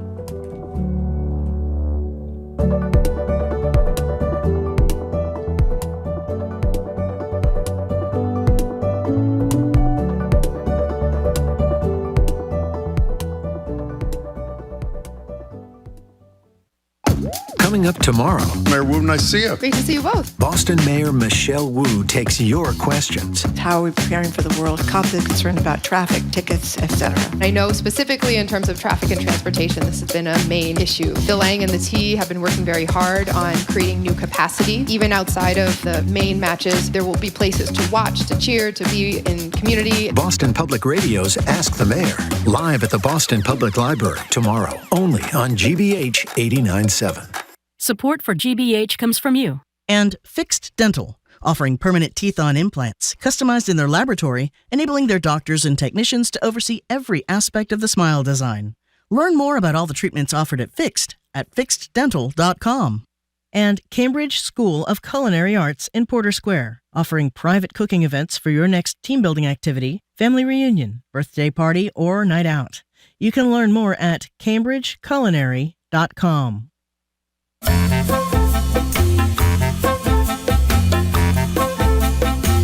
You're listening to the Curiosity Desk on GBH. I'm Edgar B. Herwick III. We're streaming live at youtube.com/GBH News. Okay, now if I say think of a Revolutionary War battle, what springs to mind? Probably Lexington and Concord, then maybe Bunker Hill, and then... Then you got to be an expert, I think. Yeah. As part of our year-long America 250 coverage, we'll occasionally cast our eyes back to the Revolutionary era and explore some of the lesser-told tales of those heady times. Today, we look at some of the other skirmishes and battles that took place right in our backyard during the Revolutionary War. Off the Beaten Path Local History is just one of the many specialties of Daniel Berger Jones. He's president and founder of the Boston History Company. And he joins me now in Studio 3. Hey, Daniel. Thanks so much for having me, Edgar. Yeah, we're really excited to have you. So you've got some tales for us, lesser-told tales, Revolutionary War tales, skirmishes and battles that maybe we either haven't heard of at all or don't know that much about. And you're going to start us off. And I love this because I'm really interested in the notion of like when things start, the sort of illusion of a moment, right? And for a lot of people, or, you know, in a lot of textbooks, or I think if you hear the story, the Boston Massacre comes up as this kind of like first kind of important moment. First shots fired, right? That's the general narrative, is the first violence. However, yeah. You're going to take us somewhere a couple days earlier. That's 11 days before that, on February 22nd, there is what I call the first blood of the revolution, and it's a kid. So, to go all the way back. Yeah, right? let's go. We have the Townsend duties that are passed 1768, and basically James Otis and Samuel Adams write a letter called the Circulatory Letter. It goes through all the colonies and Great Britain saying, just don't buy stuff. Like they think that we need them. We don't. They need us. So they're Stop rallying. They're basically rallying folks saying like, look, don't do it. Yeah, they're saying boycott all of these things. Yeah. If they're going to put taxes on all these things, we don't feel like they have the right. Just don't pay it. Defy. And most people do defy, but some jerks continue to import. And I'm being rude here, right? If your entire economic well-being depends on trade coming from Great Britain, you're probably going to be on the other side. Yeah. But there is an importer in the North End. His name is Theophilus Lilly, which is just a great name. That is to an begin incredible with. name. Theophilus Lilly? That's my dog's name. Actually. Yeah. No, I'm just kidding. But yeah, so Theophilus Lilly continues to import. On February 22nd, a sign shows up in front of his shop. It just says importer. And of course, it's Boston. There's some bored boys. It's like being Seahawks fan. There's like Seahawks fans. That's right? Yeah. So immediately there's a swarm of boys who go and start harassing everybody who's trying to go into Theophilus Lilly's. And there's a customs officer who walks by, a great loyalist, a guy named Ebenezer Richardson, who starts screaming at them. And I don't know about you, but like I can't think of anything more terrifying than a pack of teenaged boys. I don't know what he's thinking. There's like 70 of them. Yeah. Aged 8 to 25. So they immediately start pelting him with everything they can pick up. This is rocks, ice, oyster shells, whatever it is. And so he abandons the endeavor and walks home. Yeah. They don't abandon him, though. They follow him home, and they're throwing stuff at him. Wow. And they start to throw stuff at his house, and his family is inside. Okay. So it's getting real now. It's getting really, really, really real. And as rocks start to go through his window, one shatters. And the story, at least what he says, is it hit my wife and my daughters. I mean, like, they're being hit in the head with bricks that are coming through closed windows and shattering. So he loads a musket full of swan shot, basically sticks it out the window. He says, next person to throw something gets it. And if you've ever been a 12-year-old boy or known a 12-year-old boy, you know what happens in their heads when they hear something like, don't throw a rock at me. Yep. And this poor kid, his name is Christopher Sider, probably 11 years old. He was in his 12th year, right? So picks up a rock, whips it, or maybe doesn't. There's a bunch of different eyewitness accounts. The point is, Richardson turns the gun full of swan shot and shoots. And this kid gets hit either right in the chest or in the side. Either way, they talk about his hand getting ripped up, so maybe he was holding it up saying, no. Oh, my God. Whatever it is, it takes him like 8 hours to bleed out. And it is horrific. Whoa. And Samuel Adams, who has sort of been encouraging these gangs to do these kinds of things, I don't know if he feels immensely guilty or sees an opportunity. I think it's a combination of both. Yeah. And so he throws the kid's funeral. And there's like 2,000 people at this kid's funeral. Nobody's really heard of him. Yeah. But it's the cause is heating up, and so this is a moment where That's it. Well, again, blood on the streets is going to inspire, right? For the next 11 days, it is tense in Boston, which finally explodes into the Boston Massacre. So in the case of the Boston Massacre, we know that there's eventually, a very famous court case, and John Adams is like defending the soldiers and stuff. What happens, is there legal ramifications for what happens to Christopher Sider? Yeah. So not only Ebenezer Richardson, but there's a guy with him. There's a mariner in there named Richard Wilmot. And a mariner? A mariner. What is your job, sir? I am a mariner. Exactly. Yeah, ask La Bamba guy. Anyway, so this is, both of them go on trial for murder. Richard Wilmot, it's like, you were holding the door. You're okay. Yeah. Ebenezer Richardson, all the loyalists are like, let this guy off. If your wife got hit in the head by a rock. Yeah, you can understand why he did what he did. It seems understandable. A jury in Massachusetts, 12 men are like, no way, find him guilty of murder. Whoa. And so the governor, Thomas Hutchinson, actually has to write back to England being like, you should commute this guy's sentence. Let's do it. Oh, wow. And eventually he's pardoned. He's given a royal pardon for it. Oh, wow. Interesting stuff. I'm talking with Daniel Berger-Jones about some of the lesser-told tales of the Revolutionary War, things that happened right here in our own backyard. So speaking of our backyard, I think an area of the city, so to speak, that a lot of people just kind of forget is there are the Harbor Islands. You know, I think it's pretty easy to forget. There's a whole bunch of islands, which some have buildings on them, some you can go walk around on. They're there. They were there then. And they also sort of played in at one point to the actual Revolutionary War. Absolutely. Not only were they there then, there were more of them because we filled a lot of them in, right? It's like great point. So yeah, like Deer Island, that's more or less gone. Noddle's Island, Hog Island, these are the famous ones that happen in this battle. But there's also Grape Island, which I think most people in Boston don't know about. Yeah. But Weymouth and Hingham, it's right off the coast right there. So on May 21st, Grape Island is sort of the first conflict of the Revolution post Lexington and Concord. Okay, so this is 1775. Lexington Concord's April. Exactly. This is May. So this is like immediately after. So I'm talking, April 19th is Lexington and Concord. Yeah. This is May 21st. As a matter of fact, May 14th is when Dr. Joseph Warren, he's still alive. He very famously is going to get shot up on Bunker Hill, might be the worst loss of the Revolution for the city of Boston in terms of, a famous guy going down. But Joseph Warren is in head of the Board of Safety and the Provincial Congress, and he says, look, we got these guys cornered. They got nothing. Let's starve them out and make sure that they cannot get any fresh food. Well, they can't get any fresh food from the mainland because we have an army. We've got like 20,000 guys guarding that, but we don't have a navy. So anything on the Harbor Islands is free and open. So fishing is free, but also there's so at that time on the Harbor Islands, what is there to eat? Like more than there would be today. Yeah. I mean, there's farmers running farms out there. So whatever crops they're growing, there's livestock. There's lots of hay so that they can feed their own livestock and maybe make some more. And that's bad too. We don't want them to have any of that. Right. So Joseph Warren is like, get rid of all of it. If you're on a harbor island, send it inland right now so they can't get it. But there's this loyalist hanging out in Weymouth. Always a loyalist. Always a loyalist. There's always a loyalist. This guy's name is Elisha Levitt, and it's a pretty good rags to riches story. Starts as a blacksmith, ends up a very, very wealthy speculator, and he owns all of Grape Island. And he says, go take all the hay and livestock. I'm not giving it to the Patriots. You guys go get it. And so the British Royal Navy sends some ships over there, and they are surreptitiously gathering all of this stuff. When all the militias in Hingham and Weymouth see what's happening, and 900 to 2,000 men amass on the shores, and they start taking pot shots because it's low tide and they can't actually get any boats over. But the low tide also traps the British on the island. So finally, high tide comes in enough that they can get little skiffs over. They start shooting at these guys. They drive the British away. And then they burned 90 tons of hay. It's a huge amount of hay. 90 tons of hay? It's a huge amount of hay that they burn. And then they just shoot all the animals. They kill them all. They're like, look, we can't get the animals back. That is crazy. Yeah. That is crazy. So at this point, the British are like, where else is there food? And they discover that their island right off of Charlestown, it's Noddle's Island. So this is now East Boston, right? Yeah. And then sort of if you go a little further north, where Orient Heights is now, that's Hog Island. And both of those is some storage for some extra food. And the Royal Navy has also been storing equipment that is irreplaceable on Noddle's Island. So they've been patrolling it. They have patrols going, and we go, they must like something on that island. Let's go get it. And we realize at low tide, you can cross sort of from the east side of these islands. You can cross from Chelsea. It's now Winthrop. Yeah.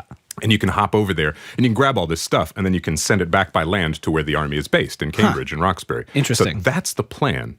And what's amazing is this is going to be the first action of the brand new, it's not even the Continental Army yet. Yeah. Right. But we send some guys from New Hampshire. So this is the first time that Massachusetts says to another militia, hey, you think we could all do this together? And presumably that's a huge deal. Humongous. Like nowadays we're like, well, we just called some people in New Hampshire, but those are two different worlds to a certain extent at that point. I mean, look, at the beginning of the Continental Army, the guys from Rhode Island and Connecticut and Massachusetts, they're all getting into fist fights. Like they don't necessarily like each other. Yeah. They just have this common cause. Yeah. So to send John Stark from New Hampshire over there to take care of all this stuff, it's like 300 guys. They wander all the way up. John Stark? So, absolutely. Really? That's one of the stuff, right? You know nothing. Not Jon Snow. John Stark, this guy. And he's going to become really, really famous at Bunker Hill because he's the one manning the rail fence. And instead of saying the whites of their eyes thing, he just goes out and hammers a stick into the mud and he goes, shoot them when they cross that. I mean, he's this really laconic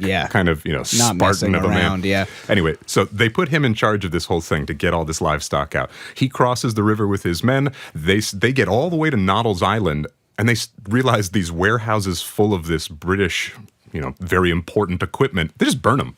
And they start shooting livestock. They're really again. into burning stuff. Oh, they light everything they can on fire. And they're like, if we can't carry it away, destroy it. Just burn it. Exactly. Well, of course, these huge columns of smoke alert the British Royal Navy, and the Vice Admiral in charge, this guy Samuel Graves, says, go get it. And so he puts his Nepo baby nephew in charge of this ship called the Diana. The HMS Diana goes up Chelsea Creek to try and cut these guys off so they can't cross back over to the rest of the army. Okay. Because Chelsea Creek at a certain point kind of bisects what we would now think of as Winthrop and Revere. Okay. It's all Chelsea. Yeah. Anyway, so they sail up there, and what they don't seem to realize is if low tide comes, that ship will get stuck up there.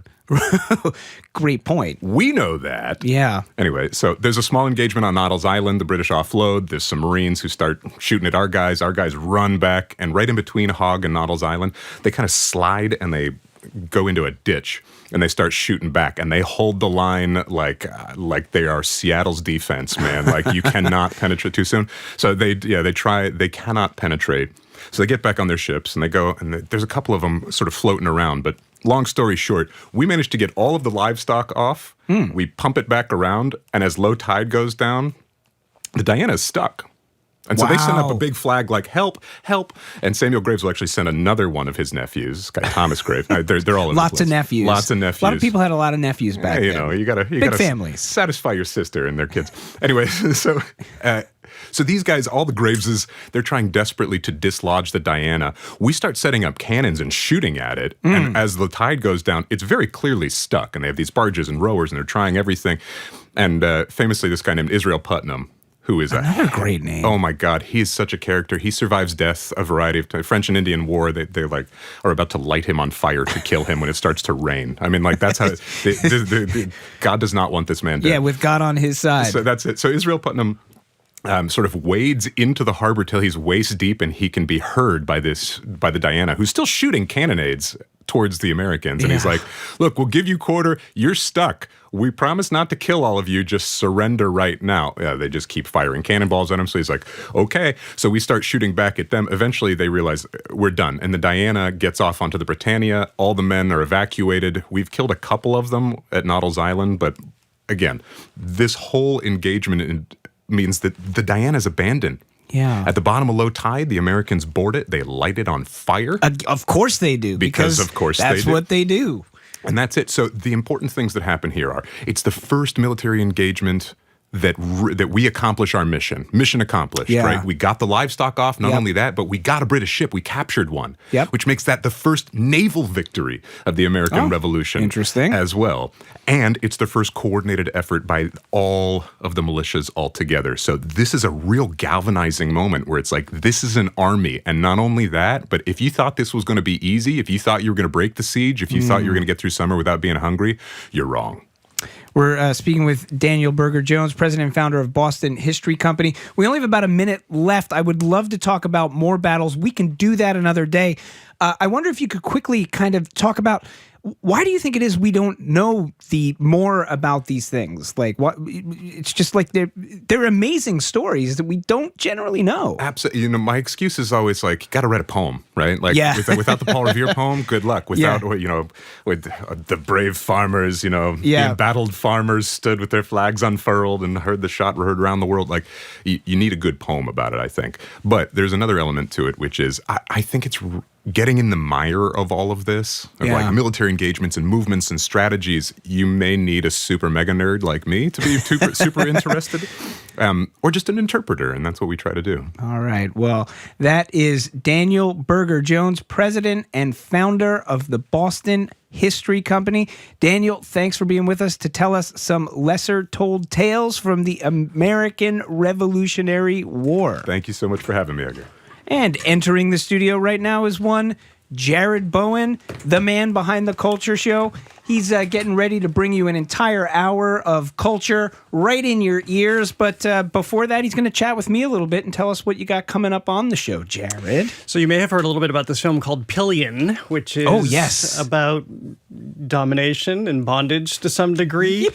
Alexander Skarsgård has called it a kinky gay biker rom-com, some words to that effect. So we have the director on the show. It was a huge hit at Cannes, and people are really, really liking this film, especially because there is a very interesting and comedic exploration of love here. Speaking of funny, we have Fran Lebowitz on the show. Oh, amazing. She's going to be talking about everything that Fran Lebowitz talks about, her observations on life and events and whether or not she watched the Super Bowl and other things. And then we will talk about the Super Bowl with Callie Crossley and Joyce Cole-Haywick, really talking about Bad Bunny and the ads. Yeah, I mean, I presume, I know you did watch, and I know you're going to talk about it on the show, but give me a little taste on your thoughts, Jared, just the tiniest taste. What did you think of the halftime performance?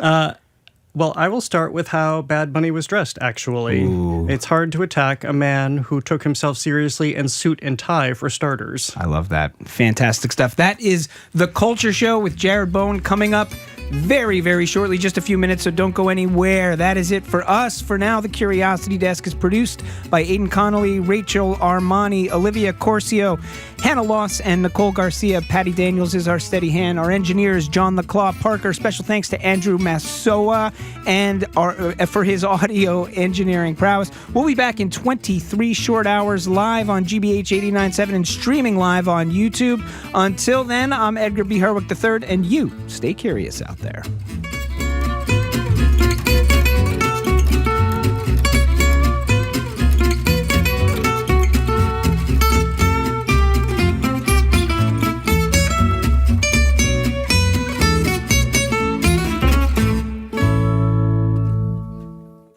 What's trending? What's interesting? What's going on around town? We're talking all things arts and culture on The Culture Show, next on GBH 89.7. Funding for our programs comes from you. And PNC Bank, who believes when you pay attention to the details, amazing things can happen. Like when you check the pockets of a jacket you haven't worn since last fall and find $20. PNC Bank, brilliantly boring since 1865. Frontline investigates the fall of Nicolas Maduro, the immediate aftermath of his capture, the uncertain future of Venezuela, and the fight over who will control the country. Watch Crisis in Venezuela tomorrow at 10 on GBH2. You're listening to 89.7 WGBH HD1 Boston. Online at gbhnews.org. GBH News. What matters to you?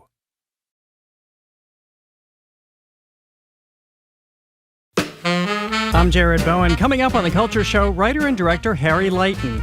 His debut feature film, Pillion, is a gay love story about a shy young man who falls for an older biker. That leads to a relationship built on dominance, submission, and very specific rules. It stars Alexander Skarsgård and Harry Potter alum Harry Melling, was a hit at the Cannes Film Festival, and is drawing lots of attention for both its subject matter and its comedic tone. Then it's Fran Lebowitz, writer, public speaker, lifelong New Yorker. Since the 1970s, she's written and talked about American life with a refusal to sentimentalize or explain herself. Known for her long-standing skepticism of trends, technology, and bad ideas, Leibowitz brings a historically informed, unsparing view of culture, cities, and how people behave in public. She joins us ahead of the full Fran Leibowitz experience at the Emerson Colonial Theater. And it's Monday afternoon quarterbacking. Callie Crossley and Joyce Kulhawick are here for a Super Bowl post-game analysis. From Bad Bunny's historic Spanish-language halftime performance to Green Day's opening set to the celebrity-studded commercials. From a new definition of tight ends to Goodwill Duncan, it all turned the big game into a bigger cultural conversation.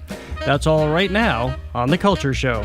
The Culture Show is made possible in part by a generous contribution from the Fiducia Fund, proud to support this station's arts and culture programming.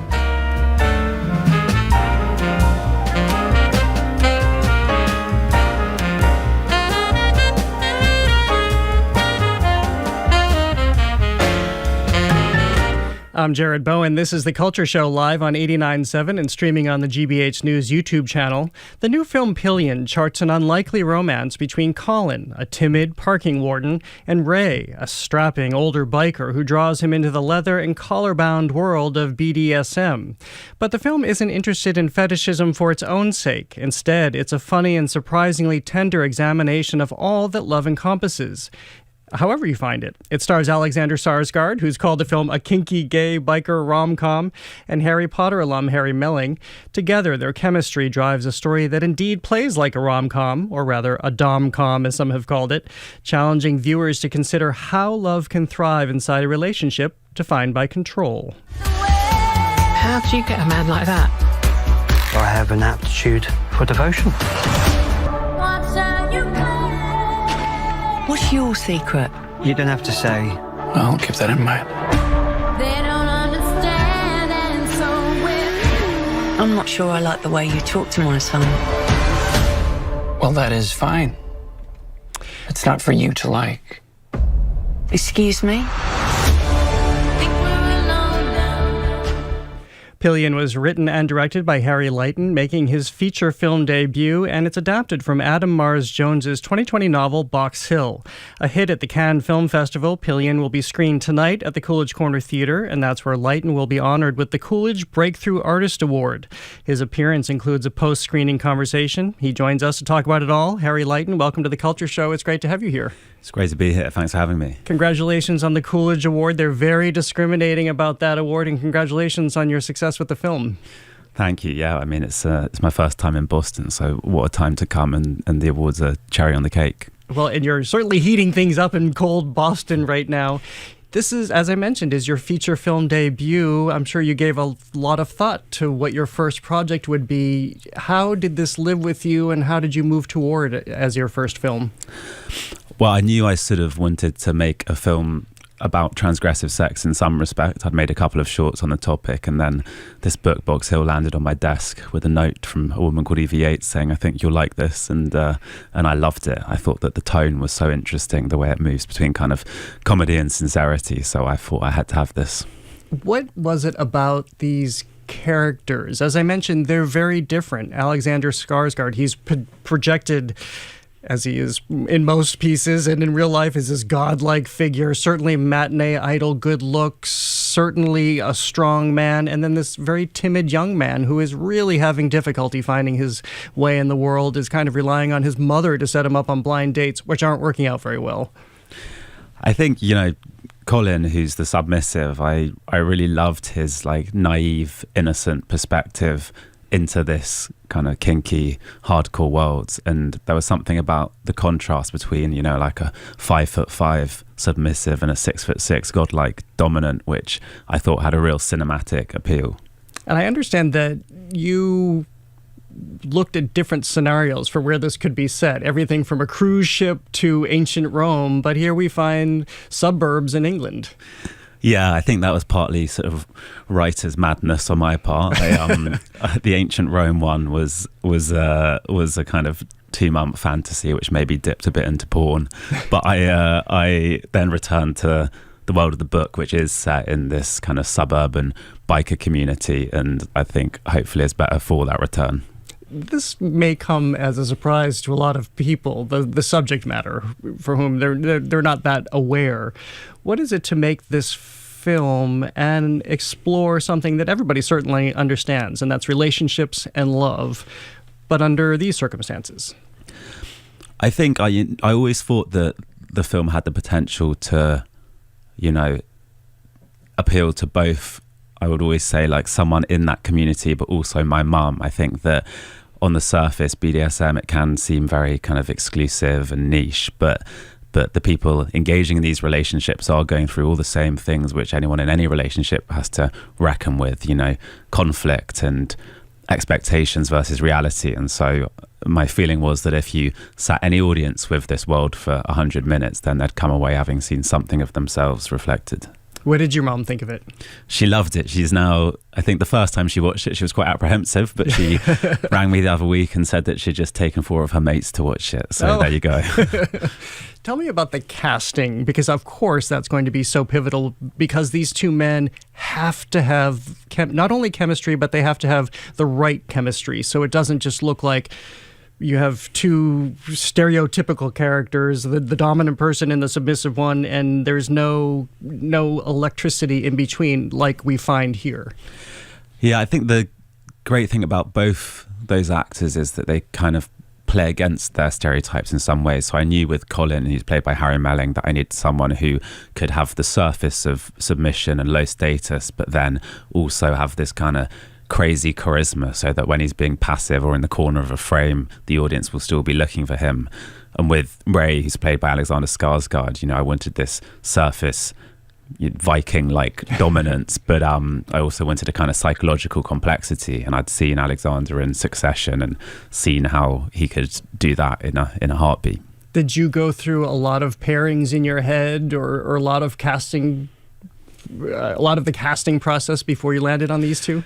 Crazily not, no. I mean, it's mad that this was my first feature and I landed on my first pairing. So I cast Colin first. I knew I wanted to find my Colin first and went for Harry, and then Alexander was my first choice Ray, and I thought that I was maybe going to be slightly arrogant going out to Alexander on a first feature, but my casting director said go for it, and he said yes too. How do you do that? Especially with your first feature, how did you get it in front of him? It's the great thing about having a good casting director, I guess. Alexander's since told me that I think in America, legally, if someone submits a script to you, your agents have to send it on to you. So Pillion was sent to him in an email with like 50 other scripts, which aren't coming recommended by his agents necessarily, but he liked the log line. The log line's like, that one line cell of the script. And I think I'd written a deliberately eye-catching log line, and he read it off the back of that. So lucky me. What did you write? I think I wrote something like 6'5" biker, I won't use the word on radio, does something to a 5'6" choir boy. So is this how people have embraced that relationship? This is the first time that I think, at least in my memory and recent memory, we've seen a widespread audience embrace a gay couple like this for just pure love.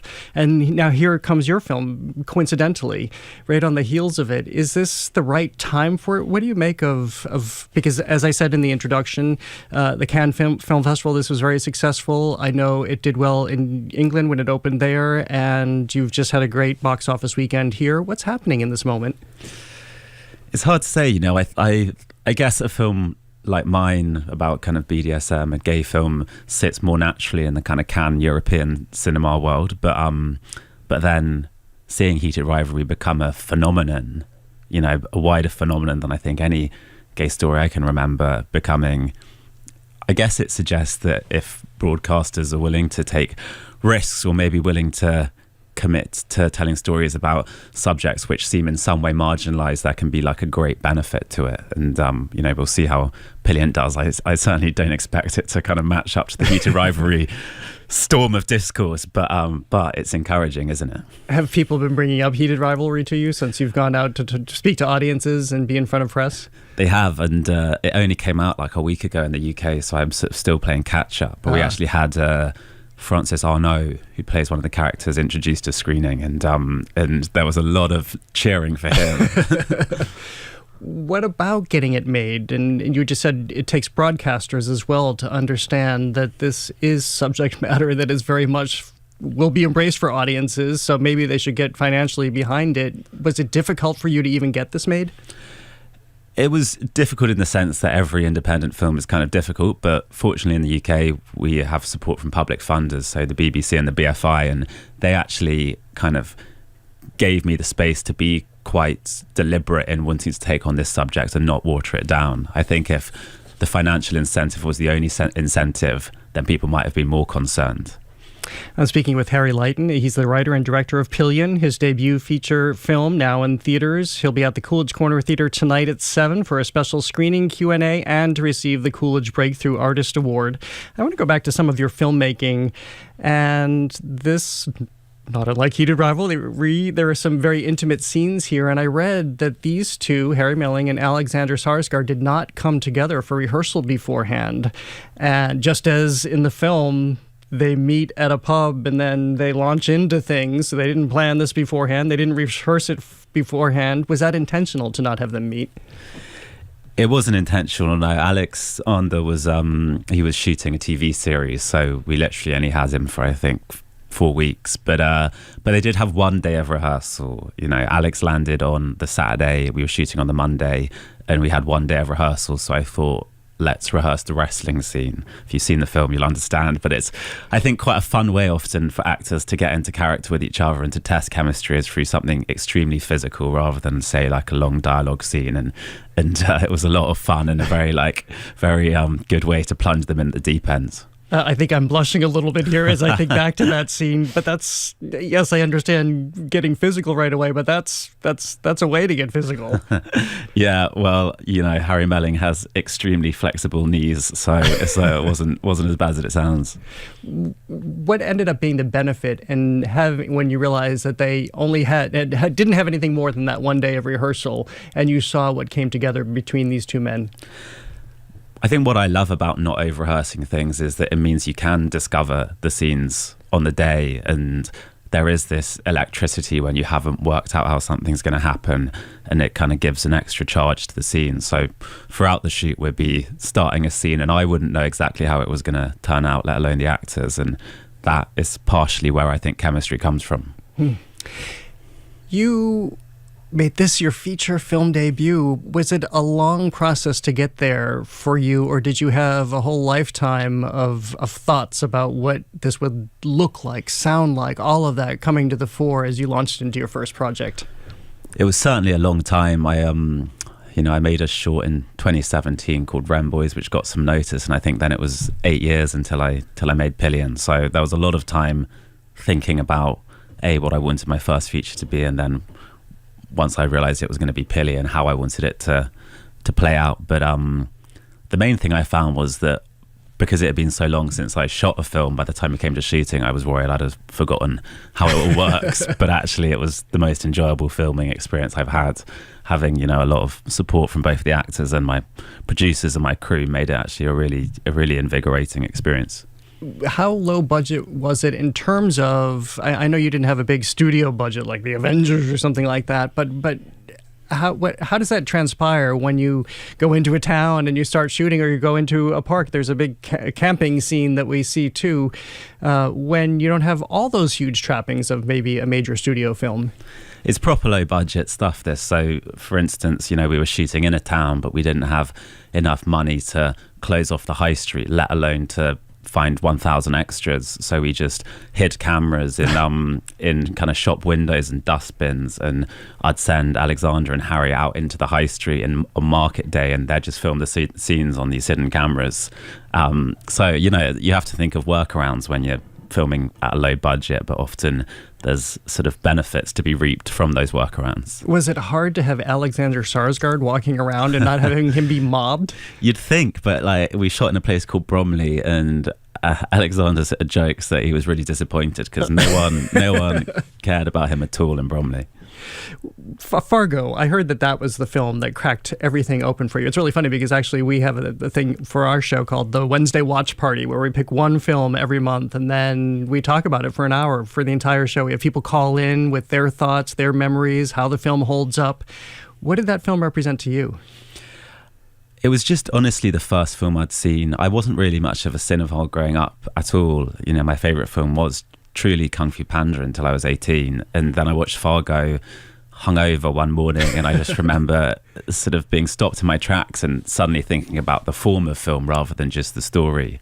And then there's that line Frances McDormand says at the end where she says, "Why did you do this? And it's such a lovely day." And it just seemed like the perfect line of dialogue, and so suddenly I started finding myself listening for dialogue and looking at the forms of films and just becoming kind of obsessed. Because this became a transition for you. You thought that you would ultimately be a novelist.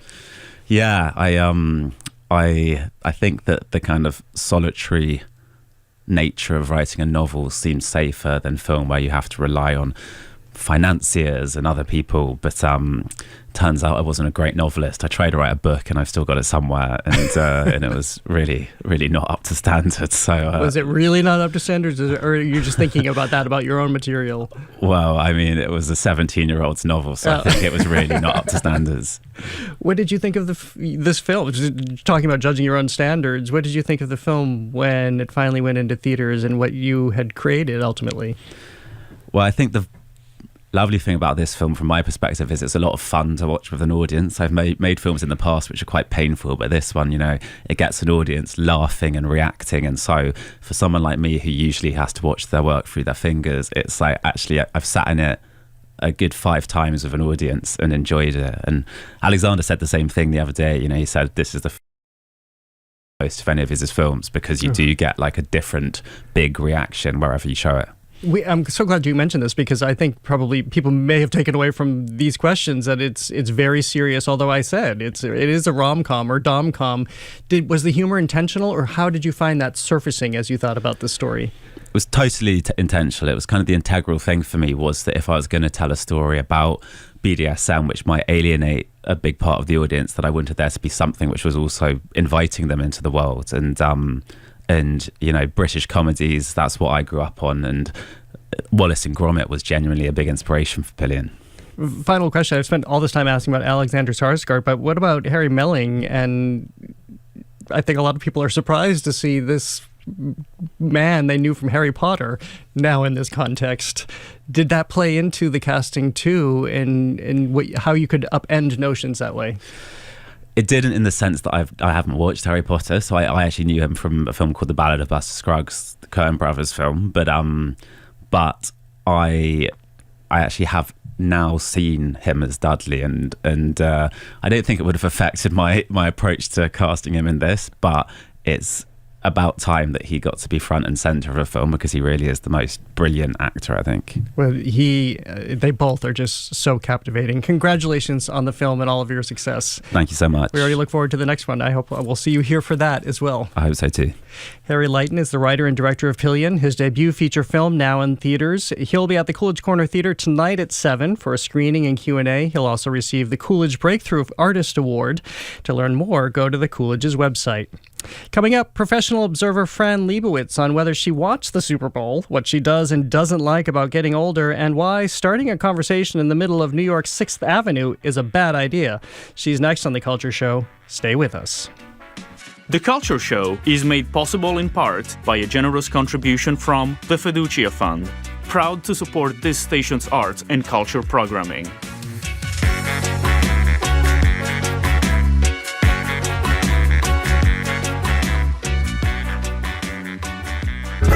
Much of what we know about our distant hominid ancestors has come from fossils found in South Africa, examined and identified largely by white researchers who took credit for the finds. Black people were not viewed as equals. Their names were not warranted to be on a research article. The unlikely path of one of South Africa's few black paleontologists on All Things Considered from NPR News. Today at 4, here on GBH News 89.7.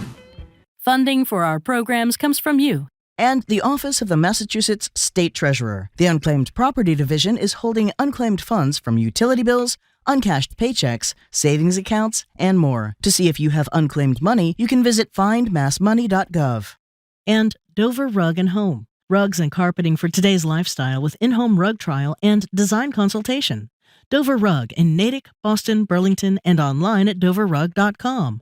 Dover Rug. Rugs and the people who know them. And Explore New England. From the waters of Block Island to the White Mountains of New Hampshire, this original documentary film series explores the region's great outdoors through a variety of activities. Available on YouTube and Roku or explorenewengland.tv. Your story matters. So does your confidentiality. Securely message your tips to GBH News on the Signal app. Visit gbhnews.org/investigations for more information. gbhnews.org/investigations.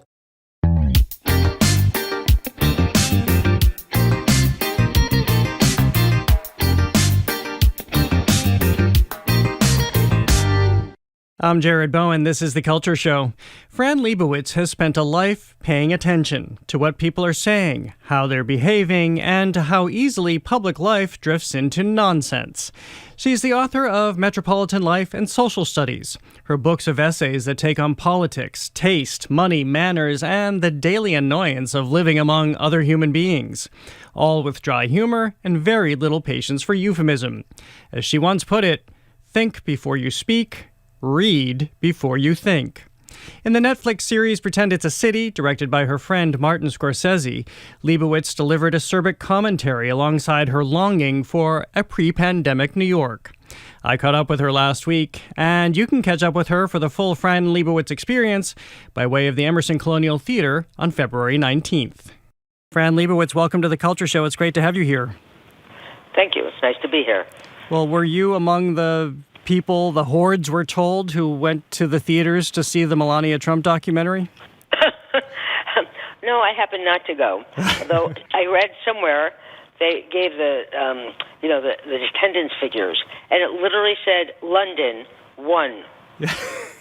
1. London is gigantic. It's much bigger than New York. I mean, at 1.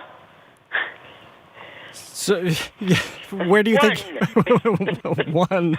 I don't know who that person was, but I hope I don't meet them. Yeah.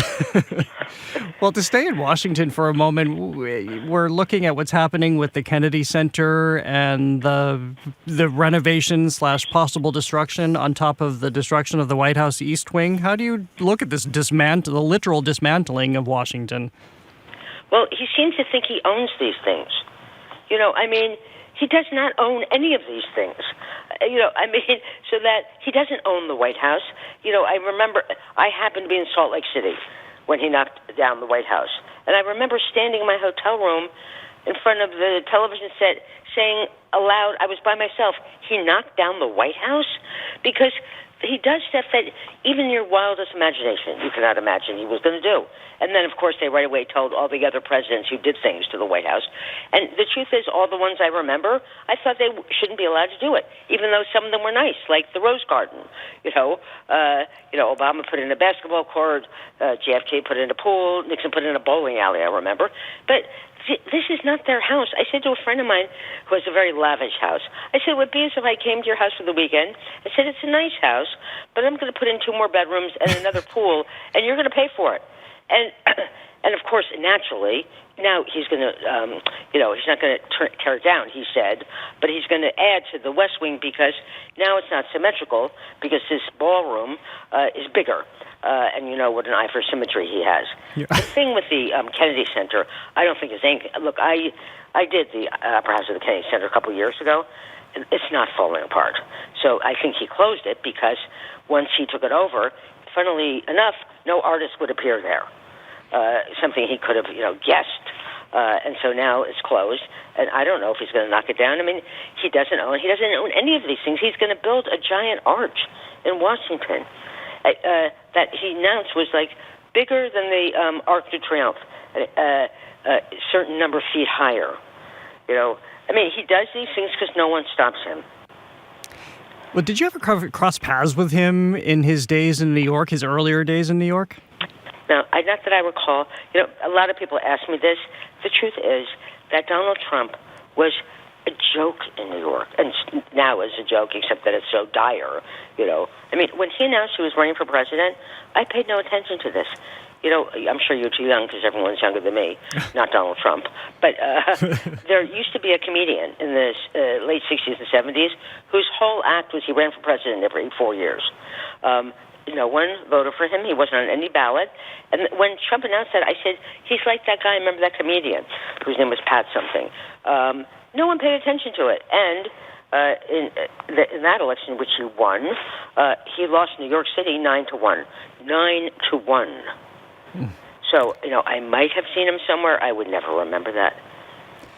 Do you think this changes the office, the country's notion of the presidency from here on out?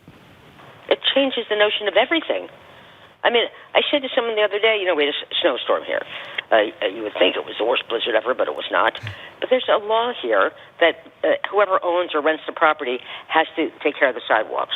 And I said to someone, in front of that building, they didn't even shovel the walk. It's a law. And then I said to myself, whatever that means now. Yeah. So what happens is when the president is such a criminal, other people just don't obey the law because why should they? What do you do in a snowstorm, by the way? I can't imagine you bundled up in all the gear that people gear up in now. Well, I don't wear those clothes, but I wear many of my own clothes. It's true. I do. Like, there are certain nights where I wear 3 scarves, okay? Because it's really cold here. I mean, people are saying it's cold. I used to say, yes, it's winter, but it is unusually cold. For instance, this storm, not a flake has melted since then. So, it's kind of glacial here. Well, speaking of glacial, what about Greenland? How are you interpreting what's happening there right now? I mean, it sounds funny. It kind of sounds funny, but it's not funny. I mean, are you asking me what he really wants? I have no idea. Like, I think that, he doesn't know. He's like, first of all, everyone I know thinks he's crazy. I just think that people don't understand how stupid he is. I mean, he may be a little crazy, but, everyone I know is a little crazy, but he is so stupid that most people of even average intelligence have never met anyone that stupid. And so people grasp for these things. Also, every single one of my friends, none of whom is a doctor, are constantly diagnosing him. I think he looks very sick. Don't you think he looks sick? Look at his hands. Look at his feet. Like, I don't know. But, I mean, he certainly preoccupies people, and not just here. I mean, the best thing about Joe Biden to me was while he was the president, up until the end, I didn't think about politics 24 hours a day because I didn't have to. If you think about politics all the time, usually you're Russian. How do you consume your news? Well, basically, I have to say lately, I feel it consumes me. Yeah. I read the paper, by which in New York I mean the Times. I listen to the radio, which sometimes I have to explain to people who are young what a radio is. We have a station here, WINS, which is the first and maybe the last, 24-hour news station. And I sometimes watch the news on television. And additionally, people talk about it all the time. All the time. Everyone, not just your friends or the people you deliberately see, but if you walk past someone on the street, that's what they're talking about. Well, and I can imagine everybody wants to, when they see you, they recognize you, they want your take on it. Are you happy to stop and oblige? Well, I'm happy to talk to people, if not in a tremendous rush, or we're not, for instance, in the middle of crossing 6th Avenue, which often occurs. Yeah. And I say, could we just pick a side? Because I'm going to stand here in the middle of 6th Avenue. But I don't know. Like, what do you think is going to happen? Who's going to win this election, that election? I don't know. If I could see the future, I wouldn't pick the wrong lottery numbers every week. So obviously it's fun to think about things to talk to you about, and I think speaking of things people are talking about was some of the wardrobe at the Grammys and the streak that we have of having the nude dress or the sheer dress. What do you make of all of the celebrities who are wearing next to nothing or sometimes nothing at the award shows? Well, I can't say I really watched the Grammys. I tuned it in a couple of times as people called to tell me, look at this. Or, if I'm home at night, I'm reading. But I did see a couple of them, and I've certainly seen these dresses. I've seen them in real life. I don't think it matters that much, except that, you're not supposed to say this anymore because everyone's supposed to be equally beautiful, but the truth is they're not. And so if you're going to wear something like that, it should look good on you. And the number of people who look great like that, not many. Yeah, okay. Well, let's move on to sports, shall we? What about the Super Bowl and in the Olympics? Do you ever participate in watching any of these big events? None of them. If they were playing the Super Bowl in my living room, I wouldn't walk down the hall. I would tell you something that Marty Scorsese's assistant called me a little while ago and said, Marty is in Prague. He needs to talk to you. Can he call you Sunday around noon? I said, yes. I would love to have someone else to talk to who's not watching the Super Bowl. But last night I went to see the Knicks. I do go see the Knicks. Oh, so what separates that out from the rest of them? Well, first of all, it's like, near my house. I can walk up there. Second of all, my best friend is a basketball lunatic, and we get all these special treatments. And the other thing is, first of all, I kind of understand basketball, which I don't football. I don't wholly understand it. Like last night, it went to double overtime, which, I thought, why is this still going on? I haven't had a cigarette in like 4 hours. So, but I kind of understand it. But also, in the Garden is a fantastic New York feeling. It's really a wonderful feeling. It's just a real New York crowd, and I don't even care who the other team is. I don't know. Like last night, everyone was saying it was great to beat this team. It was a great team. Like I don't know a great team from a bad team. But for me, I really enjoyed it. But football, I never understood it. When I was in high school, which was 1,000 years ago, there were football games every Saturday. It was a big deal. It was a small town. And even then, when I was like 16, I would say, don't you think that it's kind of not the greatest idea to have a game where an ambulance is on the field all the time? Every single year, at least one boy was taken off the field, on a stretcher.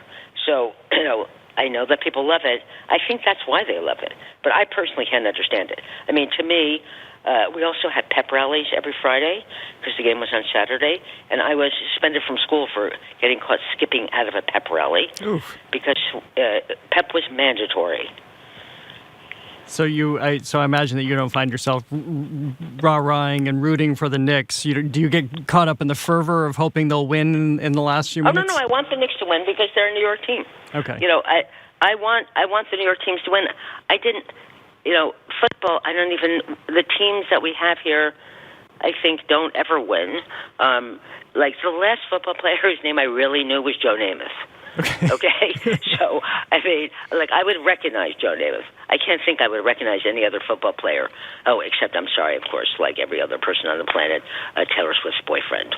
But I don't expect to run into him. Well, what about Tom Brady? You must know Tom Brady. Well, I know who he is, yes. Yeah. Okay. I do. His face seems much improved. I don't know what he's done to it, but... What do you think he's done to it? There's a lot of attention paid to that man. Yes, because he's had quite a bit of cosmetic surgery. I don't recognize football players, but I recognize that. Okay, all right. For people just tuning in, I'm speaking with Fran Lebowitz. You can catch an evening with Fran Lebowitz on February 9th. Well, what about the Olympics? Because that becomes sort of a different story. It's about human endurance and the physicality of the human body and what we can do. You're not seduced by that? Not really, because I know I can't do any of these things, and I don't care. But, sometimes I watch part of the Olympics, but for instance, now I don't remember, the Olympics were in L.A. many years ago. You might know that if you're a sports fan, but it was a long time ago.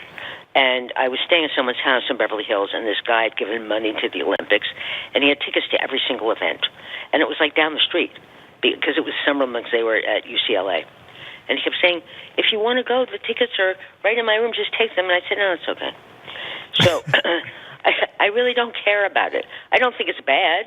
The thing is that now every single thing is posed to people as a moral issue.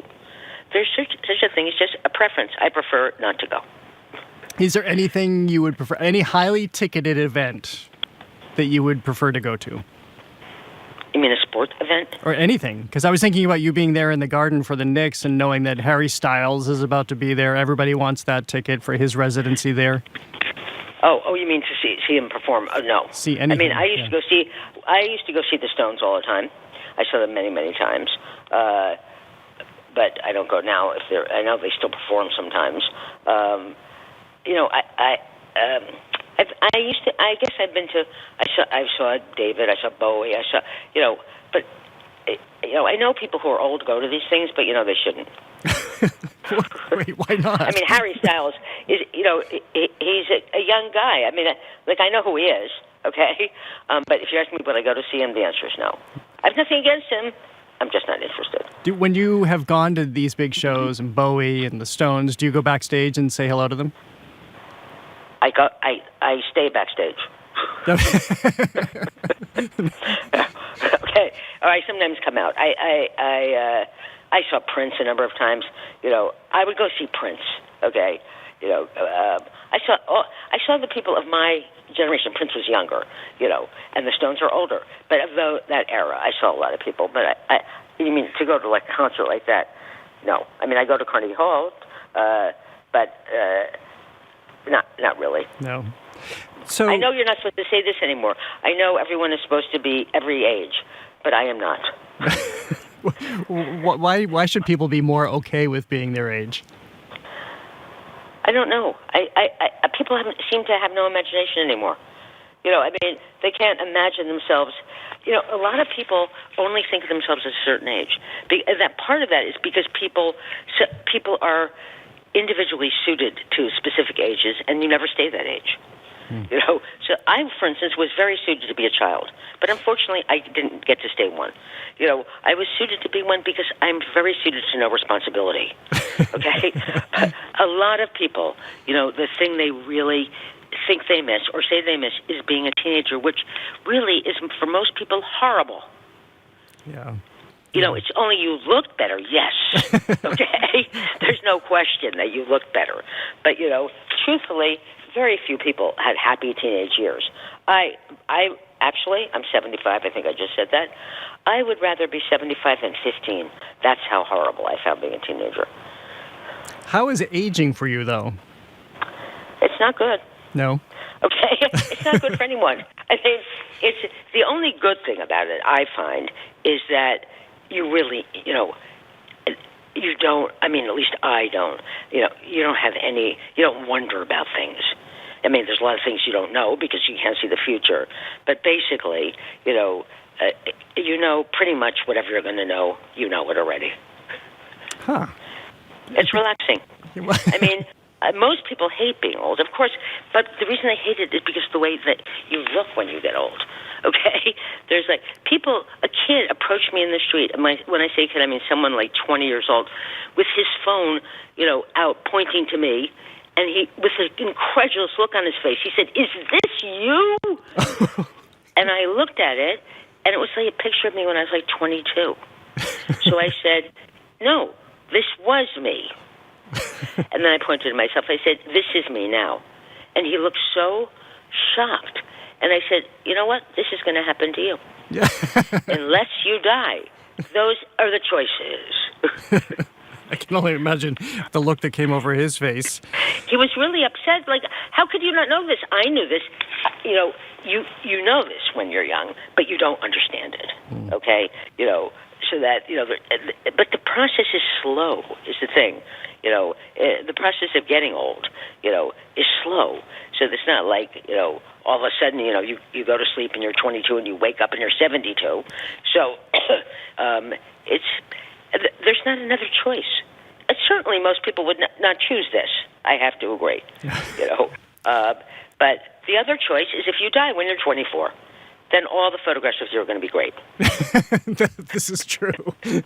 I mean, James Dean, who maybe people don't know who he was anymore, but James Dean forever stayed this kind of, romantic idol because he was so good looking. But also he was like 24 when he died. So no one saw him when he lost his hair. No one saw him when he got fat. No one saw that.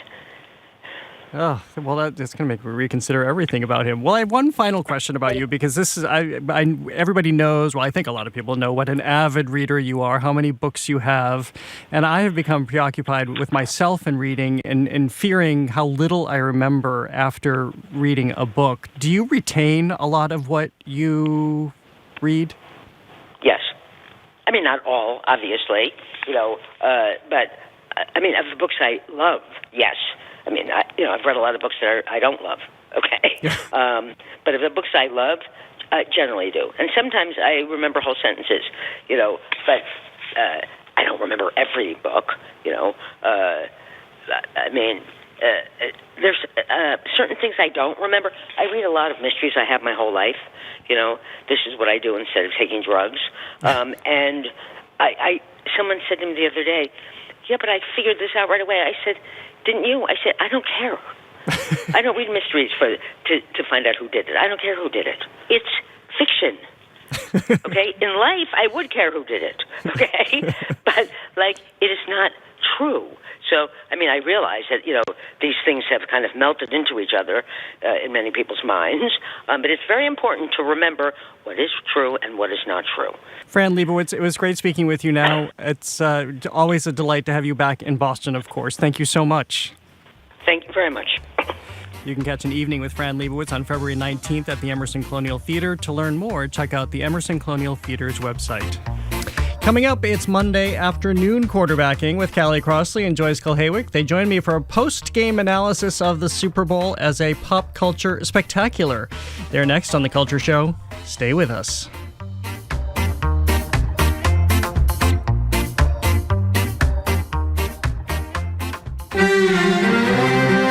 It's been almost 4 years since Russia's full-scale war in Ukraine began. Back in February of 2022, some of the people on the front line were journalists from Ukraine and across the globe. The first imperative is to document what is happening. We kick off a series on 4 years of war in Ukraine next time on The World. This afternoon at 3, here on GBH News 89.7. Our programs are made possible thanks to you. And the Lyric Stage, presenting Penelope, a new musical starring Amy Doherty. It's the other side of the Odyssey you never knew. February 6th through March 1st at Lyric Stage Boston. Tickets at lyricstage.com. And PNC Bank, who believes when you pay attention to the details, amazing things can happen. Like when you check the pockets of a jacket you haven't worn since last fall and find $20. PNC Bank, brilliantly boring since 1865. And GM Roth Design Remodeling, providing custom kitchens, bathrooms, and accessory dwelling units. Their design team works to create living-in-place solutions tailored to the needs of each home and family. More information at gmroth.com. Find that Friday feeling early at GBH Music's Jazz Night, featuring pianist, composer, and poet David Leach, Thursday at 5:30 at the Boston Public Library. Get a free ticket at wgbh.org/events.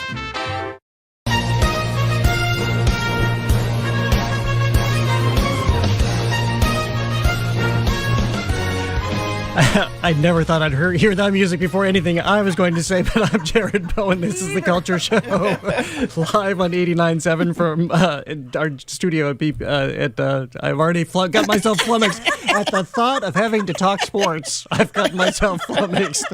We're also streaming on the GBH News YouTube channel. It's time for Monday afternoon quarterbacking. We're talking about the Super Bowl as a pop culture spectacular. Joining me for the post-game analysis are co-host Callie Crossley and Culture Show contributor Joyce Kulhawick.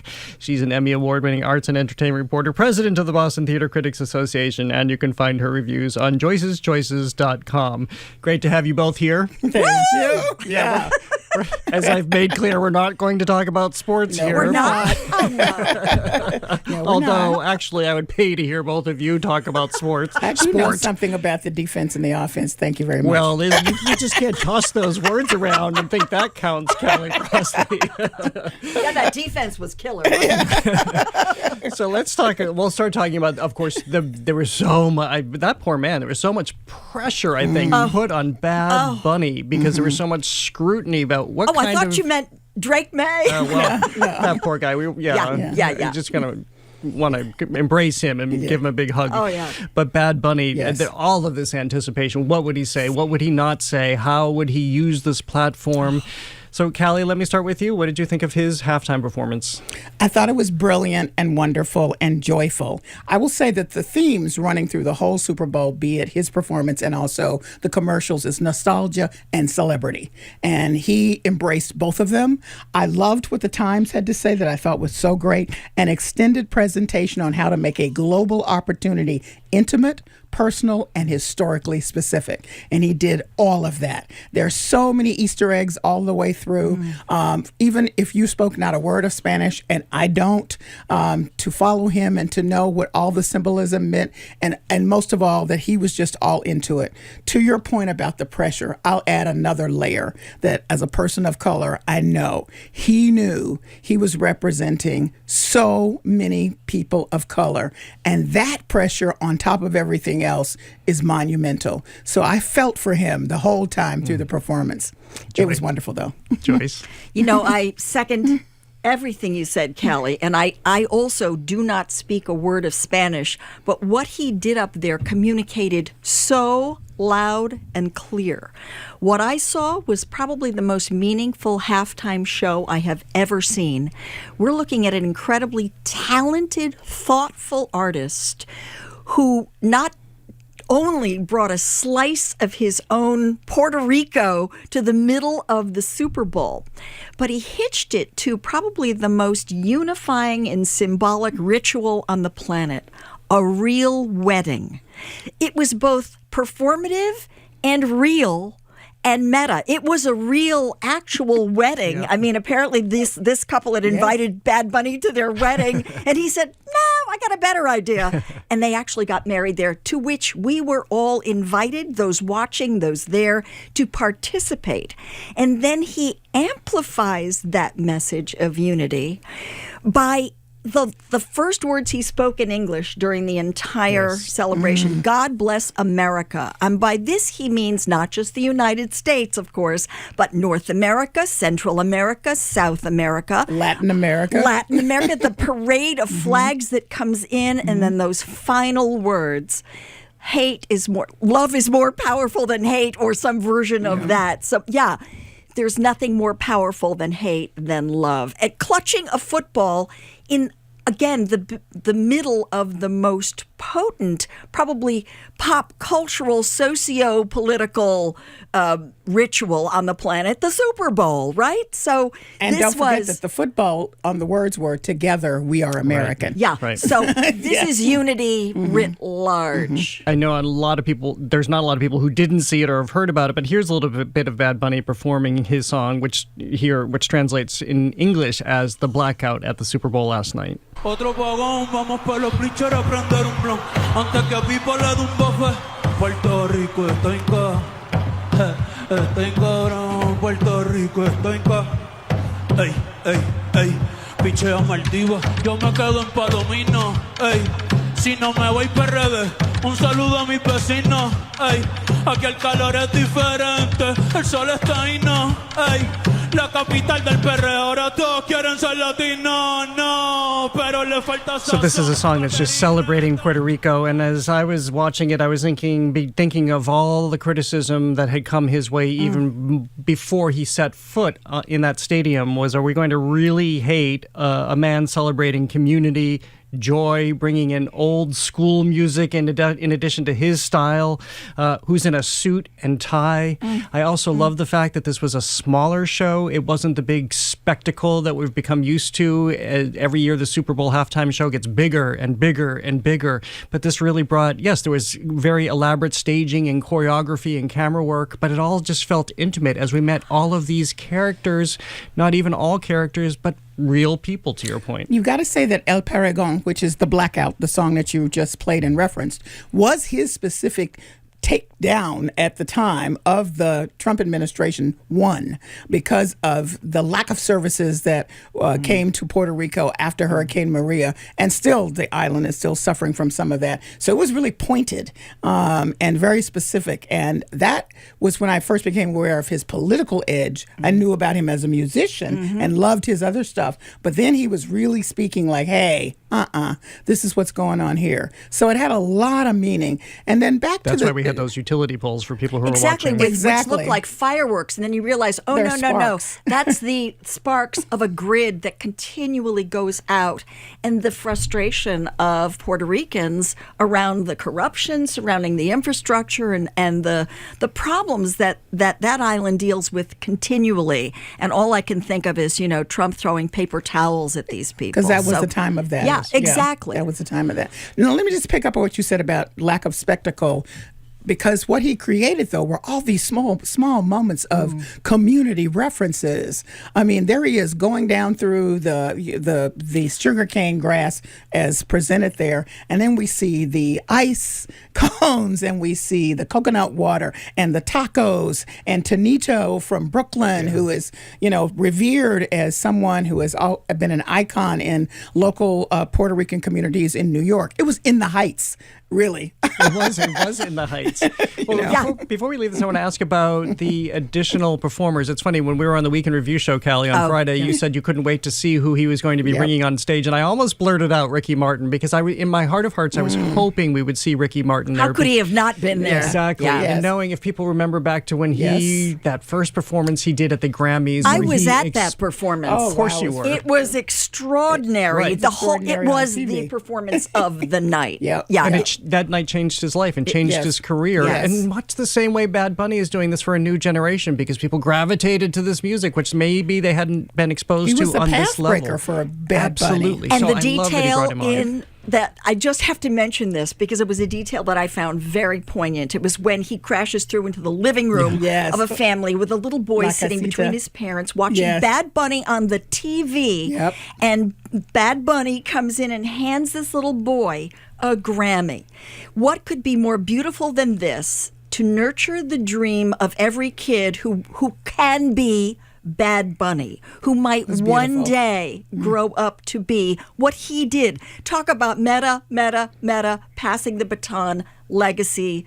Just beautiful, moving. And I never thought he'd be nervous for a moment, because I think the guy is so real and relaxed in his own skin that he owned that out of the gate.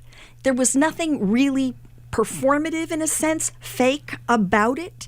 It so came from the inside out that, to me, he was fully invested, and we all got that. And so was Lady Gaga, and so was Ricky Martin. It's just dawning on me how relaxed Cardi they B was were. there. Yeah, Pedro Pascal, because he passed it along. This sense of love of performing and sharing this message. Family. Exactly. We are the Ricky Martin family. connection, though, is really, really important, because Ricky had to make his big global opportunity through English language. And so here is Bad Bunny recognizing him. You made space for me, for both of us to be as authentic as we want to be. And that was really important. And then transcending the language to, it doesn't matter. Yes. It's good. It's important. And then aren't we all connected beyond our language boundaries? That was brilliant. And the last song was about I Should Have Taken More Photos, which is, of course, his the Grammy Award-winning album of the year. Yes. Well, we're talking about the Super Bowl with Callie Crossley and Joyce Kilhaywick. Let's move to the ads. The other reason people who are not watching it for just sport are watching the game. I want to go to one I really liked, actually, which is the one with Ben Stiller and Benson Boone in Instacart's Super Bowl ad directed by Spike Jonze. Instacart lets you choose your bananas. Get them just how you like. Instacart lets you choose your bananas. From green to extra ripe. This is Benson Boone triumphing, and this is Ben Stiller making a fool out of himself. It's the one I woke up thinking about this morning and laughing about. What were your favorites? I liked the Dunkin' Donuts one. I just blanked for a while because it had everybody in it. Dunkin' Good Will Hunting. Dunkin' Good Will Hunting, which here again is nostalgia and celebrity. A lot of celebrities. Jaleel White, Jasmine Guy, Jason Alexander, Ted Danson, and then Tom Brady at the end with Jennifer Aniston and more. Ben Affleck. Ben Affleck, yes, that's true. But if you didn't get the point, here's the criticism from a lot of marketing people, and I have to say for myself too. a lot of these commercials didn't push what is the whole thing about. So at the end, you didn't connect sometimes the celebrities with the thing, and that's problematic. Now we here in Boston know Dunkin' Donuts, so I just came with the assumption. Yeah. But I imagine people looking at it elsewhere and thinking, okay. What? Yeah. You know, it was probably the phrase I uttered more than any other one, which was, what was that about? Yeah, exactly. What did that mean? Exactly. Yeah, and it was always about AI or apps or gambling or some service so like much that. Gambling. So much gambling. But there were a couple that I did like, and I have to say the Novartis ad cracked me up. Relax your tight end. Oh, I love that one. That was good. Starring I'm going to tell you, I didn't even know Novartis did it. I just love the tight end. Yeah, well, there you go. And I'm like, well, I had to go back and say, what was that about? Oh, it was about raising awareness about a new test for prostate cancer. I got that part, but I didn't know who it was doesn't for. involve manual manipulation, but a simple blood test. Yes. Now there you go. Thank you for the specificity. I could have been a little more specific, but I didn't. That was a great one. Yeah, that's a great one. That was fabulous. And that one you remembered what it was for. That was probably the only one you Yes. actually remembered what it was for because it was so smart. You see a big football player lying in a hammock with Enya on the soundtrack going, what is that? Enya? Yeah. I just think that was one of the ones I love so much. I like the Lay's commercial, too, with the passing of the baton from the father to the daughter saying it's your farm now. In the potato That was field. very sweet. Yeah. Well, speaking of passing the baton, I also liked this year's Budweiser ad was good with very the sweet. little pony and the little eaglet. Yes, that was like sweet. Pegasus, the eagle coming up over the Clydesdale, which is a real traditional, thing, and it reminded me of the products.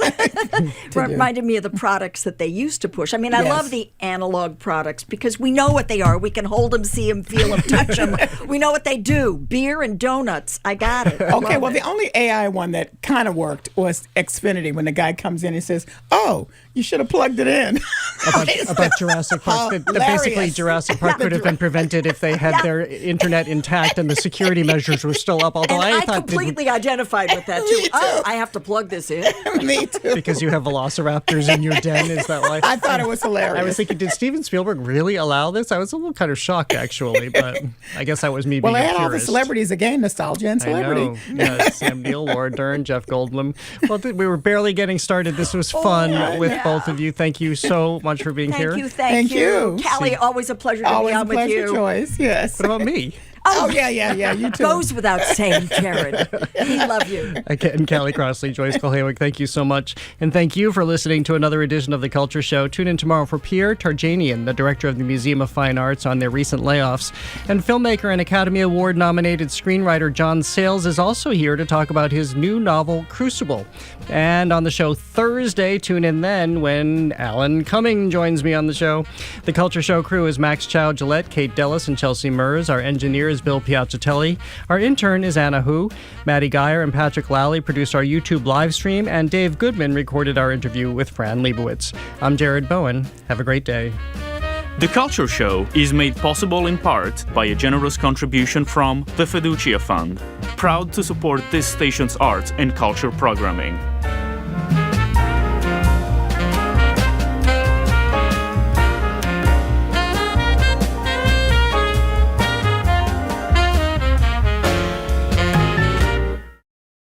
Spend your afternoon with us. Stay with us for GBH's All Things Considered at 4 and Marketplace at 6:30. But first, the world.